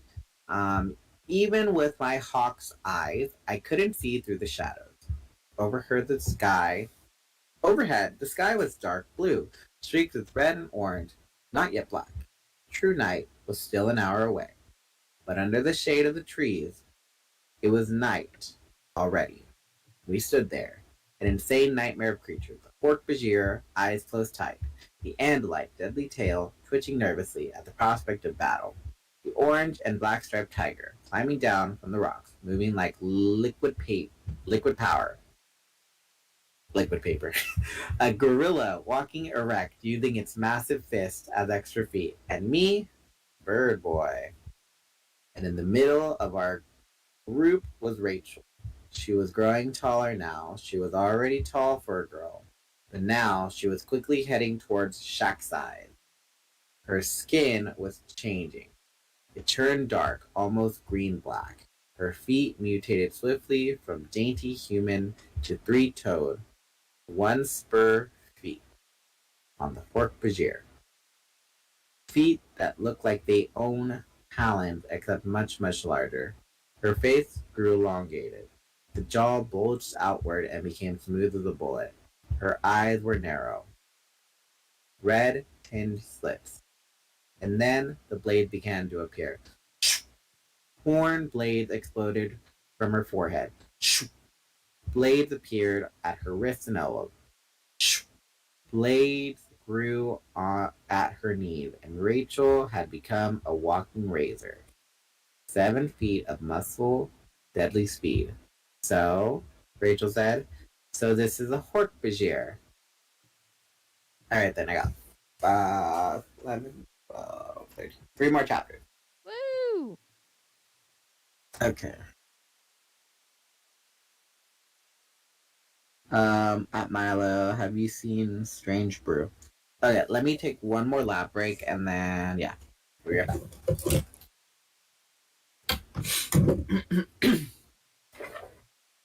Let me give the charity reminder. We're $11 away from our $500 goal, which means we'll be doing our Sailor Moon thing. We'll be planning for that once we hit it. Raising money for the Trans Housing Coalition. Also, in honor of Pride Month, I thought I would try making my next project rainbow, something rainbow. So I'm making. It's gonna be a blanket, if you can believe it. I just started it the other day, but. I found this pattern right here on YouTube. Oh gosh. What is the channel called? It's the extra lemon something blanket pattern, and it's really the video is really uh helpful, and the pattern is very easy. I'm still a beginner, and I find this pattern very nice. And so yeah, that's what we're doing. I've made a lot of progress on it. I was just starting on this purpley red going into red ring. What's the next goal after? I think it's 1,000. I think it's 1,000. Oh, if you mean what's the next one after that, I think it is a oh, it's You Can't Scare Me. It's this Goosebumps book that everybody was excited about. The goals that we don't hit, obviously, we're still going to do that. So, like, we don't hit those goals. Like, don't feel like we're not going to cover it, but we'll just cover it sooner because of those, you know? Okay, so what happened? I was just reminding them that we were $11 away from our goal. Anything happened while I was gone? Nope. I was just reminding them that we were $11 away from Hold our on, goal. I can't hear you no more. Uh-oh. Let's see.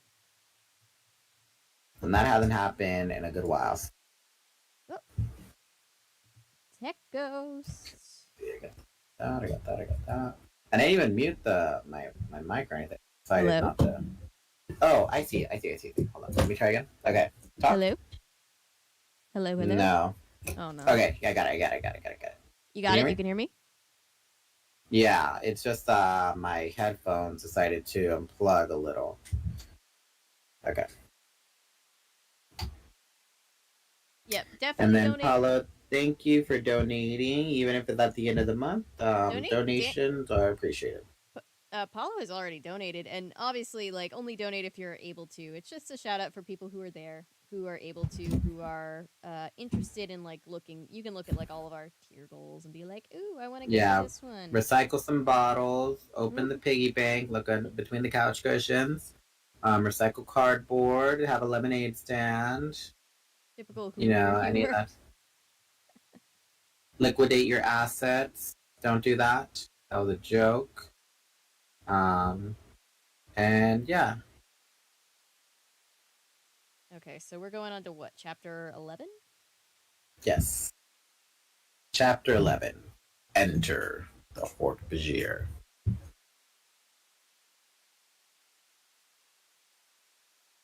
Honestly, Avery should cook some poutine on stream or a cooking video. We're trying to figure out when we'll do our next cooking video. We're trying to figure out. Spencer wants me to do cooking streams, which I'm totally for. I just have to figure out, like, logistically how that would work in my house. So you set up a camera, and the camera will show the kitchen or whatever. And, you know, you would have, like, the kitchen island that you would be prepping on, and then you would cook on the stove. I kind of want to make the Nancy Drew Shadow Ranch cake. That'd be a fun stream. That'd be a fun Ranch stream. cake. Shadow Ranch. It doesn't have ranch dressing in it. There's a game called The Secret of Shadow Ranch where Nancy is given a very specific recipe to follow to bake a birthday cake, and Ellery tried it out for us, and he said that the cake actually came out pretty good. I thought it was going to be a disaster because I didn't think they would have actually put the thought into making it a bakeable cake, but apparently it is. I see. All right then. You can open your eyes now. I told him. He did, and he turned to face himself. Rachel was an identical copy of the Hork-Bajir, grown from the DNA. I don't know what I expected, but I sure wasn't expecting what happened next. Rawr! Rachel bellowed in a voice that made the leaves quake. Rawr! Jarahami responded. Shut up, you idiots, Marcos cried frantically. We're halfway surrounded by Yerks. Shh! Rachel slashed viciously at the air. She missed Jarahami by an inch. Half an inch. Jarahami responded instantly. Forward stab at one of his big feet. If it had connected, it would have ripped Rachel's stomach open. But the blow missed by a hair. Rachel slashed and Jarahami slashed, but all the blows missed. Not by much. But they did miss. Back off! Jake yelled. Stop it! Stop! No! Oh, I thought, No, stop it! Get some help! Stop it, you guys! I thought, stop it! Get some help. Stop it. Get some help. I could see he was getting ready to jump in between them. That was all we needed. A three-way fight between two Hork-Bajirs and a tiger. Jake, wait. I think it's just a ritual, I said. You see this kind of thing all the time in nature. It's a dominance ritual. The two Hork-Bajir had stopped slashing. Now they preened, circling around each other, stretching up on tiptoes to see who was taller. Yo es grande, tú es piccolo. No, tú es piccolo, yo es grande. You ever see that video? These two Italian little boys that are arguing about who's taller. No, I'm taller. You're smaller. Aww. No, you're smaller. I'm like in Italian. That's cute. Yo es grande, tú es piccolo. And then the kid gets Bugs Bunny and he's like, no, yo es piccolo, tú es grande. Aww. So cute. The funny thing is, like, Milo says, I laugh quite a lot at these kinds of shows. Oh, no, he's talking to Paulo. But anyways, so, hey, we so totally do not have time for games, Marco said. He was right. I saw flashlights through the trees. Jarahami and Rachel bent their heads forward and touched their scythe-like horns together. Prying gentle. Rachel, are you okay in there? I asked her. What? What? She asked. She was confused. Morphing a new creature is confusing. Sometimes the experience can be overwhelming. The instinct of the creature surfaces.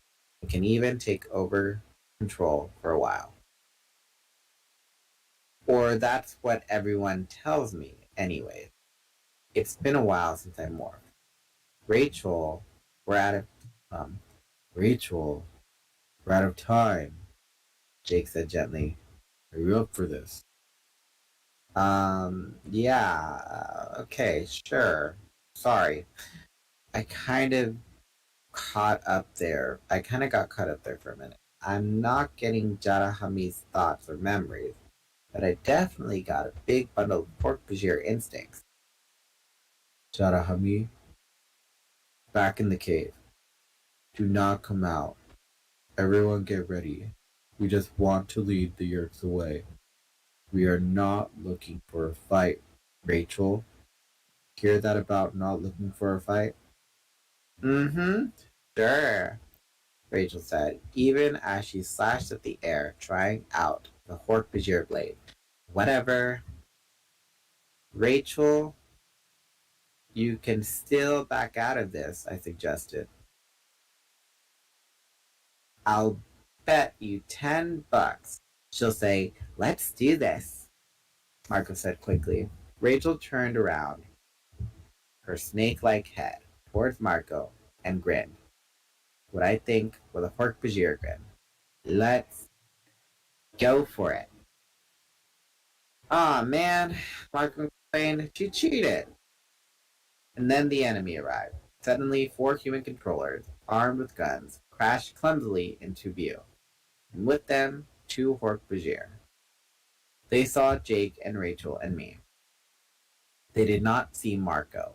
He lumbered up behind one of the Hork-Bajir, tapped him on the shoulder, and the instant the Hork-Bajir turned, Marco landed a punch that would have split a telephone pole. The Hork-Bajir went down hard. Whoa! One of the human controllers cried. And suddenly, the controllers were chasing us. We were chasing them. I flapped hard and landed on Rachel's forward-swept horn blade. I gripped the bone blade with my talons. What are you doing? Rachel asked. Just hitching a ride, I said. I'm not going to be left out, not this time. Cool, let's go. Yeehaw! I yelled. It was totally fake enthusiasm. We took off through the woods, and Rachel's Hork-Bajir body had an easy, loping run that was faster than it seemed at first. I sat there holding on tight. I was tense and scared and ready for trouble. But at least I was in for a fight, you know? At least I wasn't off somewhere safe while the others ran all the risk. You guys, Cassie called from down from above. Stop chasing those controllers. They're setting up a trap. They're leading you right between 2 bunches of bad guys. Oops. Time to run around, I told Rachel. Oops. Time to run around, I told Rachel, thinking that I was Rachel, but I wasn't. Yep. She turned and started running in a new direction. She was like some big tank, and I was a hood ornament. Then, yeah! Rachel cried, and she pitched forward. I pitched forward, and we hit the ground hard and rolled through the juniper bush. Sorry, I tripped. You okay, Tobias? Yeah, I think so. I was caught in the branches of the bush. I couldn't fight too hard to get out, or I damaged my feathers. Suddenly, the juniper branches were gone. All right, I like these blades, Rachel said. Excellent. I fluttered my wings and hopped up to get back on Rachel's horns. But I must have overshot my goal, because suddenly I was flying through the air. No, wait, hold on. I was up above the trees. Impossible. How did I get here? I hadn't even flown. I'd barely hopped, and now I was up in the sky? What the? I did a quick turnaround, trying to figure out where I was. The sun was setting fast, and there wasn't enough light for me to use my full power of sight. But I wasn't blind either. I saw a horned owl floating just at treetop level. Cassie, but she was so far away, maybe a quarter mile. No way, I said in total confusion. Then I heard gunfire, quite close, in fact just beneath me. Blam! Blam! A human voice yelled, Freeze! Freeze or I'll put the next shot in your second heart. Oh. There was a small clearing below. I knew the meadow. It was the territory of a Swainson's hawk. Not as nice as my own meadow, but a nice territory anyways. But I wasn't looking for mice in this clearing. I saw 3 humans, each well-armed, surrounding a single Hork-Bajir. Rachel? No, couldn't be. She was back, back where I should be. Was it Jarahami himself? What was going on? I noticed that one of the human controllers seemed to be sick. He was doubling over like he was having a spasm. No, wait, he was morphing. It took a few seconds for me to be sure, but when I saw the extra stalk eyes appear and the sharp tipped tail, I knew it was an Andalite. And there were only two Andalites on planet Earth. One is Axe, and the other is not a true Andalite at all. It is a Yeerk, who uses an Andalite body, the only Andalite controller in the galaxy. Only Yeerk to have the power to morph. Our greatest enemy, the leader of the Yeerk invasion of Earth, murderer of Axe brother Alvingol, Vissa 3. Ta-da! He makes such an. I picture him with a Okay, cape let's on. check on I chat. know that no one has ever said that he's ever worn a cape, but I picture him wearing a cape. You know. All right, 2 more chapters. Oh wait, I can't hear you. I'm sorry. Oh, you can't hear me? It's weird. No, I don't think this time it's my headphones. Can you hear me now? Yes. Okay, I had accidentally muted myself that time. Okay. The funny thing is, oh, I know that I might sometimes overpronounce words like. I sometimes still overpronounce words like often. Process, offense, and defense. It's really weird when I say those with a New England accent. Process, offense, defense. Yeah, time for a grand return. And take a shot. Just have a shirt that says take a shot. And have a Animorphs picture underneath it. Take a shot. Shot. Make sure you guys are drinking water, taking stretch breaks, going to the bathroom, all that good. I love this thing, but my goodness, I'm going through. This is already my second novel. You're like, I'm drinking too much water. There is no such thing as drinking too much water, in terms of throughout the day. There is such a thing as drinking too much water in one sitting. Yeah. I know some people that do like the gallon challenge, 2-gallon challenge, and you gotta be sure that you're not drinking too much at one time because it can be bad. I mean, it's good for me to do because I don't know. It's drinking water is definitely good for hydrating your skin and minimizing your pores. Yep. But also, it's just good, just overall. So. Yeah. Yes, you can die drinking too much water. Yes.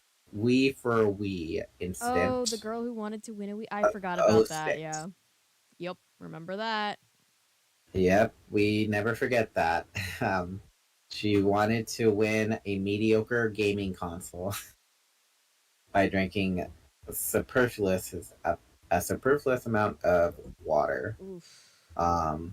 But yeah, so you can actually drink way too much water, and what happens is that with the excess water that you drink, your brain can absorb it, and your brain can die of water poisoning. Yeah. Because of that, because it's got too much water.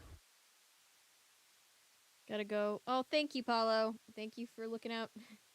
We appreciate you. Oh yeah, speaking of Laser, I just remembered Laser after the stream, or if you want to catch up on the VOD, you should check out my latest Phantom Investigative video. Oh yeah, where we have a demon koala. There's a very aggressively Australian character.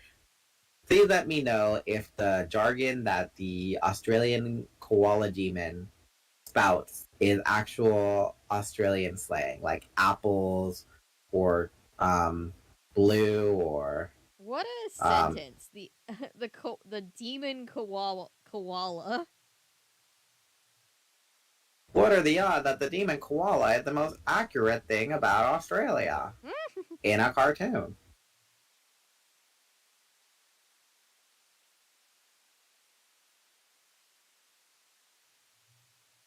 Yeah, that was the reckless part, Milo, was that was that. Oh yeah, I know you were still here later because Paolo said bye.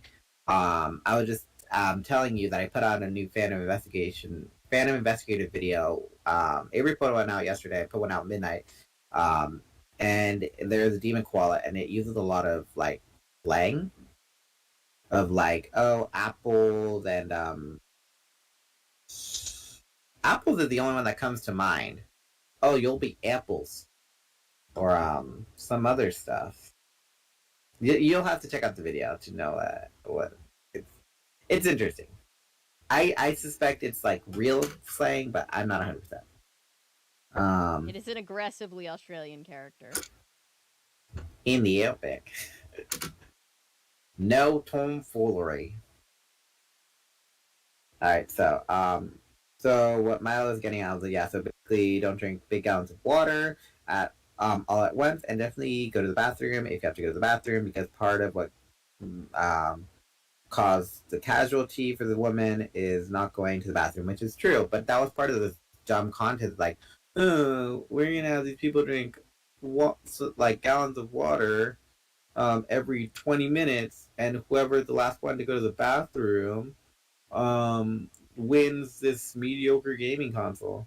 Thanks. And so that was dumb. When I was like 12, I wrote a story called Night of the Were Koala, where a girl turns into a koala on her prom night and eats her date.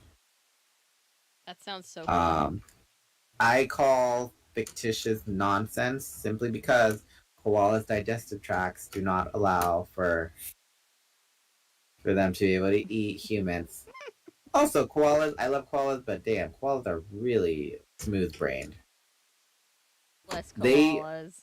They choose to eat eucalyptus leaves, which they are intolerant to, and get very minimal nutrition, but they do it because it's in their genetic instinct. Even though there are plenty of other things that they can eat. They're just like, true, yeah, but we're humans, so we can't really criticize. Humans eat stuff that's bad for us all the time. This has been in family generations. You know, the eating eucalyptus is in our family. It's been a part of us for generation. You can't break tradition like that. Yeah, just have that be a joke in some cartoon or something.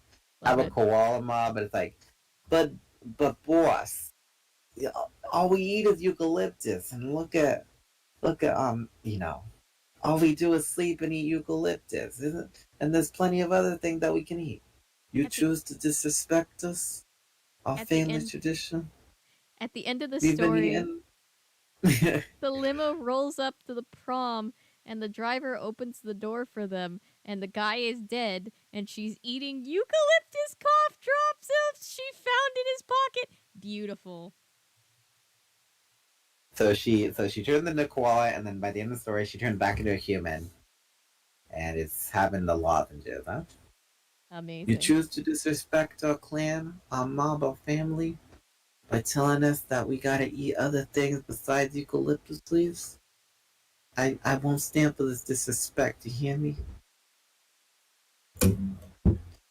All right, it's been it's been part of us for generations, and you're choosing to disrespect us like that.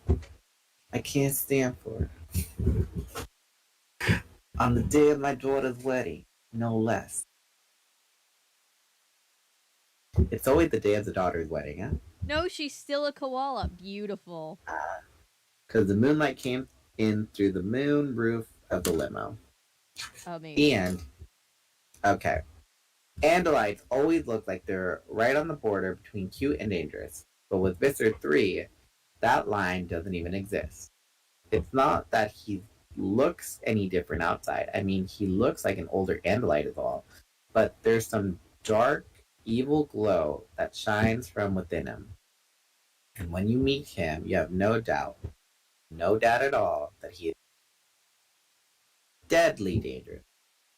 Guys, I called in thought speak, Jake, Rachel, no answer. I was too far away from them. The Andalite body emerged fully from the human form. It had morphed. Well, Hat Halpak, Mr. 3 said. That is your name, isn't it? Your original Hawkbajir name. You've run us a nice chase, but it's time to come home now. Mr. 3 seldom bothered to whisper his thought speak. I guess when you're that powerful, it never occurs to you to worry that someone might overhear. Ket Halpak. He had called the Hork-Bajir, so it was not Jar Hamid. This was his Kalashi, his wife. They had her surrounded. 2 humans carrying shotguns, and Visser 3 armed with all the lightning speed of an Andalite. Not to mention morphs from all the dark corners of the galaxy. There was no way to save the Hork-Bajir female. I'd have to take Visser 3 out, and that wasn't going to happen. See, Andalites, with false Andalites, are impossible to sneak up on.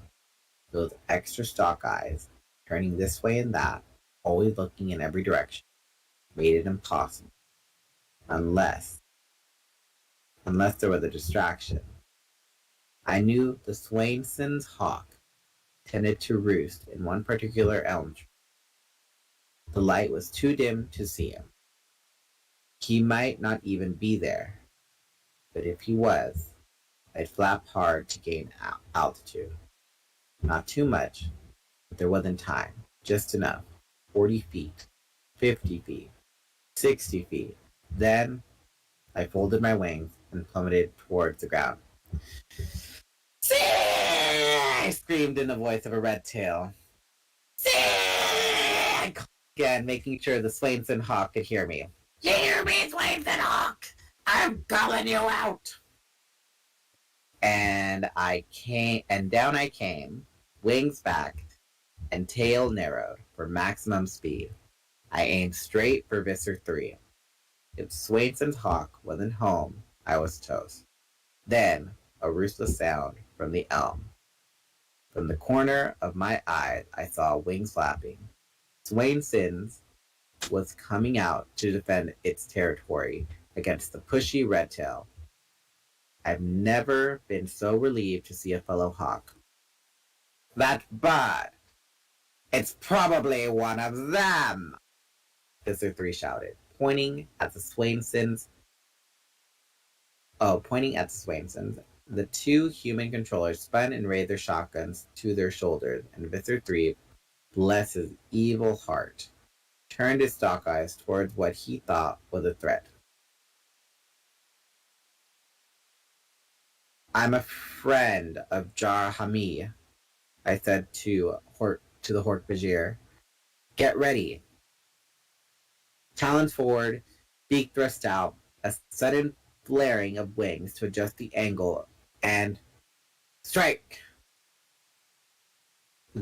My talons raked Visser 3's exposed stalk eyes from behind.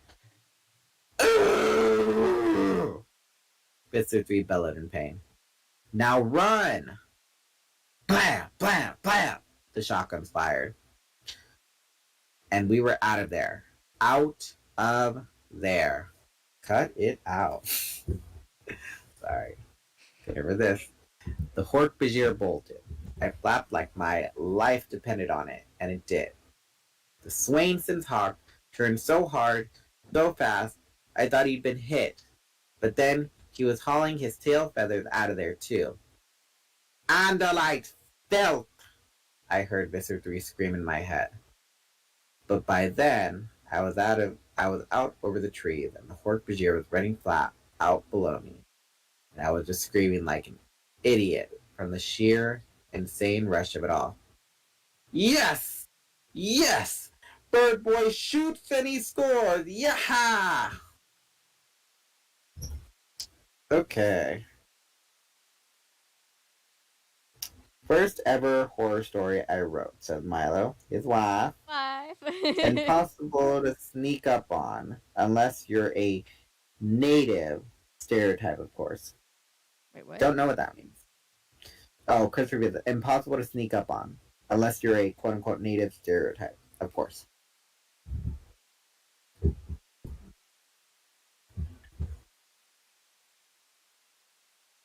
Oh, So Nelly, 11. donuts. What? Oh, book 11. Okay, I'm caught up. Hmm.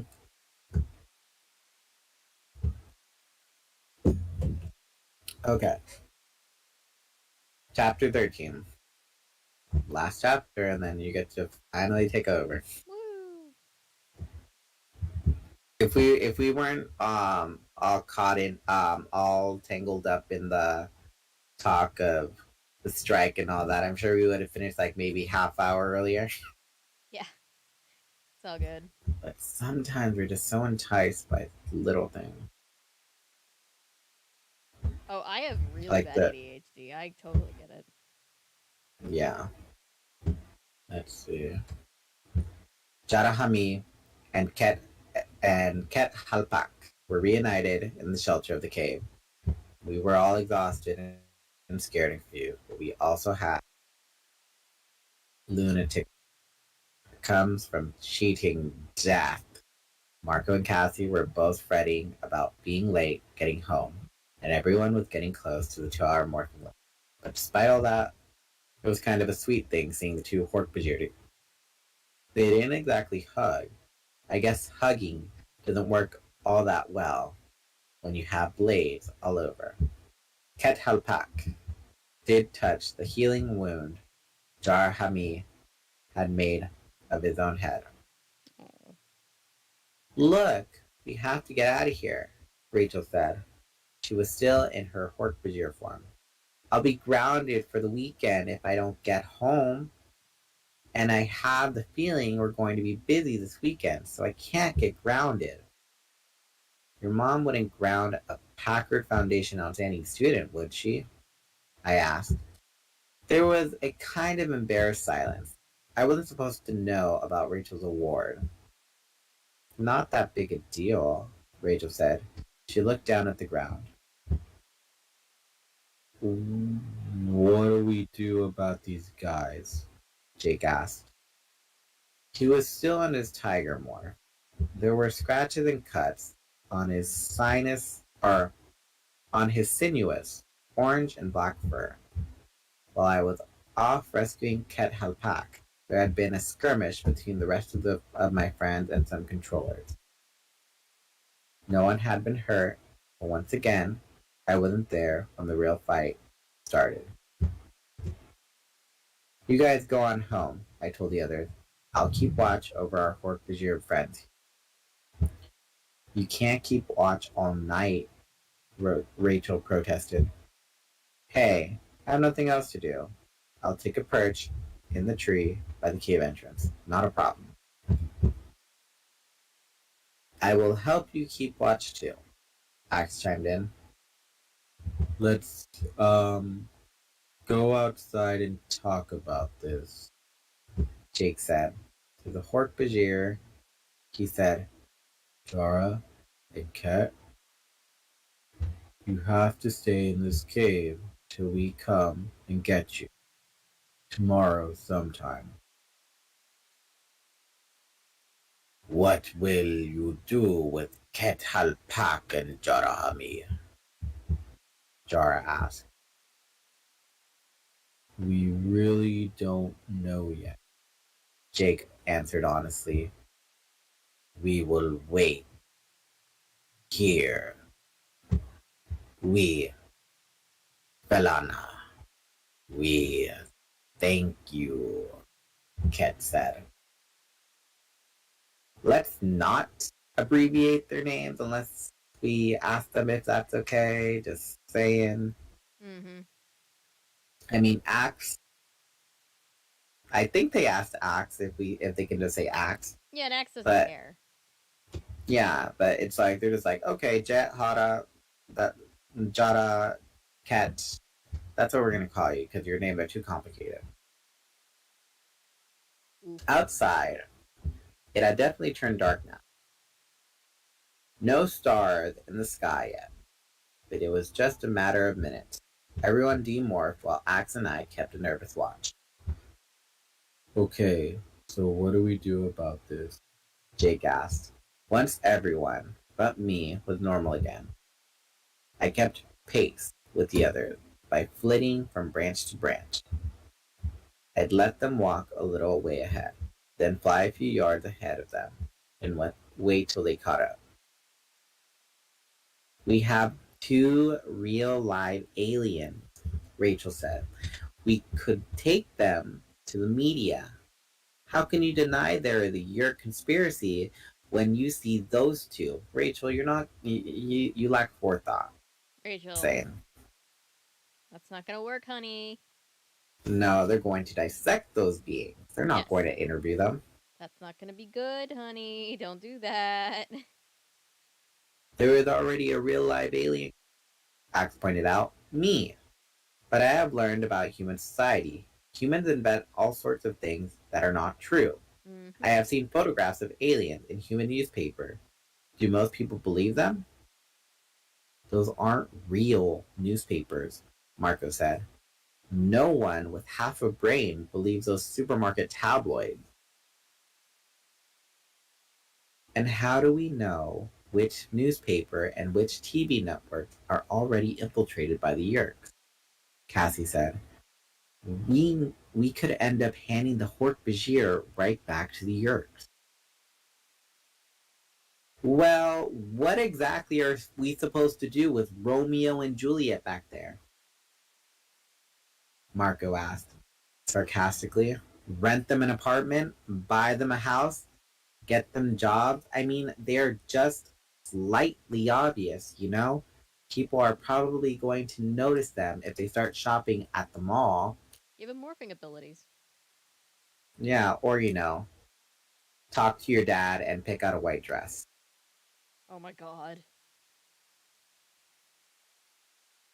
We all laughed, but it was a brief laugh. The truth is, we didn't know what to do.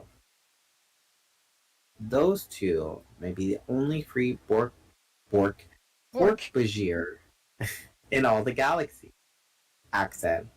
The only two free Hork-Bajir in existence. Like members of an endangered species, Cassie said thoughtfully. The last two Hork-Bajir, maybe the last hope of their kind. Oh man, Marco groaned. Oh geez. Cassie, don't start with all that ecology stuff again, okay? Those are not the pair of spotted owls or humpback whales back there, eh? I must stop here, Axe said. We are close to the edge of the forest. Everyone stopped. Even though they all were real anxious to get home to be yelled at by their various parents, no one left. Didn't I tell you to come home when the street lights come on? You're gonna be yelling at your son even though you know what he's been through? I do not care if you had to fight crime. You need to get home when the street lights come on. Move your hand. Move your hand. It's gonna hit. I'm gonna hit you harder if you don't move your hand. Oh my god. Move your hand. Jesus. Flashback. That's all I'm saying. It was the 90s back then. It was done in secret. Now everything's put on social media. Yeah. Why is Marco Canadian? Because when he said, oh man, I just couldn't help but think of, oh geez. Oh geez.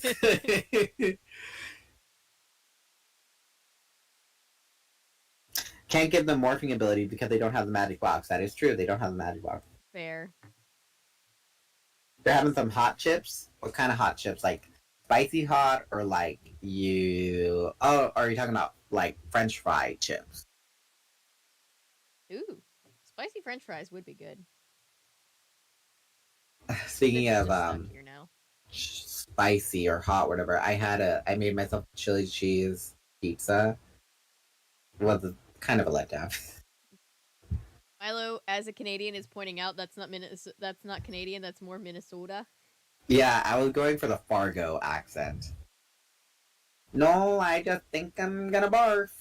I just always think of that movie New in Town with Renee Zellweger and Harry Connick Jr., where they're like, "Have you found Jesus yet?" And she's like, "I didn't know he was missing." And they're just quiet, and then they go, "We don't usually joke about Jesus around here." That's funny. Let's see. Where were they?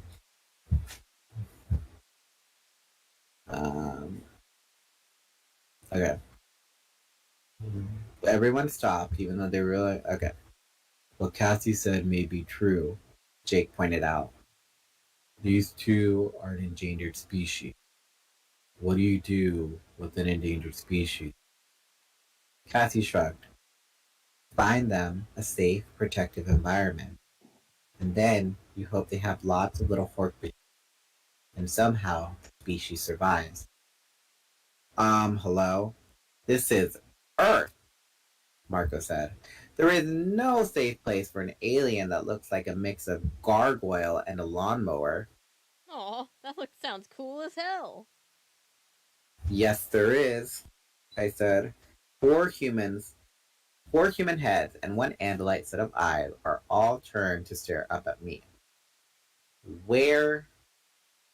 Rachel asked. I know a place way up in the mountains, a valley. The Great Valley of the Land Before Time, huh?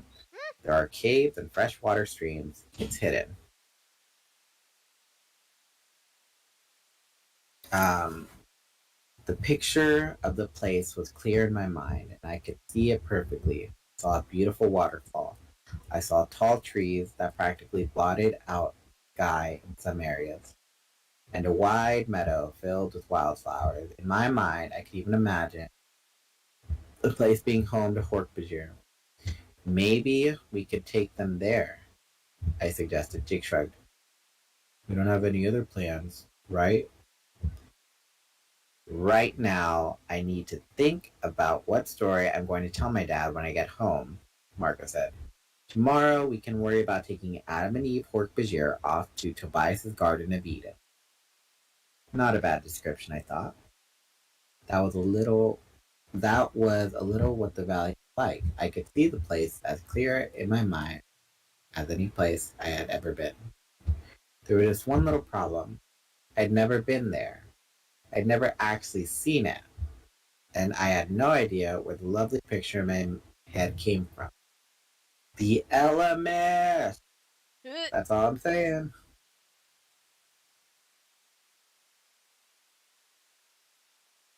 Yeah, the US doesn't have a Coles or a Woolworth. Or Woolies for sure. Oh, good day there, mate. Most Canadians sound American, I swear. Albert, good to see you lived from last week.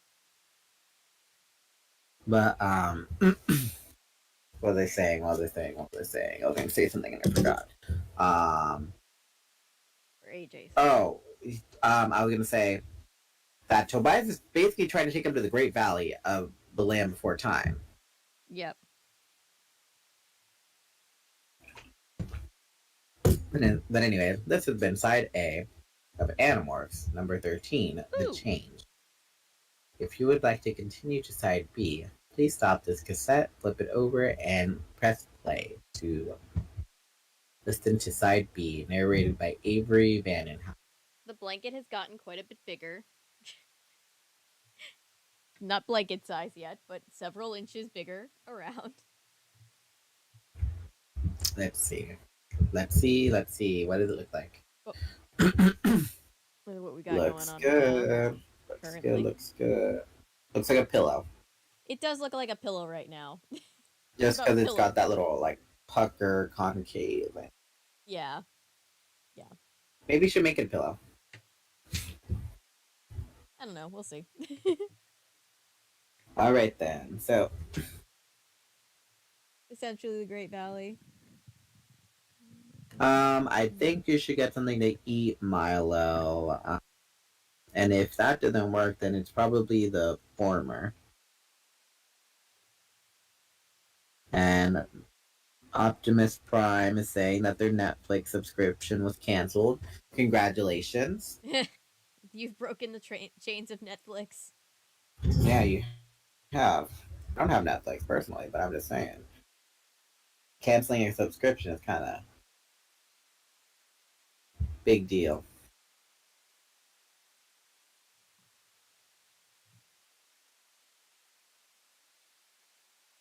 All right, so you taking a 5-minute break really quickly, All right. or you would just want to jump into chapter 14? We can take a break if you want to take a break. Okay, sure. All right, everyone, stretch break, and then we will be in less than 5 minutes. Woo! Make sure to grab water, make sure you use the restroom, and all that good stuff. All right, well, yeah.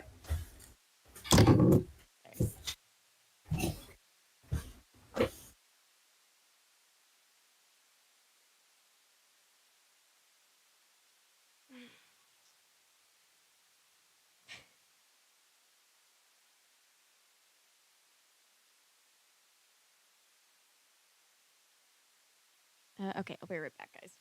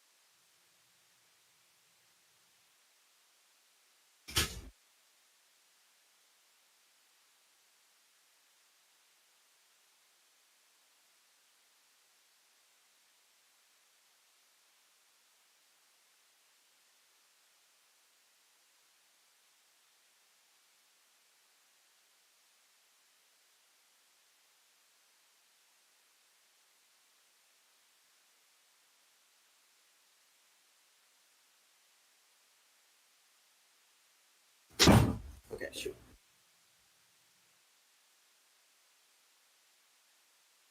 Okay, so we back or okay? She is on her thing, which is fine because I just put some tamales in the air fryer.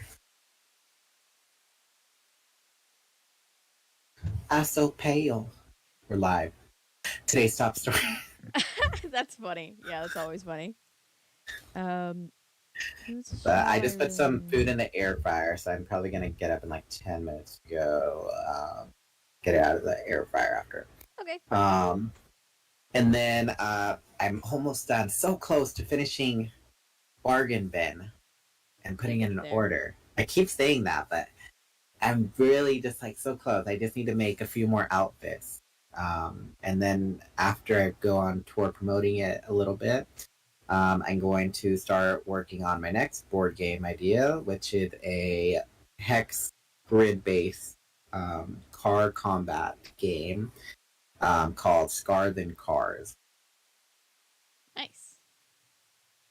So it's like everyone picks a different playable character with different stats, and the amount of spaces that you can move is dependent on how fast your character car is. But also, the faster your car is means you might have less hit points, and the slower your car is means that you might have more hit points. And you roll dice to determine how much damage you do based on the weapons that you pick up. And you're just trying to be the last person left standing. But oh yeah, I saw the cover for the live stream where it says "Be afraid." Yeah, I saw that too, and I was like, uh-oh. Whoa. Be afraid because you will experience possibly traumatic reading. They finally started And warning us. It only took them like 15 books to get there.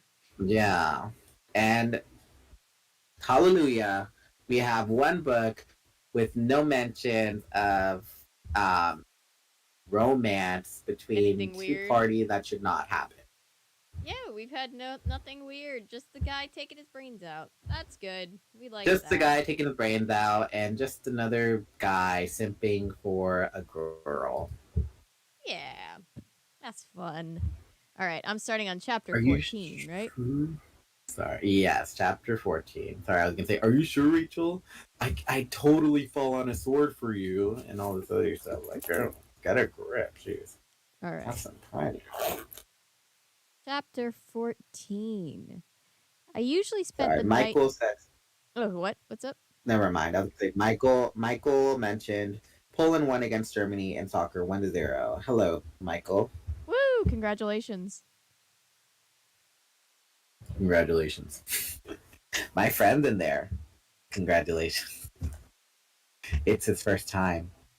Congratulations. SpongeBob reference, sorry. What? It's a SpongeBob reference because there's an episode where he makes a friend out of bubble soap. And so, like, he has them do all this stuff, and so he has them go to use the porta potty. And so, like, there's a line forming, and the guy right behind him, he's like, SpongeBob is like, my friend's in there. And the guy who couldn't care less is like, congratulations. That's funny. All right, then, go ahead. Okay. 14. Chapter 14. Whoop, I'm scrolling the wrong way. I usually spent the night in my favorite nighttime perch. It's a high branch up in the very middle of an incredibly old oak. I like the rough oak bark because it's easy to hold on to. I can sink my talons into the deep and drift off to my dreams. My regular perch is deep within the tree because it keeps me out of sight of the night predators. The raccoons and foxes and wolves all work at night. They don't worry me too much. Wolves and foxes don't climb trees very well. I do keep an eye out for raccoons because they can climb when they want to, and they are nasty, dangerous enemies, but it's a rare raccoon that can climb the tree without my hearing him. I worry more about owls. Not that they usually prey on something as large and tough as a red-tailed hawk. Mostly they eat mice, same as I do, but they still scare me because they have powers I don't have. I'm used to having this edge over all other creatures. In the daylight, I hear better than most animals, and I see better than any of them.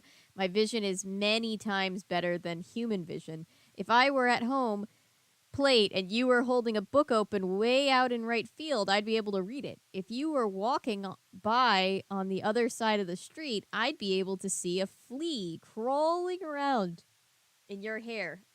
Don't say that. It stresses me out. But that's all in daylight. At night, I see a little better than a human. I mean, better than a normal human, but it's not much better. That's why the owls scare me. They see through the darkness like I see through daylight. To an owl, I'm as visible as if I were outlined in bright red flashing neon. and an owl doesn't make any noise as it flies in for the kill. No noise. None. But it makes me nervous. But what can you do? I guess everyone has problems, right? But at night, I listen for the sounds of raccoons scrabbling and open my eyes to watch the ghostly owls do their killing work. I wish I had a house. If you ask me what I think of being a red-tailed hawk, I'd give you two different answers, depending on the time of day. When the sun is up and the thermals are piling up the tall clouds, and I'm riding the high breeze a million miles above the humans who crawl along below me, well, I'd say it's great. But at night, when I cower in my branch and peer half blind through the leaves at a cold moon, and can only listen to the sounds of the night predators doing their work, well, that's different. This particular night was different for a couple of reasons. I was not on my regular perch. I was in a scruffy pine tree that was located near the cave. Excuse me. Wait. Near the cave. I was standing guard over the Hork-Bajir, listening for any threats to them. I was out of my normal territory in an unfamiliar tree, and I was jumpy. As I sat there with my talons dug into into the bark, I heard the high-pitched squeal of a mouse, and I drifted back towards sleep. I tried to remember what it had been like to sleep in a bed at night, but I couldn't really remember. I could only imagine what it was like for the others. Cassie, Jake, Marco, Rachel, all asleep in their beds, all with covers pulled up and pillows fluffed, alarm clocks glowing on their nightstands. I heard a sound. My eyes opened. I peered down through the branches and saw a shape like a deformed deer, a ghostly pale in the filtered moonlight. Oh, really? Ghostly pale in the filtered moonlight. Hi, Axeman, I said. Hello, Tobias. You heard me? I was trying to be silent. You're very quiet for a big old four-legged, two-handed, four-eyed, scorpion-tailed alien. Axe laughed. One of these nights I may show you. Ha! Right. And eagles may fly out of my butt. Is that possible? Axe asked, sounding alarmed. No, see, that's why it's funny. I understand, Axe said, clearly not understanding at all.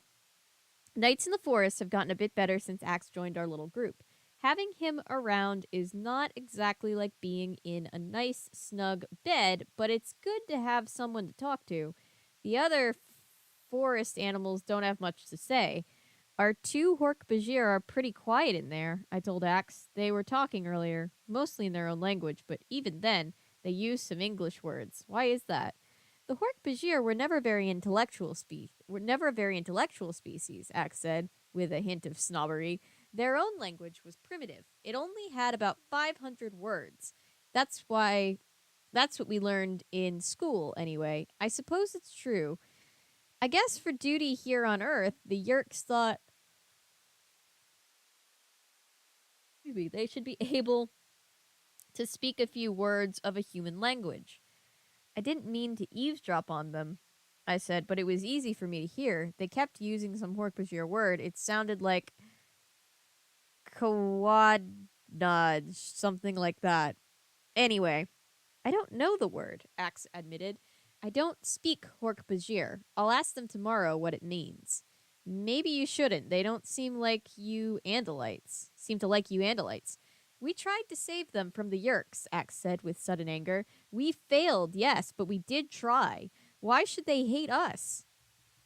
I don't know, Axeman. Maybe. Maybe. I lost my place. I don't know, Axeman. Maybe they've had Yeerks in their heads for so long they've just absorbed the Yeerk hatred of Andalites. Well, the Yeerks should hate us. We Andalites will defeat them in the end. And of course, you humans will help too. I laughed silently. Like Axe. I like Axe, but he's a bit arrogant about his own species. I guess I'll go patrol around again, Axe said. I haven't seen or heard anything unusual, though. Do you really think we can lead the Hork-Bajir safely to the mountain valley you mentioned earlier? I didn't answer. Mentioning the valley was just reminded me. Axe, have you ever just had information pop into your head and not know where it came from? No, I don't think so. Maybe something I forgot and then remembered later. No, this is like stuff I couldn't possibly know. It's like I froze. Texans. They were crawling through the woods. I could see them in my mind, huge centipedes, each as big around as a redwood tree. They moved on dozens of rows and needle-sharp legs. They held the upper third of their bodies erect, keeping their fragile rows of upper legs clear on the ground. Clear off the ground, sorry. Clear of the ground. Third tries the charm. I could see them in my mind. I could see them gasping, round mouths ringed with teeth. I could see the jelly glob eyes. Tobias, Axe asked, sounding concerned. Texans, I said. They are definitely Texans coming. Where? Axe asked in alarm, his tail cocked back, ready for a fight. They're coming. I looked around me in the dark woods, no sign of anything strange, let alone Texans, but I was dead sure that they were coming just the same. Axe, you know how I was just talking about knowing things I couldn't possibly know? It just happened again. Just now, there are like a dozen Texans coming this way. Somehow, they can smell the Hork-Bajir like bloodhounds. All four of Axe's eyes looked up at me. He looked grim. Taxon trackers can sense warm flesh from miles away as long as they have a sample. They're special breed of Taxon. How did you know that? How did you know Taxon trackers hunt by smell? I don't know, Axe, but I'm sure going to find out, I said angrily. Someone or something is using me, and I don't like it very much. Axe ignored my outburst. If the Yeerks have sent Taxons, they'll be back up with the Hork-Bajir, or humans. No amount of Taxons could ever destroy a pair of Hork-Bajir. Jarahami and Ket Helpak could slice up Taxons all day. Can we throw the Taxons off the scent, I asked. No, if they have smelled the Hork-Bajir, nothing will throw them off. Then we have to move the Hork-Bajir now. Taxons can't be all that fast, but we need to move out. Axe, I can get the Hork-Bajir started. You have to get Jake quickly. Tell him what's happening. Yes, Tobias, I'll do that. But how will we find you if you're busy hiding from the Yeerks? Take to the air. You'll all have bird or raptor morphs, eagles, osprey, falcons. Use them. There's nothing raptor eyes can't find. I'll be headed towards the mountains. Heading towards the mountains with a pair of Hork-Bajir while someone or something used me like a sock puppet. Well, that was going to change. I was the predator. I was the hunter. No one was going to use me.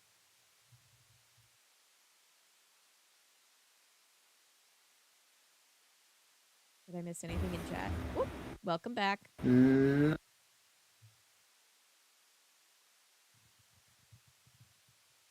I know, Tobias loves to brag about how badass hawks are. Okay, there we go. Tobias loves to brag about how badass hawks are. Yeah, I'm so cool. But then he's like, I love Axe, but he's a little braggy about his own kind, and it's just like, buddy boy. This is why I don't like Tobias. Bro. This is why I don't like Tobias. Yo. He really is quick to point fingers and do all that stuff. Yeah, it's Wait. true. Wait, can you hear me? Hello? Can you hear me? Yes. Am I on?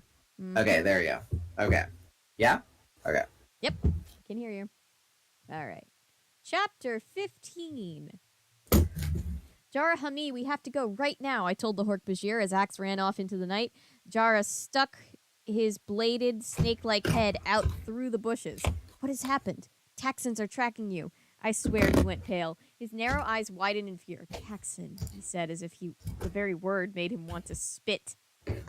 But he reacted very quickly after that. He was back into the cave and came back out with Ket. I still couldn't really tell one of them from the other, at least not in the dark. Dark, Ket said, looking around. Yeah, I know, but I guess That won't stop the Taxon, so let's get going. But how exactly we were supposed to move through the pitch black forest? I had no idea. I couldn't see, and to my disappointment, the Hork-Bajir were not at all that good at seeing in the dark either. It was tough going. I couldn't exactly drag my feathers through thorn bushes. The Hork-Bajir couldn't fly, and it was totally dark, the kind of dark you only get when you are a long way from the light of homes and cars and street lamps. It was so dark you couldn't see a tree till you ran into it. It was like being blind. I rode on Jarahami's horns just like I had with Rachel, only we were moving more slowly and trying not to leave tracks. Where? Jarahami asked. Go where? I don't really know. I grumbled. I guess the little voice in my head will tell me. The Hork-Bajir grunted like that made perfect sense to him. My head voice told me to run. When? What voice? I couldn't see his face, so I couldn't see his expression. Not that I would have known what a Hork-Bajir expression meant anyway. Ket, Halpak, and Jarahami are at Yerk Pool. Yerk drained out. Yerk in pool, head voice say, run, go that way. I sighed and narrowly avoided getting slapped on the face by a branch. Talking to Hork-Bajir is frustrating. You're saying the idea just popped into your head to run away from the Yerk pool? I asked. How will Jarahami and Ket Halpek be free? Head say, I will send a guide. What? Head say, run, Jarahami. No, that last part, about a guide. Head voice say, I will send a guide. Who, me? The Hork-Bajir didn't answer. I was quickly coming to realize the Hork-Bajir didn't really get a lot of things. Speech seems unnatural to them, and it's true, they are not the geniuses of the universe, which was fine. But I was getting more and more annoyed by the whole thing. I had been moved around, put in one place or another. Things I couldn't possibly know had popped into my head. I was being used, and I really didn't like the idea of that. I deeply didn't like the idea of that. Okay, that does it. Stop, I told the two Hork-Bajir. They stopped. The two big monsters just stood there in the dark between trees and waited. We go now? No.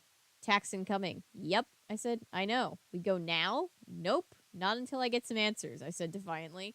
Tobias, man, walk and talk, my guy. This little parade stops right here until I get some. By the time I'd said answers, I was not in the forest anymore. I was not anywhere. Not anywhere I could understand, at least. I felt myself floating, hanging in the air, only there wasn't any air. I wasn't flying, just floating. There was light, a beautiful blue-green sort of light. It didn't come from any one place, though. It just seemed to be coming from everywhere at once. One thing was for sure, I was not in the forest anymore. Hello, Tobias. We meet again. The voice was huge, but not harsh. It filled my brain and seemed to resonate throughout my body. My feathers quivered, my fingers tingled. Fingers! And only then did I begin to realize that I was changed. I looked down at my body, and somehow, in a way I can't explain, I seemed to be seeing through my body, too. It was as if I could see everything from every angle at once, like I was seeing myself through a million different eyes. I was no longer a red-tailed hawk, but I was not human either, at least not the way I had once been human. I had arms that were wings, I had legs that ended in talons, I had a beak. It was a mouth, too. I know that all sounds crazy. I know it's impossible to really imagine it very well, but somehow I was both human and a bird, and some third thing was in between the two. We had seen many incredible things since we'd first found a dying Andalite prince in an abandoned construction site. Take a shot. I've seen Yerks and all their tools, the Taxons, the Geds, the Hork-Bajir.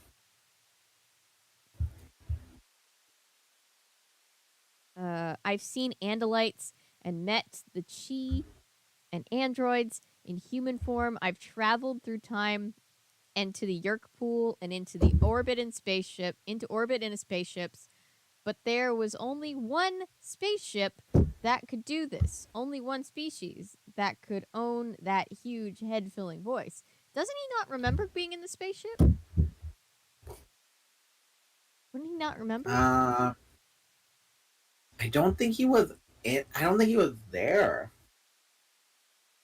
I don't think he was there when they first got abducted by Visser One's ship. We'll put a pin in that. Somebody in chat can answer that question better. That's Christopher B. Was Tobias there when the whole group got taken into space the first time and we met Visser One? That was my question. I don't remember. Truly. The Ellimist, I said in actual voice that came from my own mouth.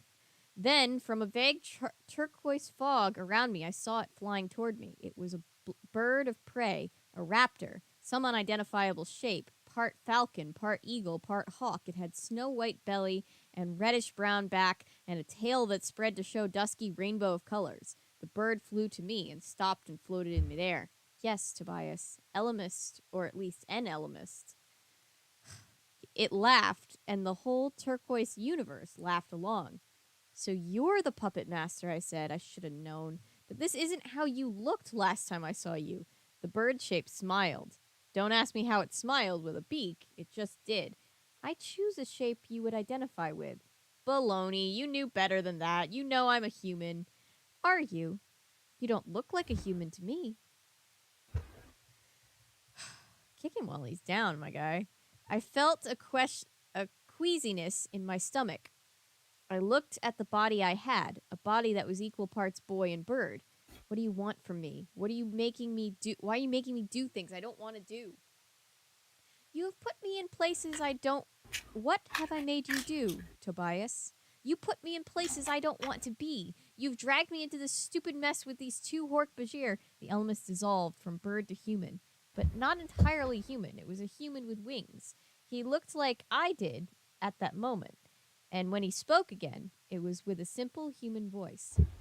Once I put you and your friends in a position to give your own former species a chance, I looked deep into the future and found a way to help you. Without using my powers directly, and now you are in a position to help the Hork-Bajir. Do they not deserve the same chance as humans? You're trying to save the Hork-Bajir race from the Yeerks? The Ellimist smiled again and shook his head. We do not interfere. Bullshit! We do not use our power for one species alone against another. Bull, I said. The Ellimist let that go with just a faint smile. Thank you. I will not force you, give Tobias that much. Thank you. I will not force you, Tobias, and I will not guarantee you will even succeed. There is every chance you will die and two Hork-Bajir will die, and all will have been a waste. Thanks. That really cheers me up, I said. Why me? Why stick me with this job? What am I, some kind of hero? The Ellimist didn't laugh. Tobias, you are a beginning. You are a point on which an entire timeline may turn. I guess that should have made me feel important, but it didn't. I wasn't interested in being flattered. You want me to help?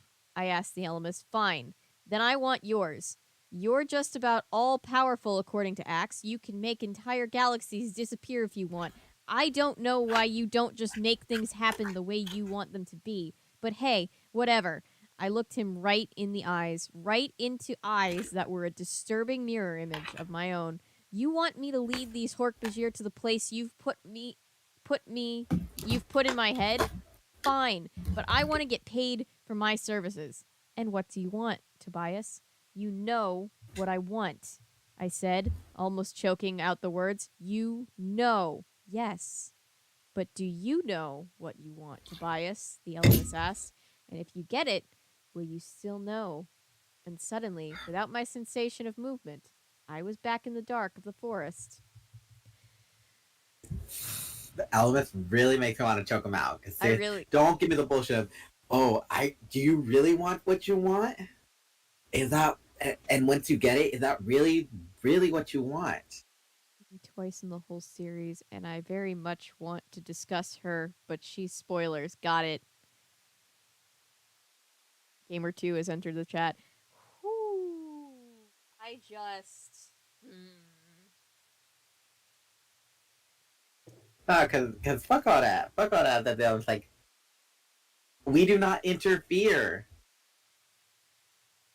Oh, you just choose to fucking meddle in people's affairs and guilt them into doing shit. I mean, yeah, it's funny to say we don't interfere because by being there, they're interfering. Just by definition of what Exactly. interference is.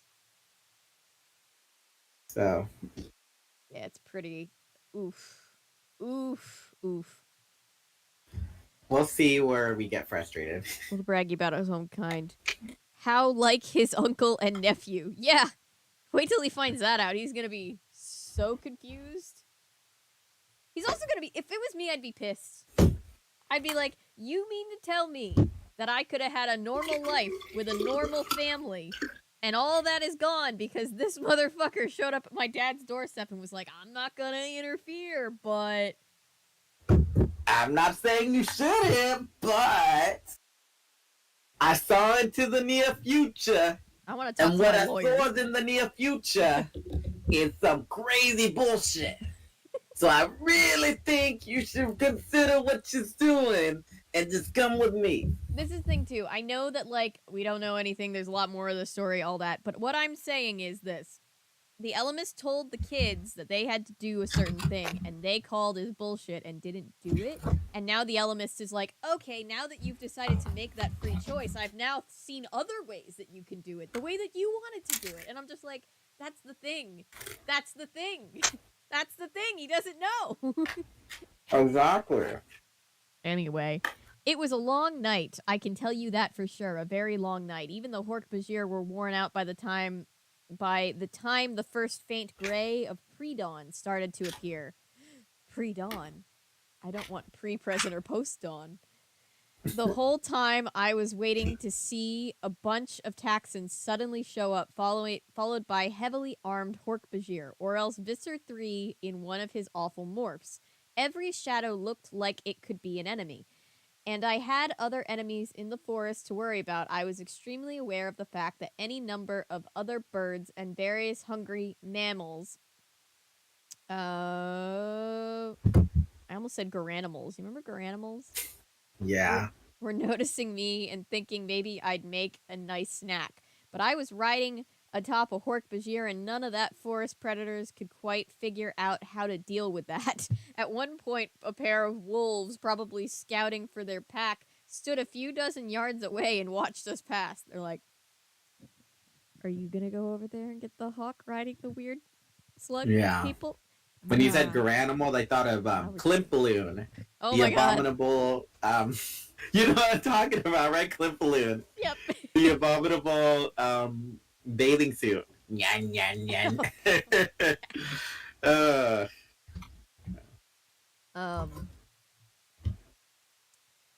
Wolves are very smart animals. They didn't know what the Hork-Bajir were, but they knew for sure they didn't want to mess with them.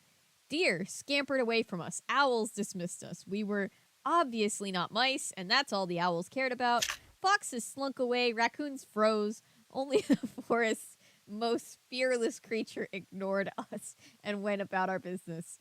In fact, I had to stop Ket Helpak from stepping on one. Stop! Stop! Nobody move! I yelled, having seen the warning stripes of this most fearsome animal. Yerks? Jara Hami responded. Taxons? Ket Helpak asked fearfully. No, worse, a skunk. Just let it go on its way. Nobody move a muscle till it's gone. Ha! Small animal. Not kill Jara Hami. No, it won't kill you. It'll just make you wish you were dead.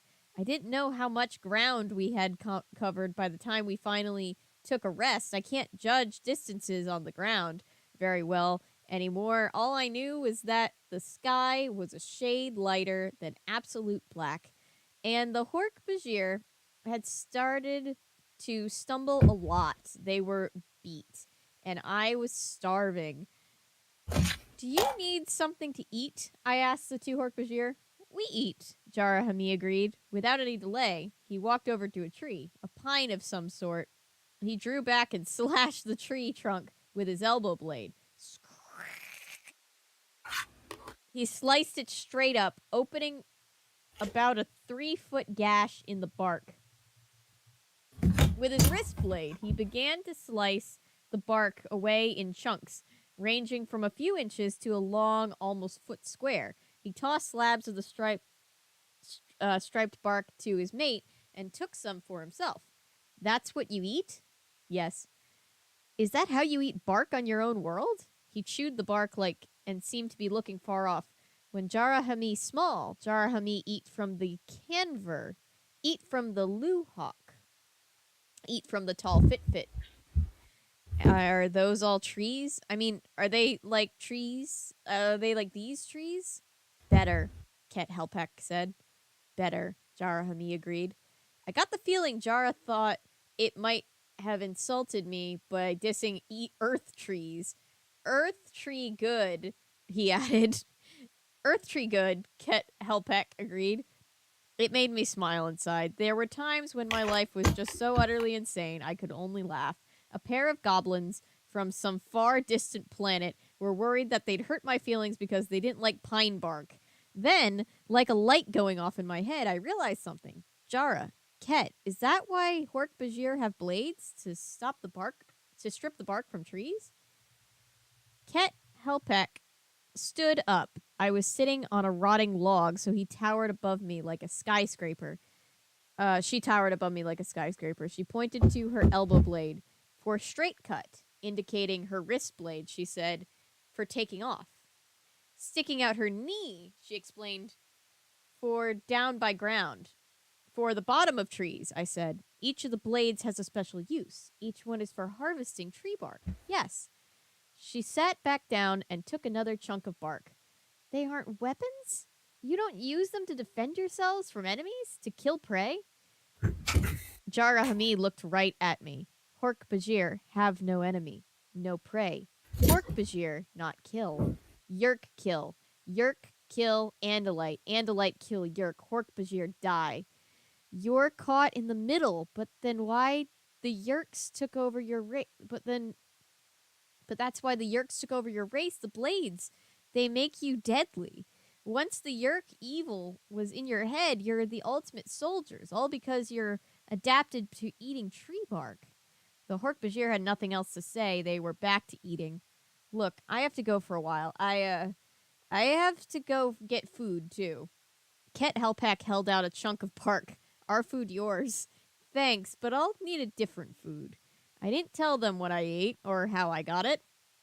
You know, it's strange. I never felt guilty about being a predator when I'm with humans. After all, good old Homo sapiens is the king of all predators. It's true. Humans eat meat too. The majority of us do. But these deadly-looking Hork-Bajir were not predators at all. Despite their looks, they were no more dangerous than a deer with a large rack of antlers. They were just victims, just a species that had the bad luck to look fearsome, and now they were caught up in a war between Yerks and the rest of the free species of the galaxy. I thought of all the battles we'd had won with the Hork-Bajir that had come close to killing me more than once. I hated and feared them. Now I just felt sorry for them. And I felt sorrier still because I knew that my friends and I would fight against Hork-Bajir again in the future. I'll be back in half an hour or so, I said, as I took wing. Don't worry, I won't leave you. Okay. So they were eating vegan jerky. Yes. Mm-hmm. Yep. Reminds me of the meme of where it's like when you stop on the side of the road for your vegan friends to have a snack, and then it's just a picture of SpongeBob eating grass. Yeah. They're so sweet. They just want to share. I know. I get like alien Midwestern couple vibes from these two. They're just like we just want to not be at war. We just want to. I get more of a, you know how we had like the whole war in the Middle East type of vibe. I get the more like the Middle Easterners caught in between. Oh yeah, like as far as like war allegories, but just like their personalities. I just like the way that they're just like so like they just remind me of like just like caring parents, in which I suppose, any part of the world has those, but I don't know, something about the way that they were just like, we'll share. I just thought of like my mom's or my friend's mom, who's just like very like Midwestern and just like, here you go, here's some lemon bars. Yeah. Yeah, they're cute. I like them. Um, as I flew up through the trees, I saw the sun just peeking out over the rim of the earth in the east. It instantly lit up the treetops with gold. It was a beautiful sight, golden leaves in dark shadow beneath, and clouds all red on one side and still night gray on the other. It felt good to be up at the ground. It felt good to be up off the ground. It felt good to have air beneath my wings and a cold, clean breeze in my face. I'd spent the night clinging to a hork-bajir horns and slogging through the brush. That was no place for a bird, or even a human bird shape. The air was still flat, no thermals, no updrafts, so I had to work hard, but it felt good, flapping my wings and stretching my cramped muscles. I would miss this when I became human again. When we're human again. Would the Ellimist give me back my human body and let me keep the morphing power? I hoped so. I'd hate to think I would never fly again. Below me, I spotted an opening. Not even a meadow, really, just a small clearing with tall grass and fallen logs, and the telltale burrow openings of rats and voles and other tasty morsels. But I had to be careful. The clearing probably belonged to someone, another hawk possibly, not to mention other species. I had to get in and fast. Get in, make my kill, and bail. I swept the ground with my laser sharp eyes, looking for the movements that would betray a mouse or a rat. Sometimes, when the light is just right and the hunger is sharp, it's almost like I could see right through the ground, like I can see the mice and their warm burrows. Maybe that's why I didn't see the danger. Maybe it was because I was totally focused on eating from up high. Then I hit a sudden air pocket. It threw me off balance and I nearly splattered myself into the dirt. I yanked back just in time and lost my rat. Oh man, I complained. Whatever happened to the good old days when breakfast was a nice, easy bowl of Wheaties? Well, it would be that way again soon as the Ellimist kept his promise to me. A warm bed at night and a nice, easy breakfast in the morning. Not that that's how it had been when I was human. I hadn't exactly been in a nice, normal family. See, both my folks left a long time ago. Did they? I didn't know.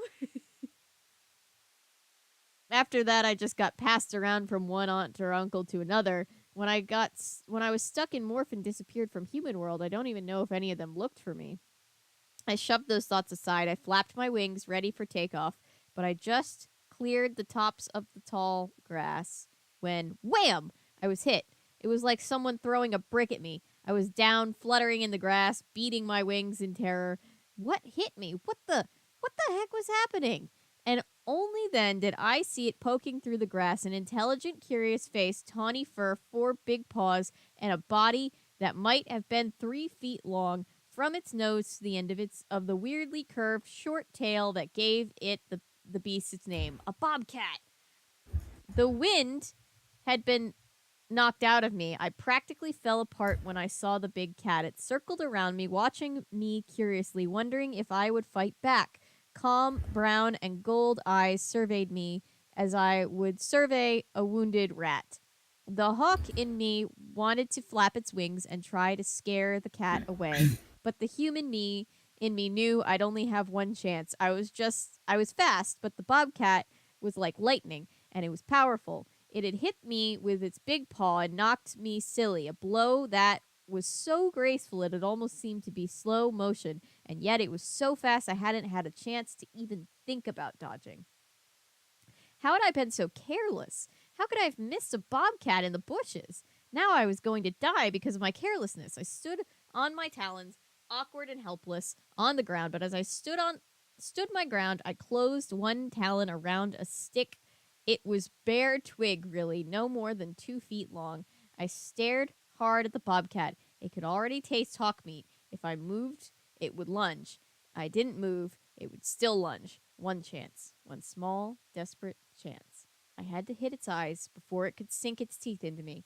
The hawk in my head screamed, "Fly, fly, fly!" But the human in me said no. The hawk couldn't win this fight. Only the human could. I clutched the stick tightly. Lunge! The bobcat flew at me. I jerked back, bringing the stick up off the ground. Yoo! The bobcat howled as the sharp stick poked his left eye. Ah.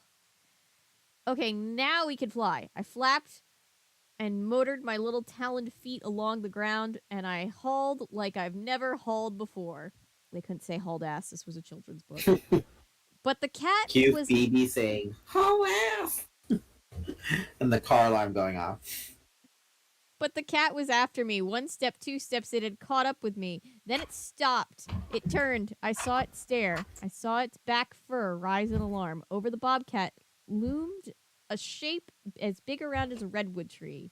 3 rows of tiny, weak claws snapped and clawed at the air. The gigantic centipede head drew back, and I could see 2 of the red jelly eye clusters. Taxon! Down came the round red mouth on the bobcat, and the Taxon swallowed the cat in a single bite before the shocked animal could figure out what to do. I was already flapping my way clear of the ground. Thorns and twigs and raspy grass ripped at me, pulling out feathers, but I didn't care about a few feathers right then. I found the breeze, and thank Mother Nature for giving me wings. I shot up and up until I was a treetop level. Only then did I even look back. They were crawling across the clearing and through the trees, a dozen of them, Taxons, out in daylight, out where some unlucky hiker could see them. It was insane. Insane. Behind the Taxon trackers marched a virtual army of Hork-Bajir warriors, and with the Hork-Bajir were dozens of human controllers and all armed to the teeth. It had hit me with the full force. The Yeerks didn't care about being careful. The Yeerks were going to capture the 2 fugitive Hork-Bajir, no matter the cost, no matter who died. It was pure Yeerk ruthlessness unleashed. This was an army. An entire army against me and 2 decent, simple, not very bright Hork-Bajir. Don't call them not very bright. And I still hadn't had breakfast. This is what I'm talking about. He's always got to throw in the extra salt. Always extra salt. Does TAC even go into what happened to Lauren? The Andalite Chronicles? No, it doesn't really.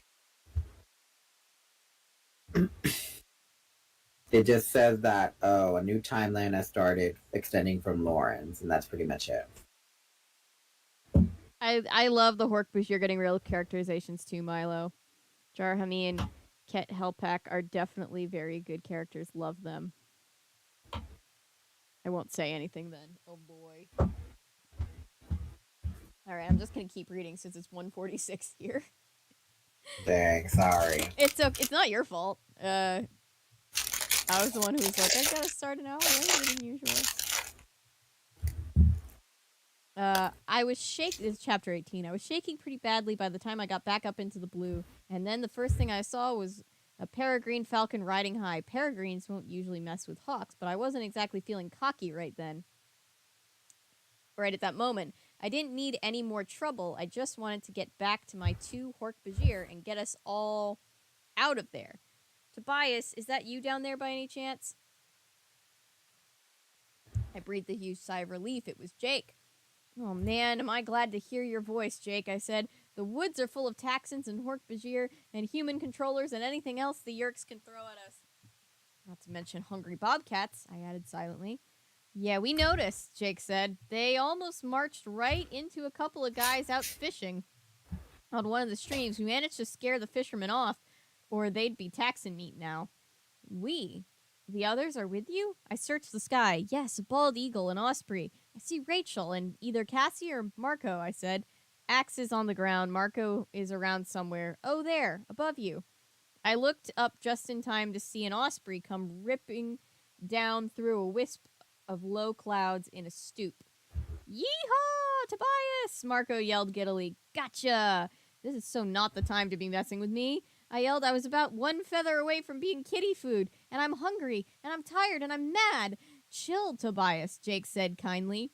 You can relax. We're all here to help you now. I heard Cassie thought-speak voice coming from fairly far away. Tobias, we've been thinking, you know how you seem to keep ending up in just the right place at just the right time? Or just the wrong place, depending on how you look at it, I muttered. We're thinking maybe there's some other power, some force, some person interfering with you, kind of manipulating you. If it had been anyone but Cassie, I would have probably said something sarcastic, like, no duh, but it's impossible to be sarcastic to Cassie. Yeah, it's definitely someone messing with me, I said, an old friend of ours. Who? It seems the Ellimist is trying to save the Hork-Bajir. Not that he'll admit that. Axe was right, Cassie said. He guessed it was the Ellimist. My son. Rachel was close enough now to communicate. Yeah, and you know how Axe feels about that guy or creature or whatever the Ellimist is. Axe says to watch your butt. The Ellimist plays games with people. No shit. I thought of the Ellimist's promise to me to give me what I most wanted, but when I realized the conversation, I couldn't. But when I recalled the conversation, I couldn't exactly remember an actual promise. I felt a chill in my bones. Had the Ellimist really promised to make me human again? Sorry. Are you okay, Tobias? Rachel asked. I could tell from her tone that it was a private message. Only I could hear it. Yeah, I guess so, I said. The Ellimist says he'll, make me human again. Somehow, putting in actual words didn't sound right, and yet that was what I wanted to be human again, to live like the others, to eat cold cereal and fried eggs for breakfast. Ooh. Instead of hunting and killing, to spend my nights inside in a bed, to sit down and watch TV or just sit at all. Tobias, that would be so great, Rachel said. Yeah, but like Axe said, the Ellimist plays games, or we still have to save the Hork-Bajir without getting wiped out ourselves. And the thought-speak voice Jake and Cassie and Marco could hear. I, too, said, follow me, guys. I'll take you to our 2 alien friends. It's like when you have the side group chat with just you and like one other person to talk with it, where the rest of the group chat can't see.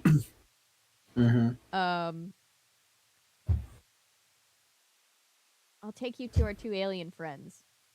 I turned at an angle to the breeze. It was coming up just behind my right wing. It can be hard flying that way if the wind is too strong. You have to keep correcting if your direction, because the wind will kind of sneak up and push you off course. We flew hard as soon left the Yerk army. Beside Yerk army behind, I spotted the 2 Hork-Bajir through the trees. They looked like they were talking. Looking closer, I realized that they were holding hands. Oh. I felt embarrassed just dropping out of the sky on them. Hey, you too, I said. I'm coming in. Some friends are with me. We landed in the trees, and now we were facing a serious decision, a life and death decision. The others were all close to the 2-hour time limit. Oh, they had needed to demorph. But so far, we had not revealed our true species to the Hork-Bajir. If they were ever recaptured by the Yerks would have access to everything in their heads, every memory. Jake, I asked, what are you guys going to do? It's a big gamble letting these 2 know what we are, he answered.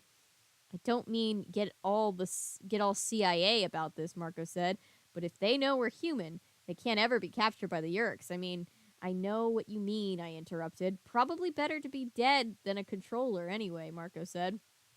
Easy for you to say, Rachel said. Let me talk to them. Jara and Ket are my friends, I said. Hork-Bajir? Marco crowed. These 2 walking Cuisinarts? These 2 7-foot-tall lawnmowers? These living razor blades? These are your friends? Your son is not being very accepting. I'm very disappointed. I ignored Marco, looking at Jara Hami. Jara Hami, I need to know something. If the Yerks capture you... He didn't even let me finish. He flung out a blade arm, slashing the air. Then, more carefully, he pointed it at his own head, right at the scar from the cut he'd made. No more Yerk here. Free or no Jara Hami. No Ket Helpak, only free. Free or dead, Ket Helpak said harshly. I I see why you like them, Tobias, Rachel said. She fluttered down from the tree. She began to demorph. I heard Jake sigh. Well, I guess we take a chance. Within a few minutes, everyone was human again, except me, of course. I guess we surprised the Hork-Bajir. I don't know what they expected us to be. But it wasn't human. The two big aliens just stood there and stared. And then, when they realized what Jake and Rachel and Cassie and Marco actually were, they laughed. At least I think it was a laughter. Who knows how Hork-Bajir laughs? Human folk, Ket Helpak said, sounding amazed and possibly gleeful. Jara Hamid looked at me. You human folk? I used to be, I said. Well, I'm not exactly the same as I used to be. I've changed. Jara Hamid changed too. Not free. Now free. That's when Axe came barreling through the woods and leapt right into the middle of our little group. He was carrying a bag. In the bag were shoes for the others. See, when you morph, you can morph tight clothing, but shoes just can't be done. Axe set the bag down. Take a shot. Take a shot. Can't morph shoes. Can't morph shoes. Axe set the bag down and stared in the way that only Andalites can stare, in all directions at once. This is very dangerous, letting them see what you are, Axe said heatedly. These Hork-Bajir can never be recaptured. They can never be taken alive now. They won't be, I said. They're going to be free. Free or dead, Jara Hamid yelled. Okay, I definitely like these guys, Rachel said. She kind of cocked her head and looked up at Jara Hamid. Free or dead, she yelled, just as loudly as the Hork-Bajir had. Cassie and Jake and I yelled it too, with slightly less enthusiasm. In my case, I'd been too close to being dead just a few minutes ago. I'll give you 2 to 1 odds on dead, Marco said grimly. And if we keep yelling with a bunch of Taxons half a mile away, I'll make it 10 to 1. Rachel ran over, grabbed Marco by the shoulders, and gave him a good hard shake. Come on, you big baby, say it, free or dead. Yeah, free or dead, Marco said. Then he laughed. Rachel, you don't know what you're insane, right? Yes, but she's a Packard Foundation outstanding student who's insane, Oh my gosh. Cassie chimed in. I'm sure the Yerks will be impressed, Marco said.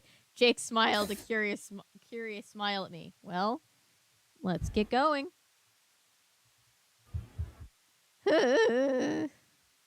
What? Not what I wanted. Not what I wanted. Ah, that's our thumbnail. We don't need the thumbnail.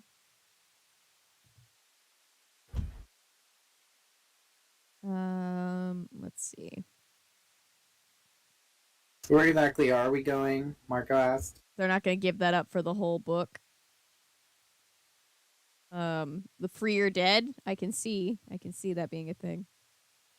Not one of Marco's better outings. You know, you really need to sit down and have a talk with your son about acceptance. My son is still learning. My child is fine. Fuck you, my child is fine. Rome is not built in a day, but he is progressing, and yes, he has regression, but he is progressing in his learning. So I feel like it should not be expected for him to make such overnight results instantaneously. I see that, but as his parent, you need to have these conversations with him.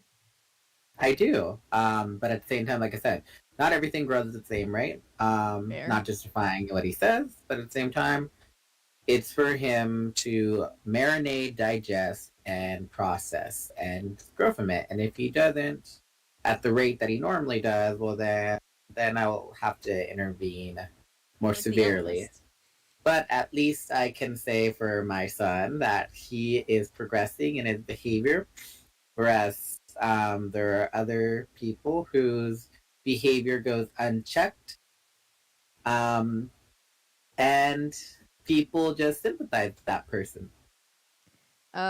Milo, I thought this too. You know what's sad is like no one seems to notice Tobias' disappearance at all. I don't think he was even reported missing. I don't think even the school cared. That's really sad. Yeah, I don't think anybody cared.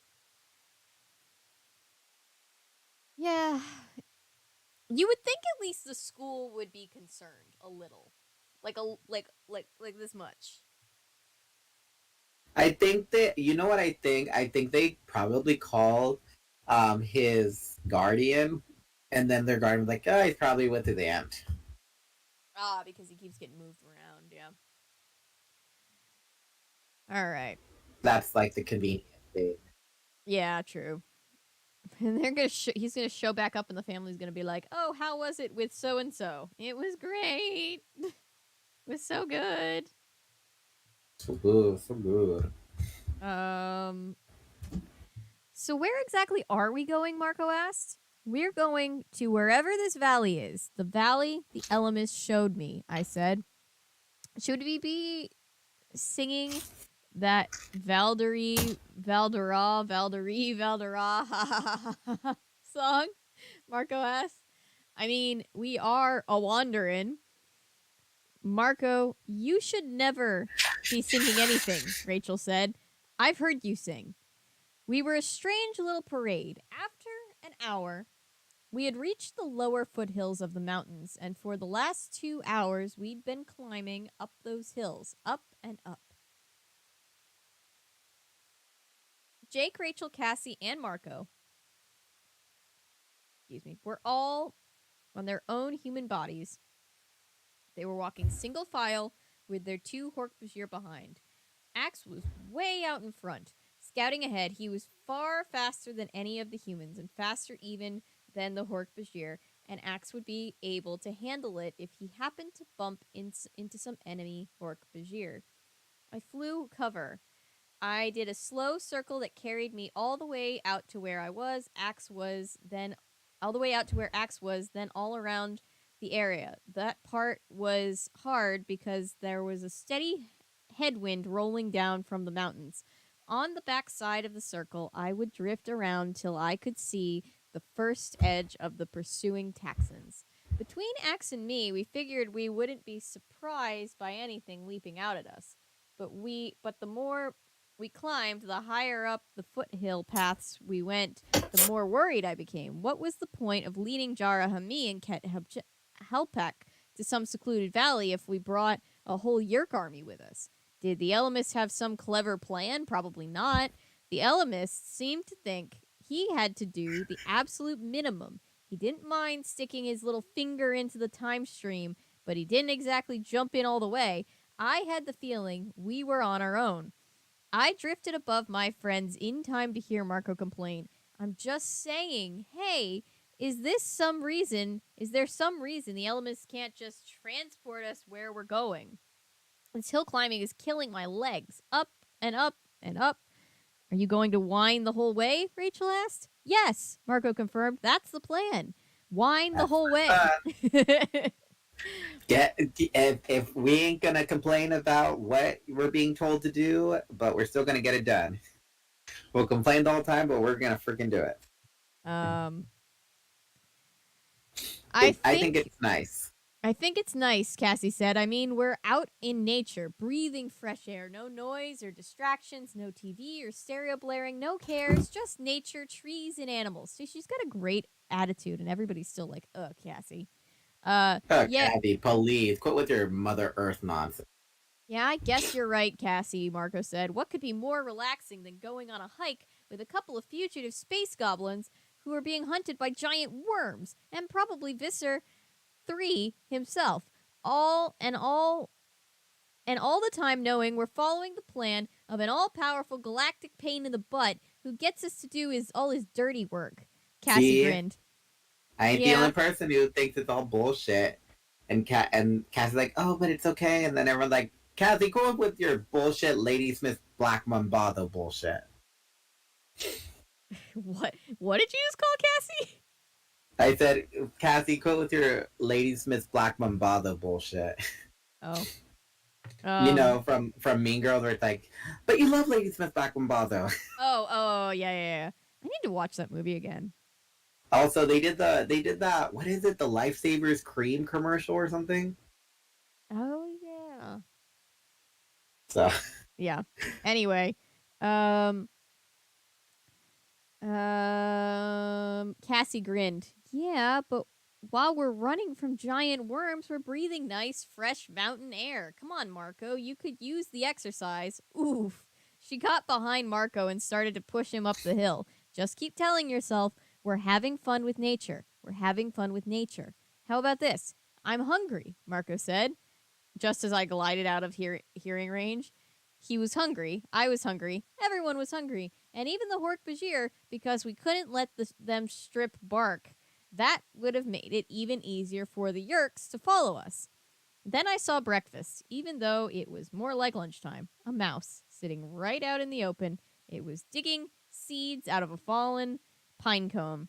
I hesitated only for a moment, then down I went. It was a perfect strike. Felt great. The hawk part of my mind was in a pretty simple outlook on life. When it eats, it's happy. And there are a very satisfying sensation that comes from doing a job well, even when the job is hunting mice. I was just back above the trees when I saw the disaster looming, and I heard that characteristic sound. Copters, I yelled. But the others were all too far away to hear me. I cursed myself. Idiot! Idiot! While you were hunting, the Yerks brought in helicopters.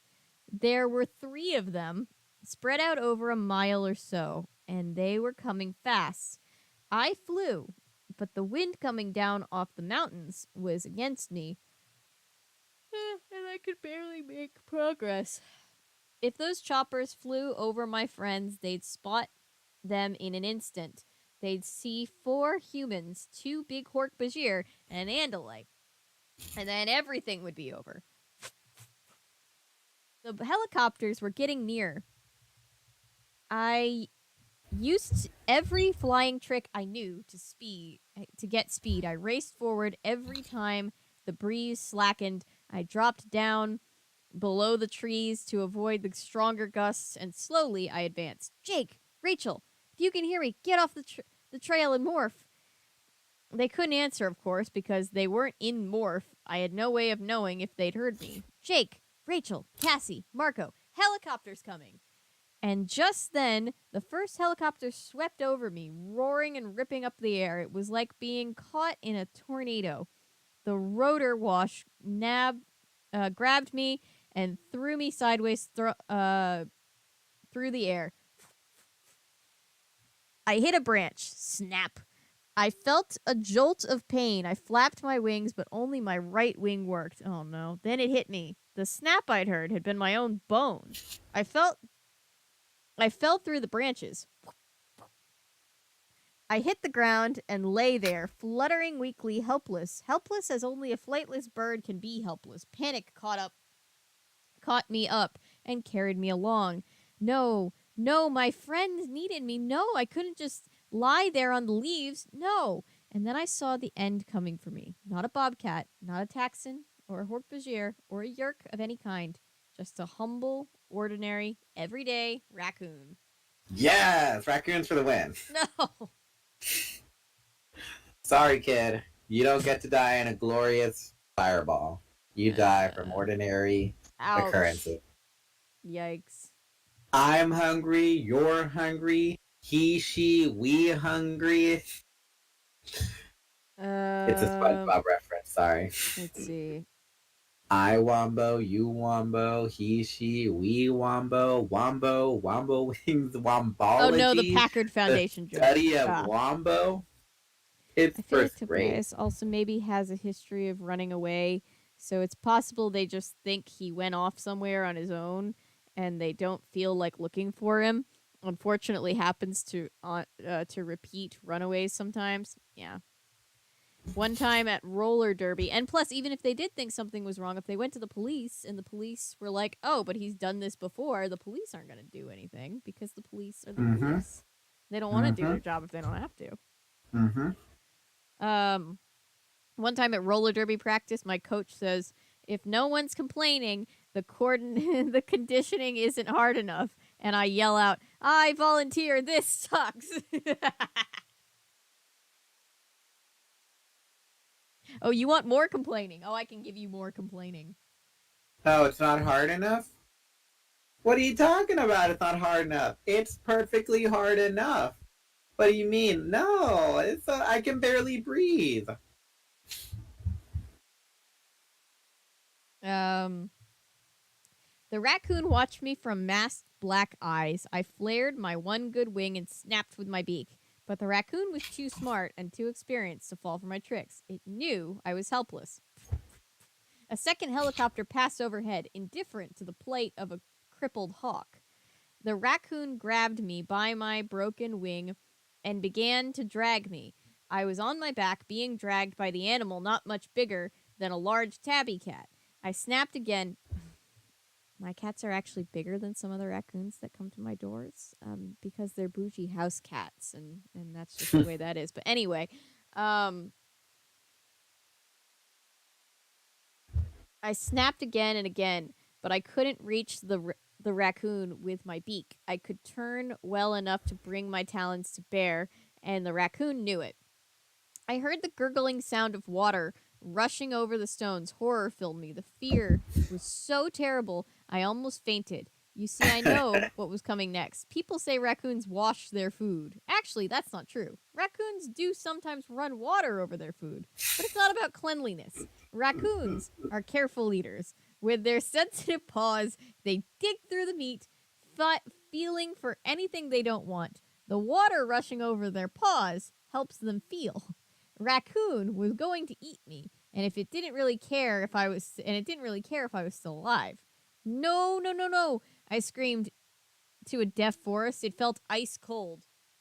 Water flowed through my feathers, and I felt the busy fingers of the raccoon. No, no! You asked me for payment in exchange for using you. Would you like your reward now? The Ellimist. Now? Now, yes! Now would be a really good time, I screamed. It is done. What's done? Nothing is done, you lunatic. I'm still a bird. Of course. Help me. The raccoon was literally looking down at me like you might look at a steak. He was deciding when to bite first. The Andalite gave you power. Use it. I was too insane with terror to figure out what he was saying first. Then it dawned on me. What? That's my reward? That's all? You're giving me back my morphing power? It's what you wanted. I wanted to be human again, I screamed. You liar! You cheat! I want to be human! But the Ellimist said nothing more, and my problem right there was the raccoon. His tiny razor-sharp teeth were descending down on me, so with my last ounce of self-control, ignoring the searing pain in my wing, I turned just enough to grab out one of his hind legs in my weakened talon. Focus, Tobias, I told myself. Focus or get eaten. I focused. I concentrated with all my will. And to my utter amazement, I saw the raccoon's eyes cloud over. I felt his grip weaken. And like a miracle, I felt myself begin to acquire the raccoon. I felt it become a part of me. I had morphed only two animals, a cat and a red-tailed hawk. They'd never escaped the red-tailed hawk morph. I didn't have much experience morphing, not like the others.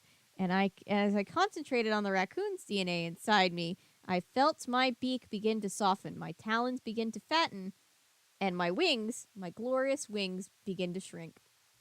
What, no. The real raccoon, recoiled in surprise. He stepped back and stared as I morphed into him. It wasn't much of a change in size. Raccoons aren't much larger than hawks, but everything else was different. My eyes were growing dim, and suddenly I could smell as well as I could hear. Feathers were melting into gray and black fur. I was morphing. The real raccoon had enough. Isn't this the same thing as being human again? Because he can just morph human, now that he can morph. Yeah, but the condition being that he can only morph for 2 hours. Or what? He just stays human? Yeah, and then he can never morph again. Fair. Still, better than being a hawk forever. Stupid! Why can't the elements be like, okay, you're human again, and you can morph? You're like, I'm gonna leave you as a bird, but at least now you can morph. Don't you feel better now? But at least he can be a human sometimes, if he wants to keep his power.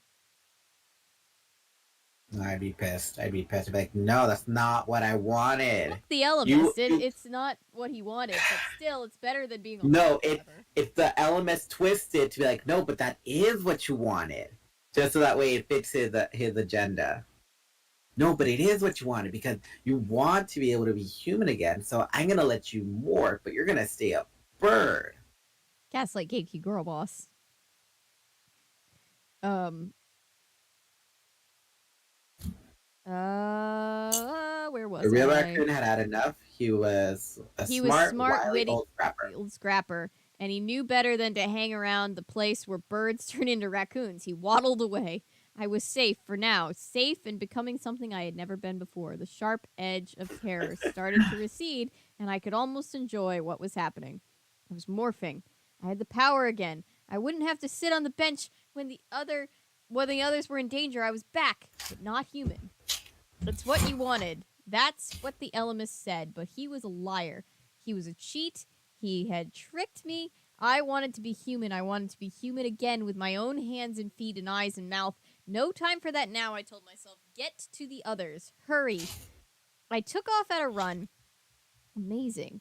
It was amazing to be running, to be down on ground level with things rushing past. The ground was so close below me. It was scary in a way. I kept thinking, pull up, pull up, pull up. In my guts, I felt this need for altitude. It's dangerous flying too close to the ground. And no matter how I tried to hurry, the raccoon's body was not built for speed. It lumbered along. It seemed to need to stop constantly to sniff at this or that. It wasn't that I couldn't control the body. I could. That part had been fairly easy. I mean, the instincts of the raccoon, the urgent need for food, the fear of predators, all that was normal to me. I just couldn't get the stubby legs to move fast enough. My friends were half a mile away, and I never reached them in time to help. I stopped. I was panting heavily. The raccoon heart was racing. What could I do? What could I do? I'd ended up in a useless morph. I craned my raccoon's head upwards. I couldn't see very well, but I knew the sky was up there. I could see a faded sort of blue through the trees. Wait, was it possible? Could I re-morph back into my own body? My red-tailed body? DNA isn't affected by injuries. If I morphed back to red tail, I wouldn't have the broken wing, would I? The others had done it. They had morphed out of injured bodies, and when they remorphed, the bodies were whole again. I had to try. It was so stupid. I'd been left out of so many missions because I couldn't morph. Now I could morph, and I was totally useless. I focused. I closed my weak raccoon eyes and focused on a different body. A body with feathers and wings, and slowly I became myself again. It's interesting that he's now thinking of the bird as himself. Mm-hmm. But that, like I said, even Tobias understands that he didn't get what he wanted. The Ellimist just gave him partly what he wanted. Like I said, only because the Ellimist is playing some sort of like omnipotent game with some other higher up beings. True, Milo. He would be really weird because he'd spent like a year as a bird, so he wouldn't be like socially adjusted the way that he should be, and he also wouldn't be able to help them because he's just a guy. Yeah, but it's like, why? What was so difficult for the Ellimist? What was so difficult for the Ellimist to give him his human body back, and then still let him morph? Yeah. Well, I mean, at least he can be a human sometimes now, so that's good. That's something. So it's just that. It's like, why? And then it would have been an interesting story of him reintegrating into normal, quote unquote, normal society, after being off the grid for months. Yeah, I don't like the Ellimist. The Ellimist can't be trusted, but also he can morph back human, so he is a net positive at least. That's something. A little bit. A little. But that's basically saying, oh, You need my help? Oh, potential voter of mine, said the politician. Oh yeah. Oh, well, I will give you, these government benefits, but they are very limited. Oh yeah. But I'm still giving you what you want. Yep. Yep. It's kind of like being like, oh, we have the ACA, Affordable Care Act. You can only use it in very specific places, and not every hospital takes it. That's the same Mm-hmm. thing as having universal health care. It's basically that. I flew. I don't. You also have to make enough money, but not too much money. There's Yeah. a window there. You can be too poor for the ACA. Ask me how I know. I flew. I'd only been without my wings for a few minutes, but still I felt weirded out. I mean, I know us others are used to being in different bodies, but I'm not. I peered ahead with the hawk sight. I saw no helicopters. I did see a few shaking treetops. Large beasts were moving beneath those trees, Taxons and Hork-Bajir. I flew out and soon saw the tail end of the Yerk search army. Human controllers, the human bodies wearing out, staggered up the hill. Ahead of them, Hork-Bajir warriors. They were stronger and faster than the humans. The sergeants had to keep holding them back so that they wouldn't leave the human controllers behind, and in front of them all, the Taxon trackers continued their search. I flew hard and fast, and then, at last, I saw the helicopters. They were low to the ground, they were spread out in a line abreast, and unless I was totally mistaken, they were past when my friends would be. I felt a chill of fear. I knew what they were going to do. This time, it wasn't the Ellimist telling me what would happen. I was my own predator's. It was my own predator's instincts. I knew my friends were being hunted, and I knew how the Yerks would do it. The helicopters were a mile away, maybe a little more, so I heard nothing of them. But as I watched, I saw the sudden red spear that shot down to the ground. Again and again and again, the helicopters fired their blazing Draken beams down at dry trees and even drier underbrush. They were starting a forest fire. Within minutes, a wall of smoke was advancing through the trees. This wall of smoke had to be a mile long, end to end. It would block Jake and Rachel and the others. It would stop them and turn them back towards the waiting Taxons, the Hork-Bajir warriors. As I watched, a flutter of pale brown, some bird escaping the flames. As a stab of red, the bird fluttered and burned in midair. Jesus Christ. Had it been one of my friends in Morph? What am I supposed to do? I yelled at the Ellimist. This is impossible. I can't stop those helicopters. Are you just going to stand there now and do nothing?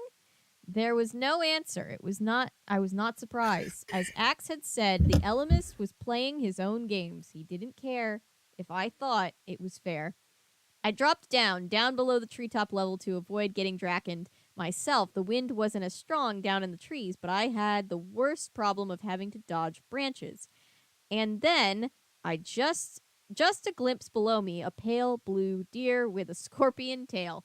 Axe! Axe, it's me, Tobias! Hello, Tobias, Axe said calmly, as if nothing were happening. Where is everybody? They are nearby. We seem to be in a trap. No kidding, I said, then aiming my thought speak at all my friends, I said, everyone keep your heads down. Don't try to fly at anything. The Yerks are shooting anything that rises above the trees. I came to rest on a rotting log. I was so exhausted I almost missed my landing and crashed.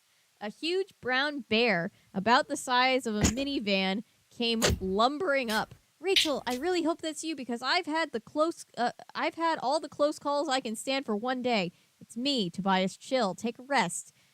Adjust your chi. We'll figure out what we have maybe 5 minutes before this whole thing closes in on us. The two Hork-Bajir appeared accompanied by Jake and his tiger morph. Cassie and Marco came running from the direction of the helicopters. Cassie's thick gray fur was singed. I could smell the reek of burned hair. More helicopters coming up to join the three, Marco reported. Oh, hi, Tobias. There you are. I figured you'd flown off somewhere to save. I decided not to take offense. I was just too tired to care what Marco said.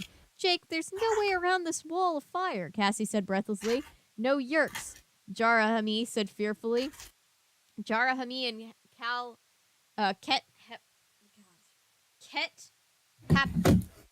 Helpek, there we go, free. We'll have to fight, Rachel said. We go straight at those Taxons, blow past them, catch the Hork-Bajir by surprise. No problem, we can. She stopped. Even she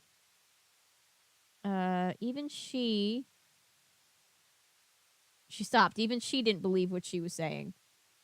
They won't stop till Jara and Ket are dead, Jake said flatly. The Yerks are not going to give up. They're flat out never going to allow 2 Hork-Bajir to escape. I guess it would set a bad example, Marco said, but he wasn't making a joke. If 2 get away, who knows? Maybe the others will try. The Yerks can't allow that. They need the Hork-Bajir to be without hope. They need them to be convinced there's no way out. Marco is right, Cassie said. Look at the risks the Yerks are taking. I mean, geez. They've started a forest fire. They have Taxons and Hork-Bajir all over this forest. They've gone nuts. Jarahami and Ket Helpak, free. Jarahami said again. It was as if he was trying to convince himself. Wait a minute, I said. Wait a minute. What you said, Jake? What you said, they won't give up till Jara and Ket are dead. Yeah, so? Jake asked. Then I guess he realized what I was thinking. Hey, Rachel is already morphing Jara. Hey, are you thinking what I'm thinking? Yeah, shit. I said. Oh, no. At least I think I am. When I was flying, I saw a deep ravine. We should still be able to reach it. It should be perfect, but we'll need Marco for in Gorilla Morph. We will? You lost me there, dude, Jake said. But okay, if you say so. Tobias, Marco, and Gorilla Morph. What else? And we need someone to acquire and morph Ket, I said. I'll do it, Jake said without hesitation. No, Jake, not this time, I said. I'll do it. No one said anything for a good 30 seconds. They just stared. They stared with wolf eyes and bear eyes and tiger eyes and all 4 Andalite eyes. They were trying to decide if I was crazy. You will? Rachel asked. You will? Yeah, I will. I'll morph Ket. I'll morph for Hork-Bajir. Wouldn't it be funny if he could have morphed this entire time and he was just fucking with them? Oh my gosh, if the Ellimist was like, oh, you could have morphed this whole time. What, you never tried? Ooh, I would have thrown hands. Like, you are telling me that I could have done that the whole damn time and my wish was bullshit? No, I demand another wish. Then Rachel clicked. The Ellimist? That's what he did for you? I thought he was going to make you human again. There was an edge of anger. Never trust the edge of anger in her tone of outrage. Ellimist, Axe practically spit the word. Never trust them. Oh no, Cassie whispered. That's it? He gave you back the power to morph, but not... No, I said evenly, as I could. Looks like I'm a full member of the team again. I can morph, but it looks like I'll still be a hawk. I'll be keeping my wings. See, even the main characters are like, what the fuck? Yeah, they're like, this is bullshit. I'll make false promises to you, fellow citizens. I'll tell you what you want when you really want. And once I'm elected, I will keep none of them. But, I mean, what are they gonna say? I thought, I don't know, part of me is like, wow, of course Tobias is going to be like, no, I'm going to do it, so that way Rachel and I can be a couple together and we can, jump off this ravine or whatever. I'm like, dude. Altering books, and that would be a really intricate plot line to follow. Oh, whoop. Hang on, what? Let's see, let's see. Oh, shoot. What? I'm just reading what I missed in chat. Wow.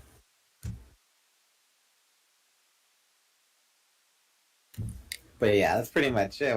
But at first, when they were explaining the plan, it was like, I thought it was like, oh, since the Hork-Bajir can heal so quickly from their cuts and all that, we're gonna stage it like as if we the Hork-Bajir got mauled or whatever. So Rachel and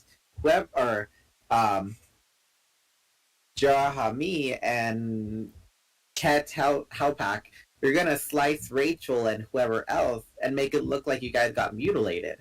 And then we're gonna stick you all back together. I thought that's what they were gonna do too. No, they're just gonna jump off in a romantic way, Well, they're holding gonna hands have. off the cliff.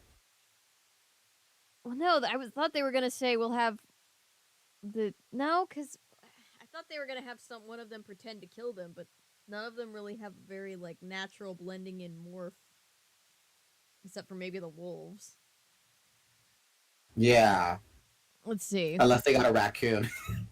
Just a raccoon waddling, holding it, and then just drowning it in the river. Oh my god. I quickly Fatality. the maniacal giggle as I'm like reading him be dragged to this like river.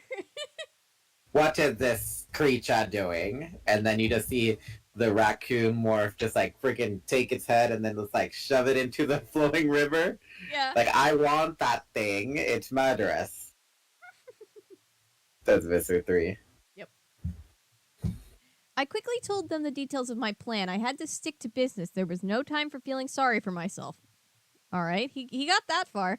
And I sure didn't want them feeling sorry for me. No time for pity, no time for anger either. There was nothing I could do to the Ellimist, nothing I could do. Okay, Cassie, we need you to stay in wolf morph. Axe, watch Cassie's back and try to stay out of view. Marco, you know your part, right? Yeah, I got it, he said nervously. He was temporarily human in between morphs. Marco's part of the plan was one of the most difficult, and if he failed, Rachel and I were dead. No problem, right? I said to Marco. Yeah, no problem. I just make sure one of you is a few seconds behind the other. I'll need some time. I know my role, Jake said. He was just coming out of his tiger morph. Up in the air. My old job, I said. Yeah, let's hope I do it as well as you always did, Jake said. Cassie, Axe, let's move out. Marco, quit worrying. It's just like catching a pass with your eyes closed. No big deal for mighty Marco. Marco laughed. That's it? Flatter me. Now I know we're dead. But don't worry. I'll be there. I fluttered over to stand on Ket Helpak's shoulder. It isn't easy to find a place to sit on a Hork-Bajir. I dug my talons in just a bit to the dark, leathery skin as I began to acquire the Hork-Bajir's DNA. Ah, that had to have hurt. All around I could hear the sounds of enemies closing in. I heard the of the helicopters, and now that they were getting closer, my hawk hearing could even detect the faint choo-choo of Draken beams. Sometimes there would come a loud crack, almost like a sudden thunder. It was the sound of a tree exploding as the Draken beam turned the tree sap to steam in a split second. And there was the roar from the fire itself, but I shut all of that out of my mind. All I had to focus on was acquiring the Hork-Bajir. Ket Helpak went slightly limp. I could feel the muscles relaxing. At last, I flew away to a bare spot on the forest floor. The others were all watching me, even while they did their own morphs. I think they halfway suspected I was nuts. They halfway wondered if I just made it up about being able to morph. I closed my eyes and held the image of the Hork-Bajir in my mind, and then very quickly I began to feel the changes. I sprouted up from the pine needles and dead leaves. I rocketed up so fast I couldn't help but yell. Ah! Whoa! Whoa! Hey, he is morphing, Marco said. I ignored the angry tone. I couldn't listen.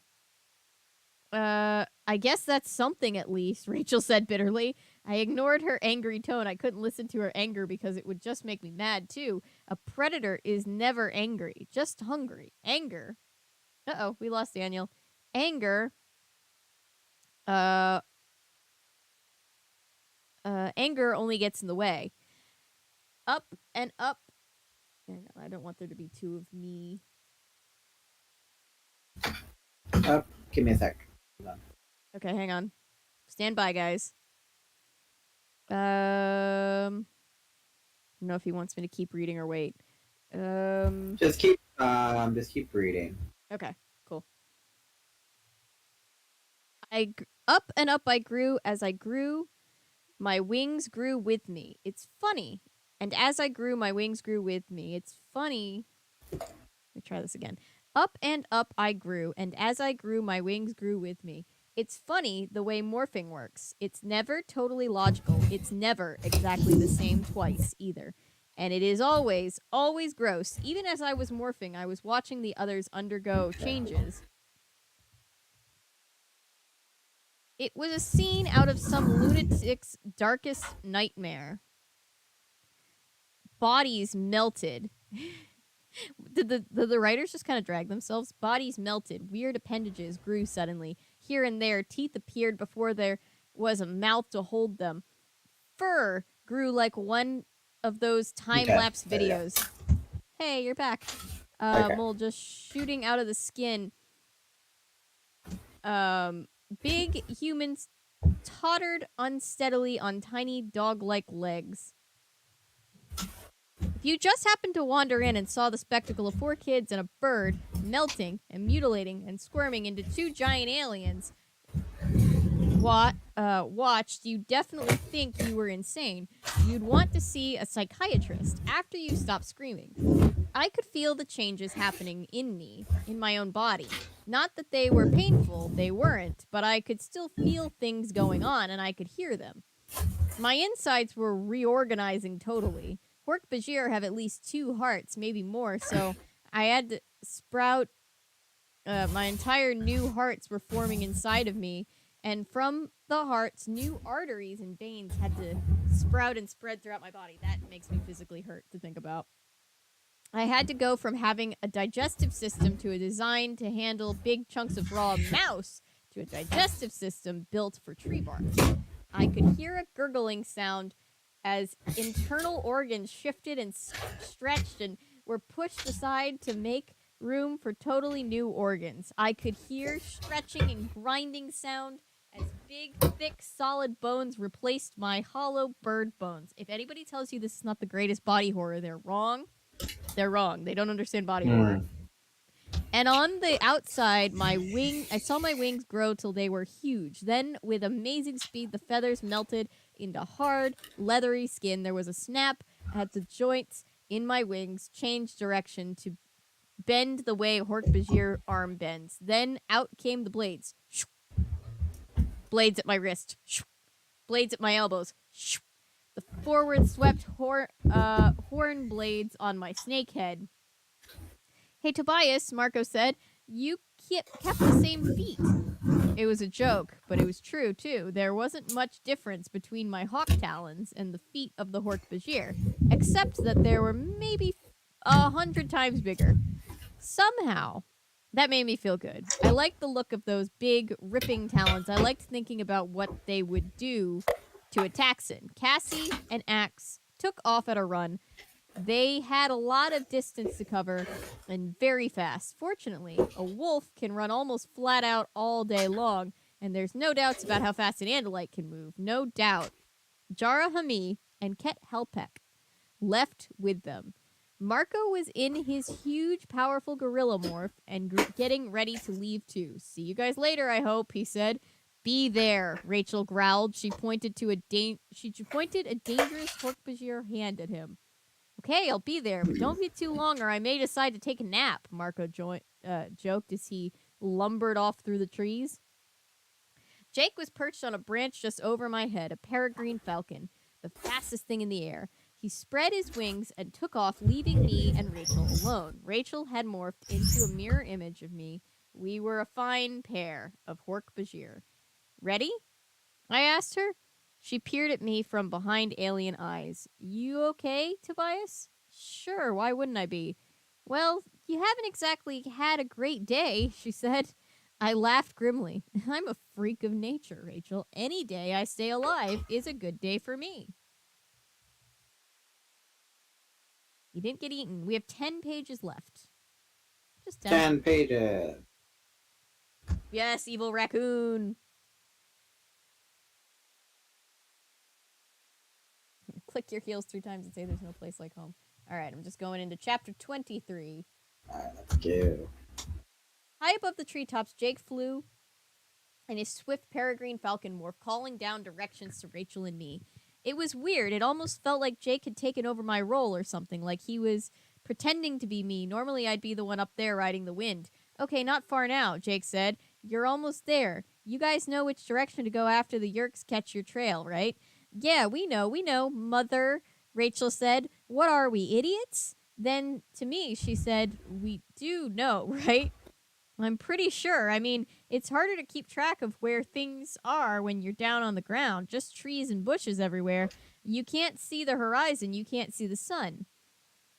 The forest was impossible for a Hork-Bajir trying to be quiet. I mean, we could have slashed our way through the brambles and the thorn thickets, but that would have attracted too much attention too soon. So we tried to hurry, but without making too much noise, and let me tell you, Hork-Bajir bodies are not built for quiet. That's why you have me up here, Jake said cheerfully, to guide you. Don't sweat it. I can see the ravine. I can see that Cassie and Axe and the two Hork-Bajir are getting into position, and I can see Marco. Heck, with the falcon eyes, I can practically see Marco's fleas. Easy for you to be cocky, I muttered. You're up there, be safe. You're up there safe. Yeah, Jake admitted. In fact, the fire forms are a semicircle around you. The Taxons and friends are on the other half of the circle. The only way open is the ravine, so we're just going to get one chance. Wonderful, I said. Okay, you guys, a big fat pair of Taxons are just on the other side of the pile of rocks. What pile of rocks? Rachel asked. Oh, well, I can see that there's a pile of rocks from up here. From where you are, it probably just looks like a thick tangle of weeds and thorns. Cool, Rachel said calmly. I guess it's time. Yep, ladies first. No, after you, I insist. We pushed our way through the bushes and climbed on top of what did turn out to be a pile of rock boulders. At the top, we stopped and stared. Just 20 feet away, we were two Taxons, two vile, disgusting Taxons, aliens, not just slaves of the Yerks, a species that had its own when given half a chance. A species that ate its own when given half a chance. I don't know if it was the hawk in me that was angered by the sight of the two humongous worms marching through a decent forest, or the human side of me that just didn't like gigantic worms, period, or some deep instinct of the Hork-Bajir mind. But I was suddenly filled with hatred and rage. The anger hit me like a baseball bat alongside the head. It was sudden and ferocious. The plan was to run from the Taxons, but all of a sudden, I didn't want to run. I wanted to see what my Hork-Bajir blades would do. I wanted to hurt the Taxons. Let's take them, I said. Rachel turned her snake head toward me. What? That's not the plan, Tobias. They shouldn't be here. Look at them, slithering around the forest like they own it. They shouldn't be here. This isn't their place. It's ours. It's mine. Tobias, calm down. It makes me mad, but we have to stick with the plan. No, we don't, I said. I'm tired of plans. Rachel grabbed my shoulders. I almost spun around and slashed at her. That's how mad I was. My arm actually came up as if I were going to strike, but Rachel didn't back away. Look, Tobias, you're mad, but it's not the time or place. The person you're mad at is beyond your reach. You can't get back at the Ellimist for betraying you. Somehow, her words penetrated the black rage that had swallowed me up. No, I couldn't get back at the Ellimist, and it was him I was furious at. It was him I was furious with. Wasn't it? Rachel was right. She had to be right. It was the Ellimist's fault. Stick to the plan, Tobias. Don't get us all killed because you're mad at the Ellimist. Yeah, you're right. The plan. Don't pull a Star-Lord. Stick to the plan. Rachel released my shoulder. I stared down at the Taxons. They had frozen on seeing us. They knew they were no match for a couple of desperate Hork-Bajir. But then, through the woods, shadowy figures appeared. Hork-Bajir warriors. Hork-Bajir controllers. Shreya... the Taxon shrilled in their own hissing language. From the trees, a dozen Hork-Bajir suddenly broke at full run. Out of here, Rachel yelled. Right behind you. We bolted, and we no longer had to worry about being too obvious. The Hork-Bajir were after us, and we had to use maximum speed to escape. The plan seemed to be working so far. Jake called down. Yeah, they're on us, Rachel said. The plan seems to be working so far, Jake called down. Yeah, they're on us, Rachel said. We ran through the bushes like only Hork-Bajir can run. Our arms slashed the air again and again, quick and striking snakes. We destroyed bushes and saplings like a pair of out-of-control, nuclear-powered lawnmowers. Slash, slash, slash, slash. Shot, shot, shot, shot. But there was one big problem with doing what we were doing. See, we were slowed down a little by having to cut our way through, and the Hork-Bajir behind us could just follow our trail. They're gaining on us. They're gaining on you, Jake said. Yeah, we noticed. How far to the ravine? Too far. You won't make it this way. Well, find a way, I yelled. I could see the pursuing Hork-Bajir. Their horn blades were bobbing above us, above the undergrowth. They could not be far behind. Not far. They could not be far behind us, not far, as in pretty soon I'd be smelling their bad breath. I can't tell what anything is from up here, Jake cried. It's like reading a map or something. What should I be looking for? We need to go at an angle, I said. Look for a gully or a ditch that runs around the path. The deeper the better. Oh, nothing. Wait, maybe that's a gully. There's a little stream running down it. Just tell us left or right, I yelled. Okay, left. No. I was thinking my left. Go right. Okay, 10 more steps. The Hork-Bajir were on us. In seconds, they'd have us in clear view. There, Jake yelled. Yeah, I said. We hit a tiny, shallow stream. It was almost hidden by overhanging vines and drooping branches. This way, Rachel. I crouched as low as my massive, stiff Hork-Bajir body could go, and I ran bent over along the stream. Rachel was inches behind me. Ow, she yelped. What? Your tail caught me in the neck. Never mind. Run! Run! Behind us, I could hear the noise of the pursuing Hork-Bajir grow louder, then slowly more distant. All right, Jake said. You lost them. Now you have to cut left to get back toward the ravine. Up and out of the gully, we leapt. Back on dry ground, we found some nice open country beneath very tall trees. Oh man, this isn't good, Jake said. What? Tell me. The fire is sweeping right down the lip of the ravine from the north, and the Yerks are closing the gap from the south. What do we do? I asked.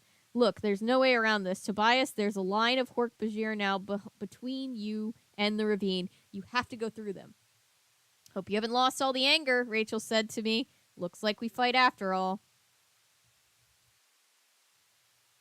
Woo! Close to the end. What was I gonna say?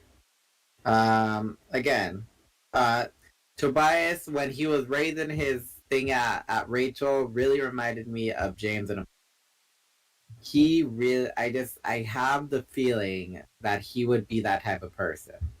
Oof. I mean, he's young enough. You get what I'm saying? He's young enough that he can learn not to be that person, though. But I feel like he's too emotionally impulsive. Because like, oh, this is our forest. They shouldn't be here. Like, just from that alone, and then almost striking Rachel. I feel like Tobias and Rachel are both volatile, and they're not going to balance each other out. I feel like I like Rachel and Axe because Axe is so like chill, and then Rachel's the one that's always ready to fight something. Whereas Tobias is emotionally impulsive, Rachel is, I guess she doesn't have foresight. She just thinks something's a good idea and just goes with it. Welcome back, Paolo. All I thought of was Rakakuni from Everything Everywhere All at Once. Good night, Milo. They messaged that a while. Good night, Milo. But even Christopher B like urged to scold Tobias like a fanboy rising. Mm-hmm. All right, like, almost nah, there. fuck the plan, said Tobias. Like, fuck the plan. 7 more pages. Dear God, thank you guys for still being here. And the VOD will be back for those of you who are too tired, because I get it. But yeah, let's just finish this. Let's see. On our left, fire. On our right, the front ranks of Taxons. Straight ahead, a ravine, 100 feet deep. It was like it had been cut with a knife, like someone had slashed the earth and made it cut so deep you could throw a skyscraper down it. The ravine was narrow, no more than 40 feet across. At the bottom, I knew was a rushing stream. In spring, it would swell with melting ice from the mountains. But now the stream was narrow, leaving wide, sandy banks on either side.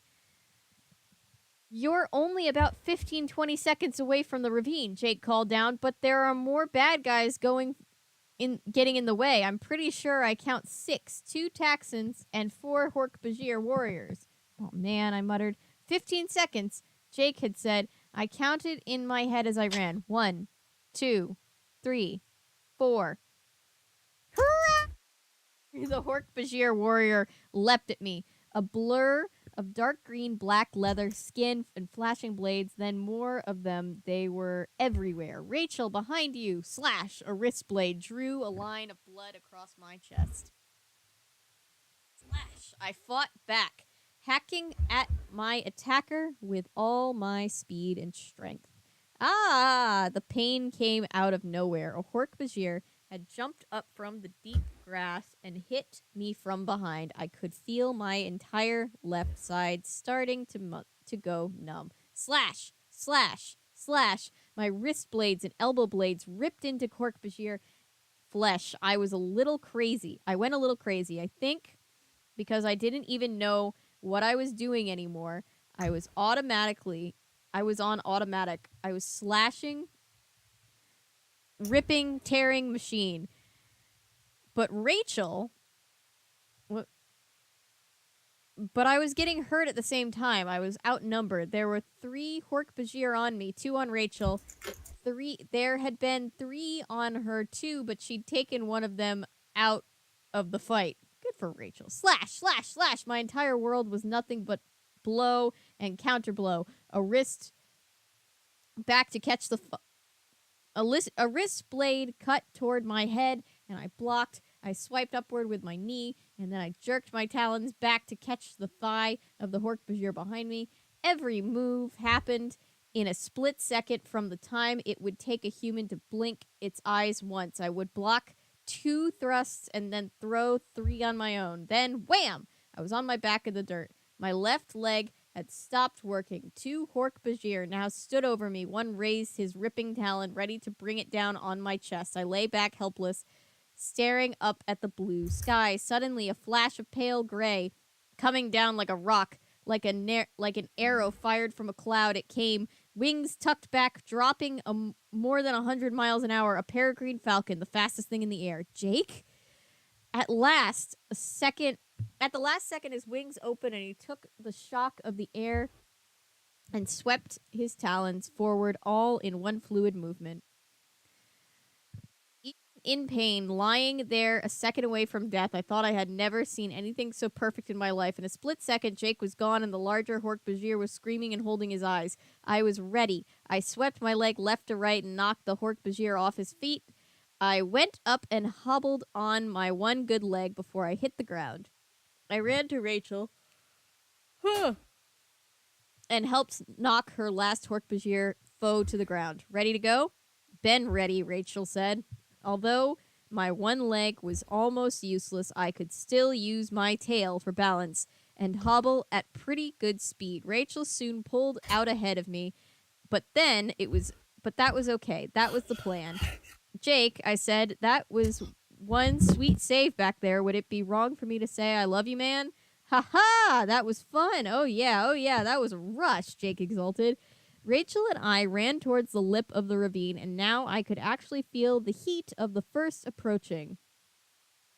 approaching. The wind shifted, and I gagged on thick black smoke. I lost sight of Rachel. When the smoke cleared, I was face to face with a Taxon. You're lucky I'm in a hurry, or you'd be worm hash, I said, and brushed past the huge centipede. Rachel, 10 feet to your left, Jake instructed. Yeah, right between the 2 saplings. I looked forward in time to see Rachel leap onto leap out into the air, out into the emptiness she went, and then disappeared. She fell from sight. My heart stopped beating. Both of them. I felt my throat clutch tight. It was 100 feet to the bottom of the ravine. Not even a Hork-Bajir could survive that kind of fall. Now it was my turn. I ran for the ravine lip. Oh man, Jake cried. On your left, in front of you. I didn't see them. All in smoke. Tobias, it's him. A thick wall of smoke swirled.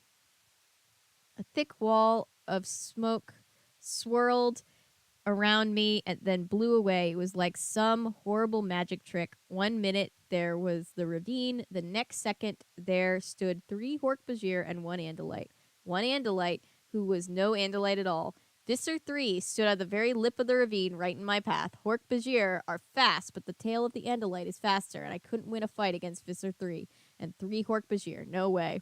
But then it suddenly occurred to me. I grinned, at least as much as Hork-Bajir can, and I looked Visser 3 right in his main eyes.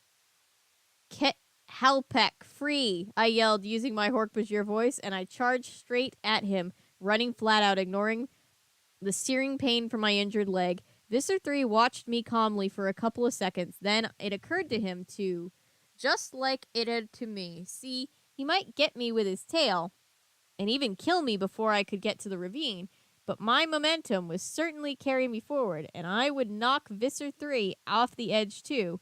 At the last second, Visser 3 dodged nimbly out of my way. Ket Helpak and Jara Hami, free! I shouted defiantly as I jumped off the edge of the ravine. I fell. The floor of the ravine was a long, long, long way down. I saw a brutish, massive arm shoot out. A fist the size of a Virginia baked ham grabbed my leg right up into the shallow cave. I stopped falling. I slammed into the ravine wall, and the massive arm yanked me back upward, right up into the shallow cave in the ravine wall. No earth animal could possibly have caught a falling 7-foot Hork-Bajir in midair. No animal, except a gorilla. Nice catch, I said to Marco. He hauled me up to the cave and bodily shoved me back to where Rachel was waiting quietly. We huddled there, waiting, silent. We were just a few feet down below the lip of the ravine.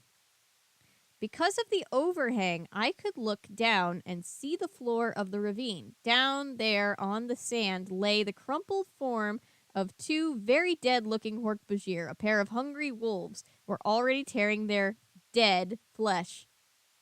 Jara Hami and Ket Helpek lay still as Cassie and Jake, who had to fly down the ravine and stand and morph from falcon to human to wolf, pretending to be devouring them. Fortunately, Hork-Bajir can stand a lot of pain, and they heal quickly. Because I'll tell you what, if I didn't know the truth, even I would have thought the 2 dead Hork-Bajir were about to become wolf chow.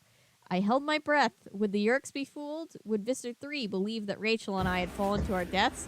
I heard cruel laughter in my head. Fools, Visser 3 sneered. No one escapes the Yeerk Empire. Certainly not a pair of idiot Hork-Bajir. Look at them down there, all of you. That's what awaits anyone who tries to escape the Yeerks. He laughed, terrible laugh.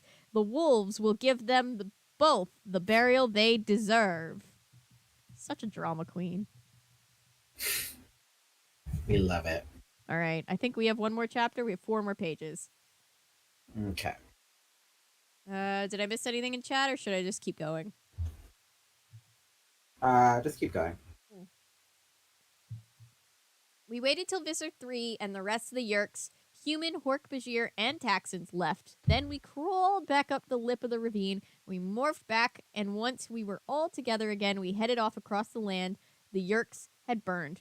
We knew we had to be quick. The Forest Service firefighters would be showing up soon, even though the fire had mostly just burned itself out. We found the valley, the lovely little valley, and the Ellimist had shown me. I knew what to look for. Otherwise, I'd never have noticed it. It was a good puppet for the Ellimist. I was a good puppet for the Ellimist. I had done my job well. Not that I regretted that part of it. I could never be sorry for helping anyone escape Yeerk slavery. But I was, once more, a red-tailed hawk, and so I would remain. The entrance to the valley was so narrow, the Hork-Bajir could barely fit between the rock walls. It was like some amazing bandit hideout from an old Western movie. Jake said, "You know, I wonder if this valley even existed before. You think maybe the Ellimist created it?" I asked. Jake shrugged. "Could be. It's awfully convenient." I let it drop. I let it drop. I didn't really want to discuss the Ellimist.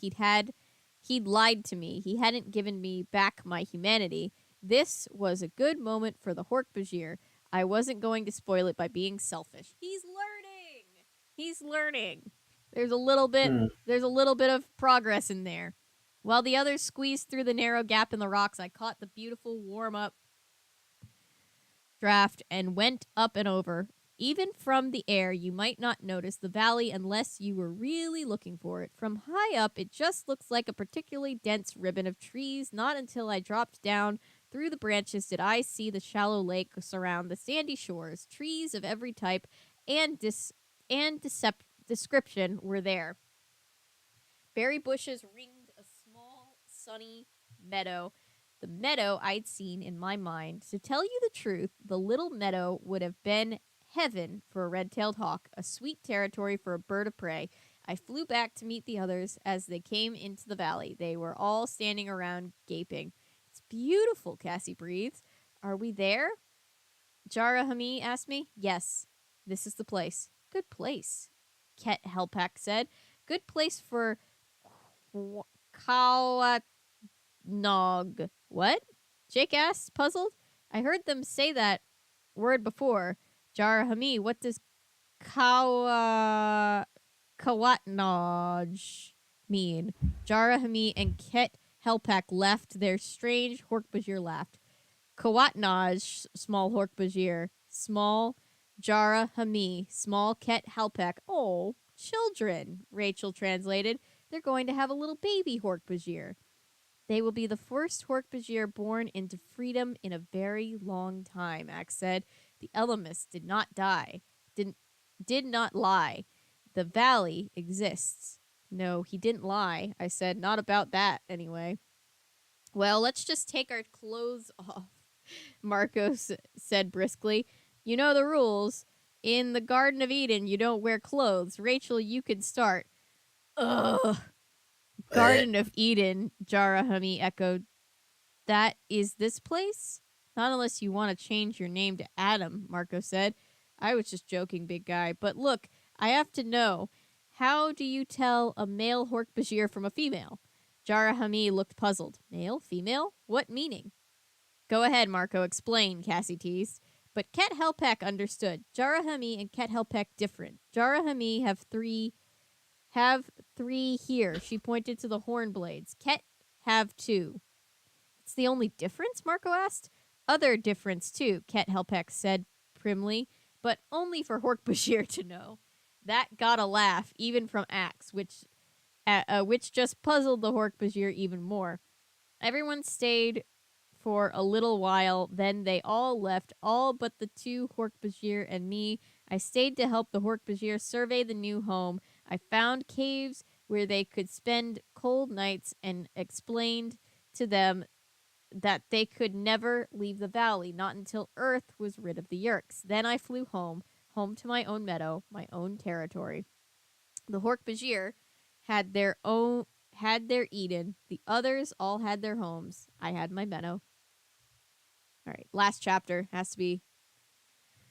The next day was Sunday. Not that it mattered to me. Rachel came to my meadow to see me, but I avoided her. I flew away and left her yelling, "Tobias, Tobias, where are you?" into the woods. I'm sorry, but I knew why she was there. She'd come to tell me it would all be okay. She'd come to make sure I didn't feel bad, and knowing Rachel, she'd help me curse and blame the Ellimist, but I didn't want to pity. Not even Rachel's pity. I was dealing with things I was barely dealing, and I felt as if someone was nice to me, I'd totally fall apart. I'm a predator, a raptor, a hawk. I didn't want anyone feeling sorry for me. Throughout the day, I went about my routine. I went back to mapping the entrances to the Yerk pool. I watched the known controllers come and go, and I was fine until the sun and set and night fell. I went to my favorite perch in the old oak tree and I watched the foxes and the raccoons and owls and other night creatures do their work. Axe came by looking at me. I didn't want to talk to him either, but he knew I was there. Hello, hey Axe man, I said. Hello, Tobias, how are you? Same as ever, and I really don't want to talk about it, I said bluntly. I guess Axe took the hint. He stayed for just a few more seconds, then made an excuse to take off. I knew I was just feeling sorry for myself, but too bad. I had reason to feel sorry for myself. Nothing. This is gonna be it, I told myself bitterly. This is your life. No home, no bed, no school, nothing human. I formed a picture in my mind of human life. I saw warm golden light and TV and couches and beds and tables, food that came in boxes and cans, books and magazines, games, stuff, and I saw my parents, at least the way I remembered my parents from photographs. I'd been too young when they left to really be able to remember them, but I used to have pictures of them. That was the life I would never have again, human life. But even as I was wallowing in self-pity, I knew I was being dishonest. Maybe that warm, fuzzy, golden life was how some people lived, but it wasn't how I had lived. Not really. Okay, I thought. Okay, so maybe my life as a human sucked too. That doesn't mean I want to spend the rest of my life as a bird. And yet, I had another memory. Oops. I had another memory, more recent. I saw myself the way I had appeared when the Ellimist had taken me into the turquoise mist. I saw myself half bird, half human. No, I said to myself. I shook the image. Just an Ellimist trick. I tried to stop thinking. I needed to sleep. That is all. I just needed a good night's sleep. I'd be fine. In the morning, I closed my eyes and tried to turn off the busy human mind that lived alongside the hawk's simpler intelligence. I closed my eyes, and when I opened them again, I was not in my tree. I was in a room, in a house. It was night, but I could see blue numbers glowing from an alarm clock, and I could see someone lying in a narrow, disheveled bed. There was a sleeping, tousled, dirty blonde head lying on the pillow. A cold chill swept through me. I knew this room, this bed. I knew the person lying there, tossing and turning with sad dreams. I fluttered to the nightstand. The noise of my wings woke the sleeper. He blinked the sleep from his eyes and stared at me. A bird, he said. It's just a dream, I told him. My heart was beating so fast that it would explode, but at the same time I felt a weird calm, like I knew what was going to happen, like I had all happened already. Then I saw the calendar. It was a Star Trek calendar. I guess that's funny. The date was the day before I had walked through the construction site with Jake and Marco and Cassie and Rachel. A dream. The sleeper sat up in his bed. He peered at me, and I saw a troubled expression in his eyes. I know you, don't I? Kind of, I said, and I know you, Tobias. How do you know my name? I can't tell you that. But listen, Tobias, what could I say? What could I possibly say to my old self? I couldn't tell him everything, and everything would be all right. I didn't know that. I couldn't tell him what was about to happen to him. No sane person would believe it. Besides, I had forgotten this dream, hadn't I? Tobias, I said, walk home with Jake. Walk through the construction site. What? I just laughed, a little sadly. What have I told him? Why had I told him to do that? Why had I sent him to the construction site? It was there that everything had begun. It was there that I had started down a path that led to my being trapped as a hawk. I knew the truth now. I could see it clearly. I was looking at myself back when I was human, and looking myself, I couldn't escape the truth. That wasn't me anymore. I wasn't Tobias the human. I had become something else, something new. What had the Ellimist said, you're a beginning, you're a point on which an entire timeline may turn. Tobias, I said to the human, you should go back to sleep. I am sleeping, aren't I? This had to be a dream. And if it isn't a dream, I'll never get back to sleep. I can help you sleep, I said. Hold out your arm. Don't be afraid. The human Tobias held out his arm.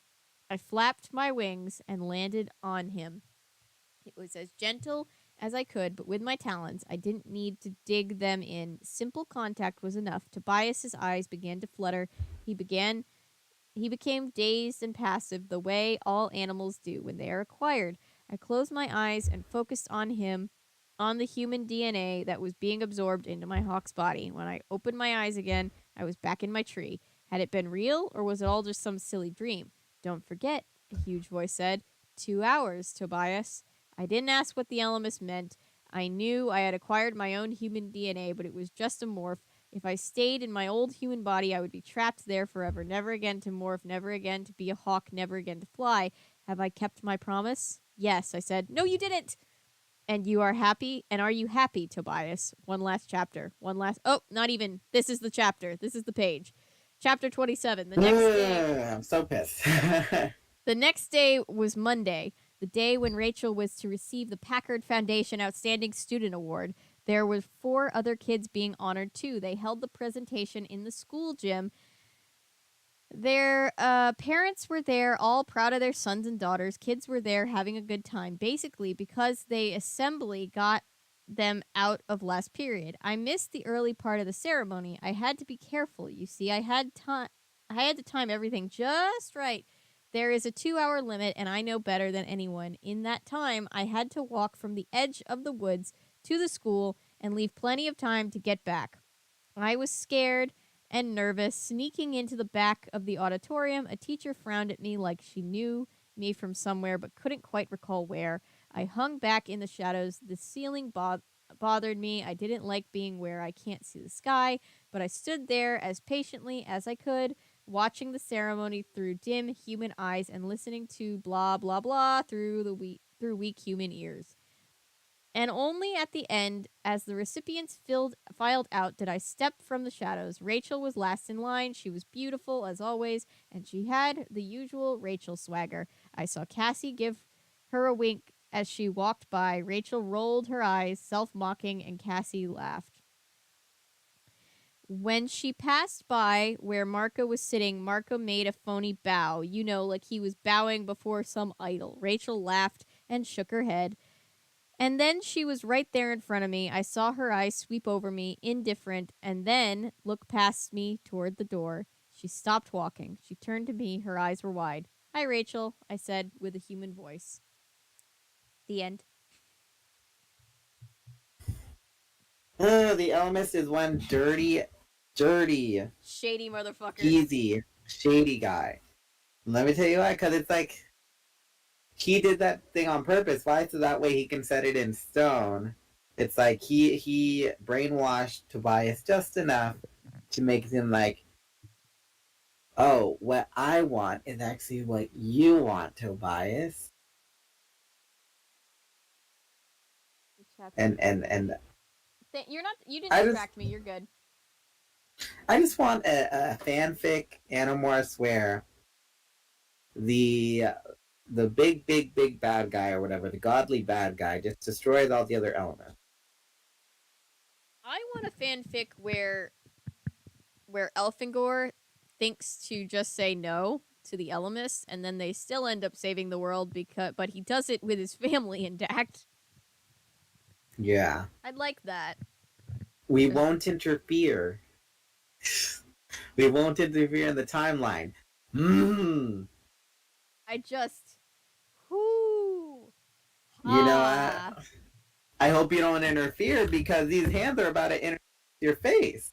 These hands are about to interfere with your teeth in a second, Ellimist. Jesus. Yeah, exactly. Alright, well... Don't start with your nonsense. Alright, well, it's after 3 here, so I will let you guys go. I'm gonna go to bed. Yeah. You should probably go to bed. It's already midnight here, yep. See you guys if you tomorrow. haven't already, check out our Phantom Investigator videos. Yep. And I'll see you tomorrow with Gabe. We'll be doing something. We haven't decided what yet. But we'll be doing something. Weren't you guys gonna read the rest of that book that Milo sent you? Tomorrow I'm gonna read more of it. Just because Gabe hasn't read the first third that we've read, so I didn't want him to be So you can just catch him up to speed and then have chat laugh out what we could his reaction and all that. We could. We'll see what happens. Yeah. That might be what we do. But anyway, I might actually. We only read a third the last time, so it might be a read some and then read some on Sunday too. So I guess we'll just see. All right. But anyway, bye guys. All right. Good night. Good night.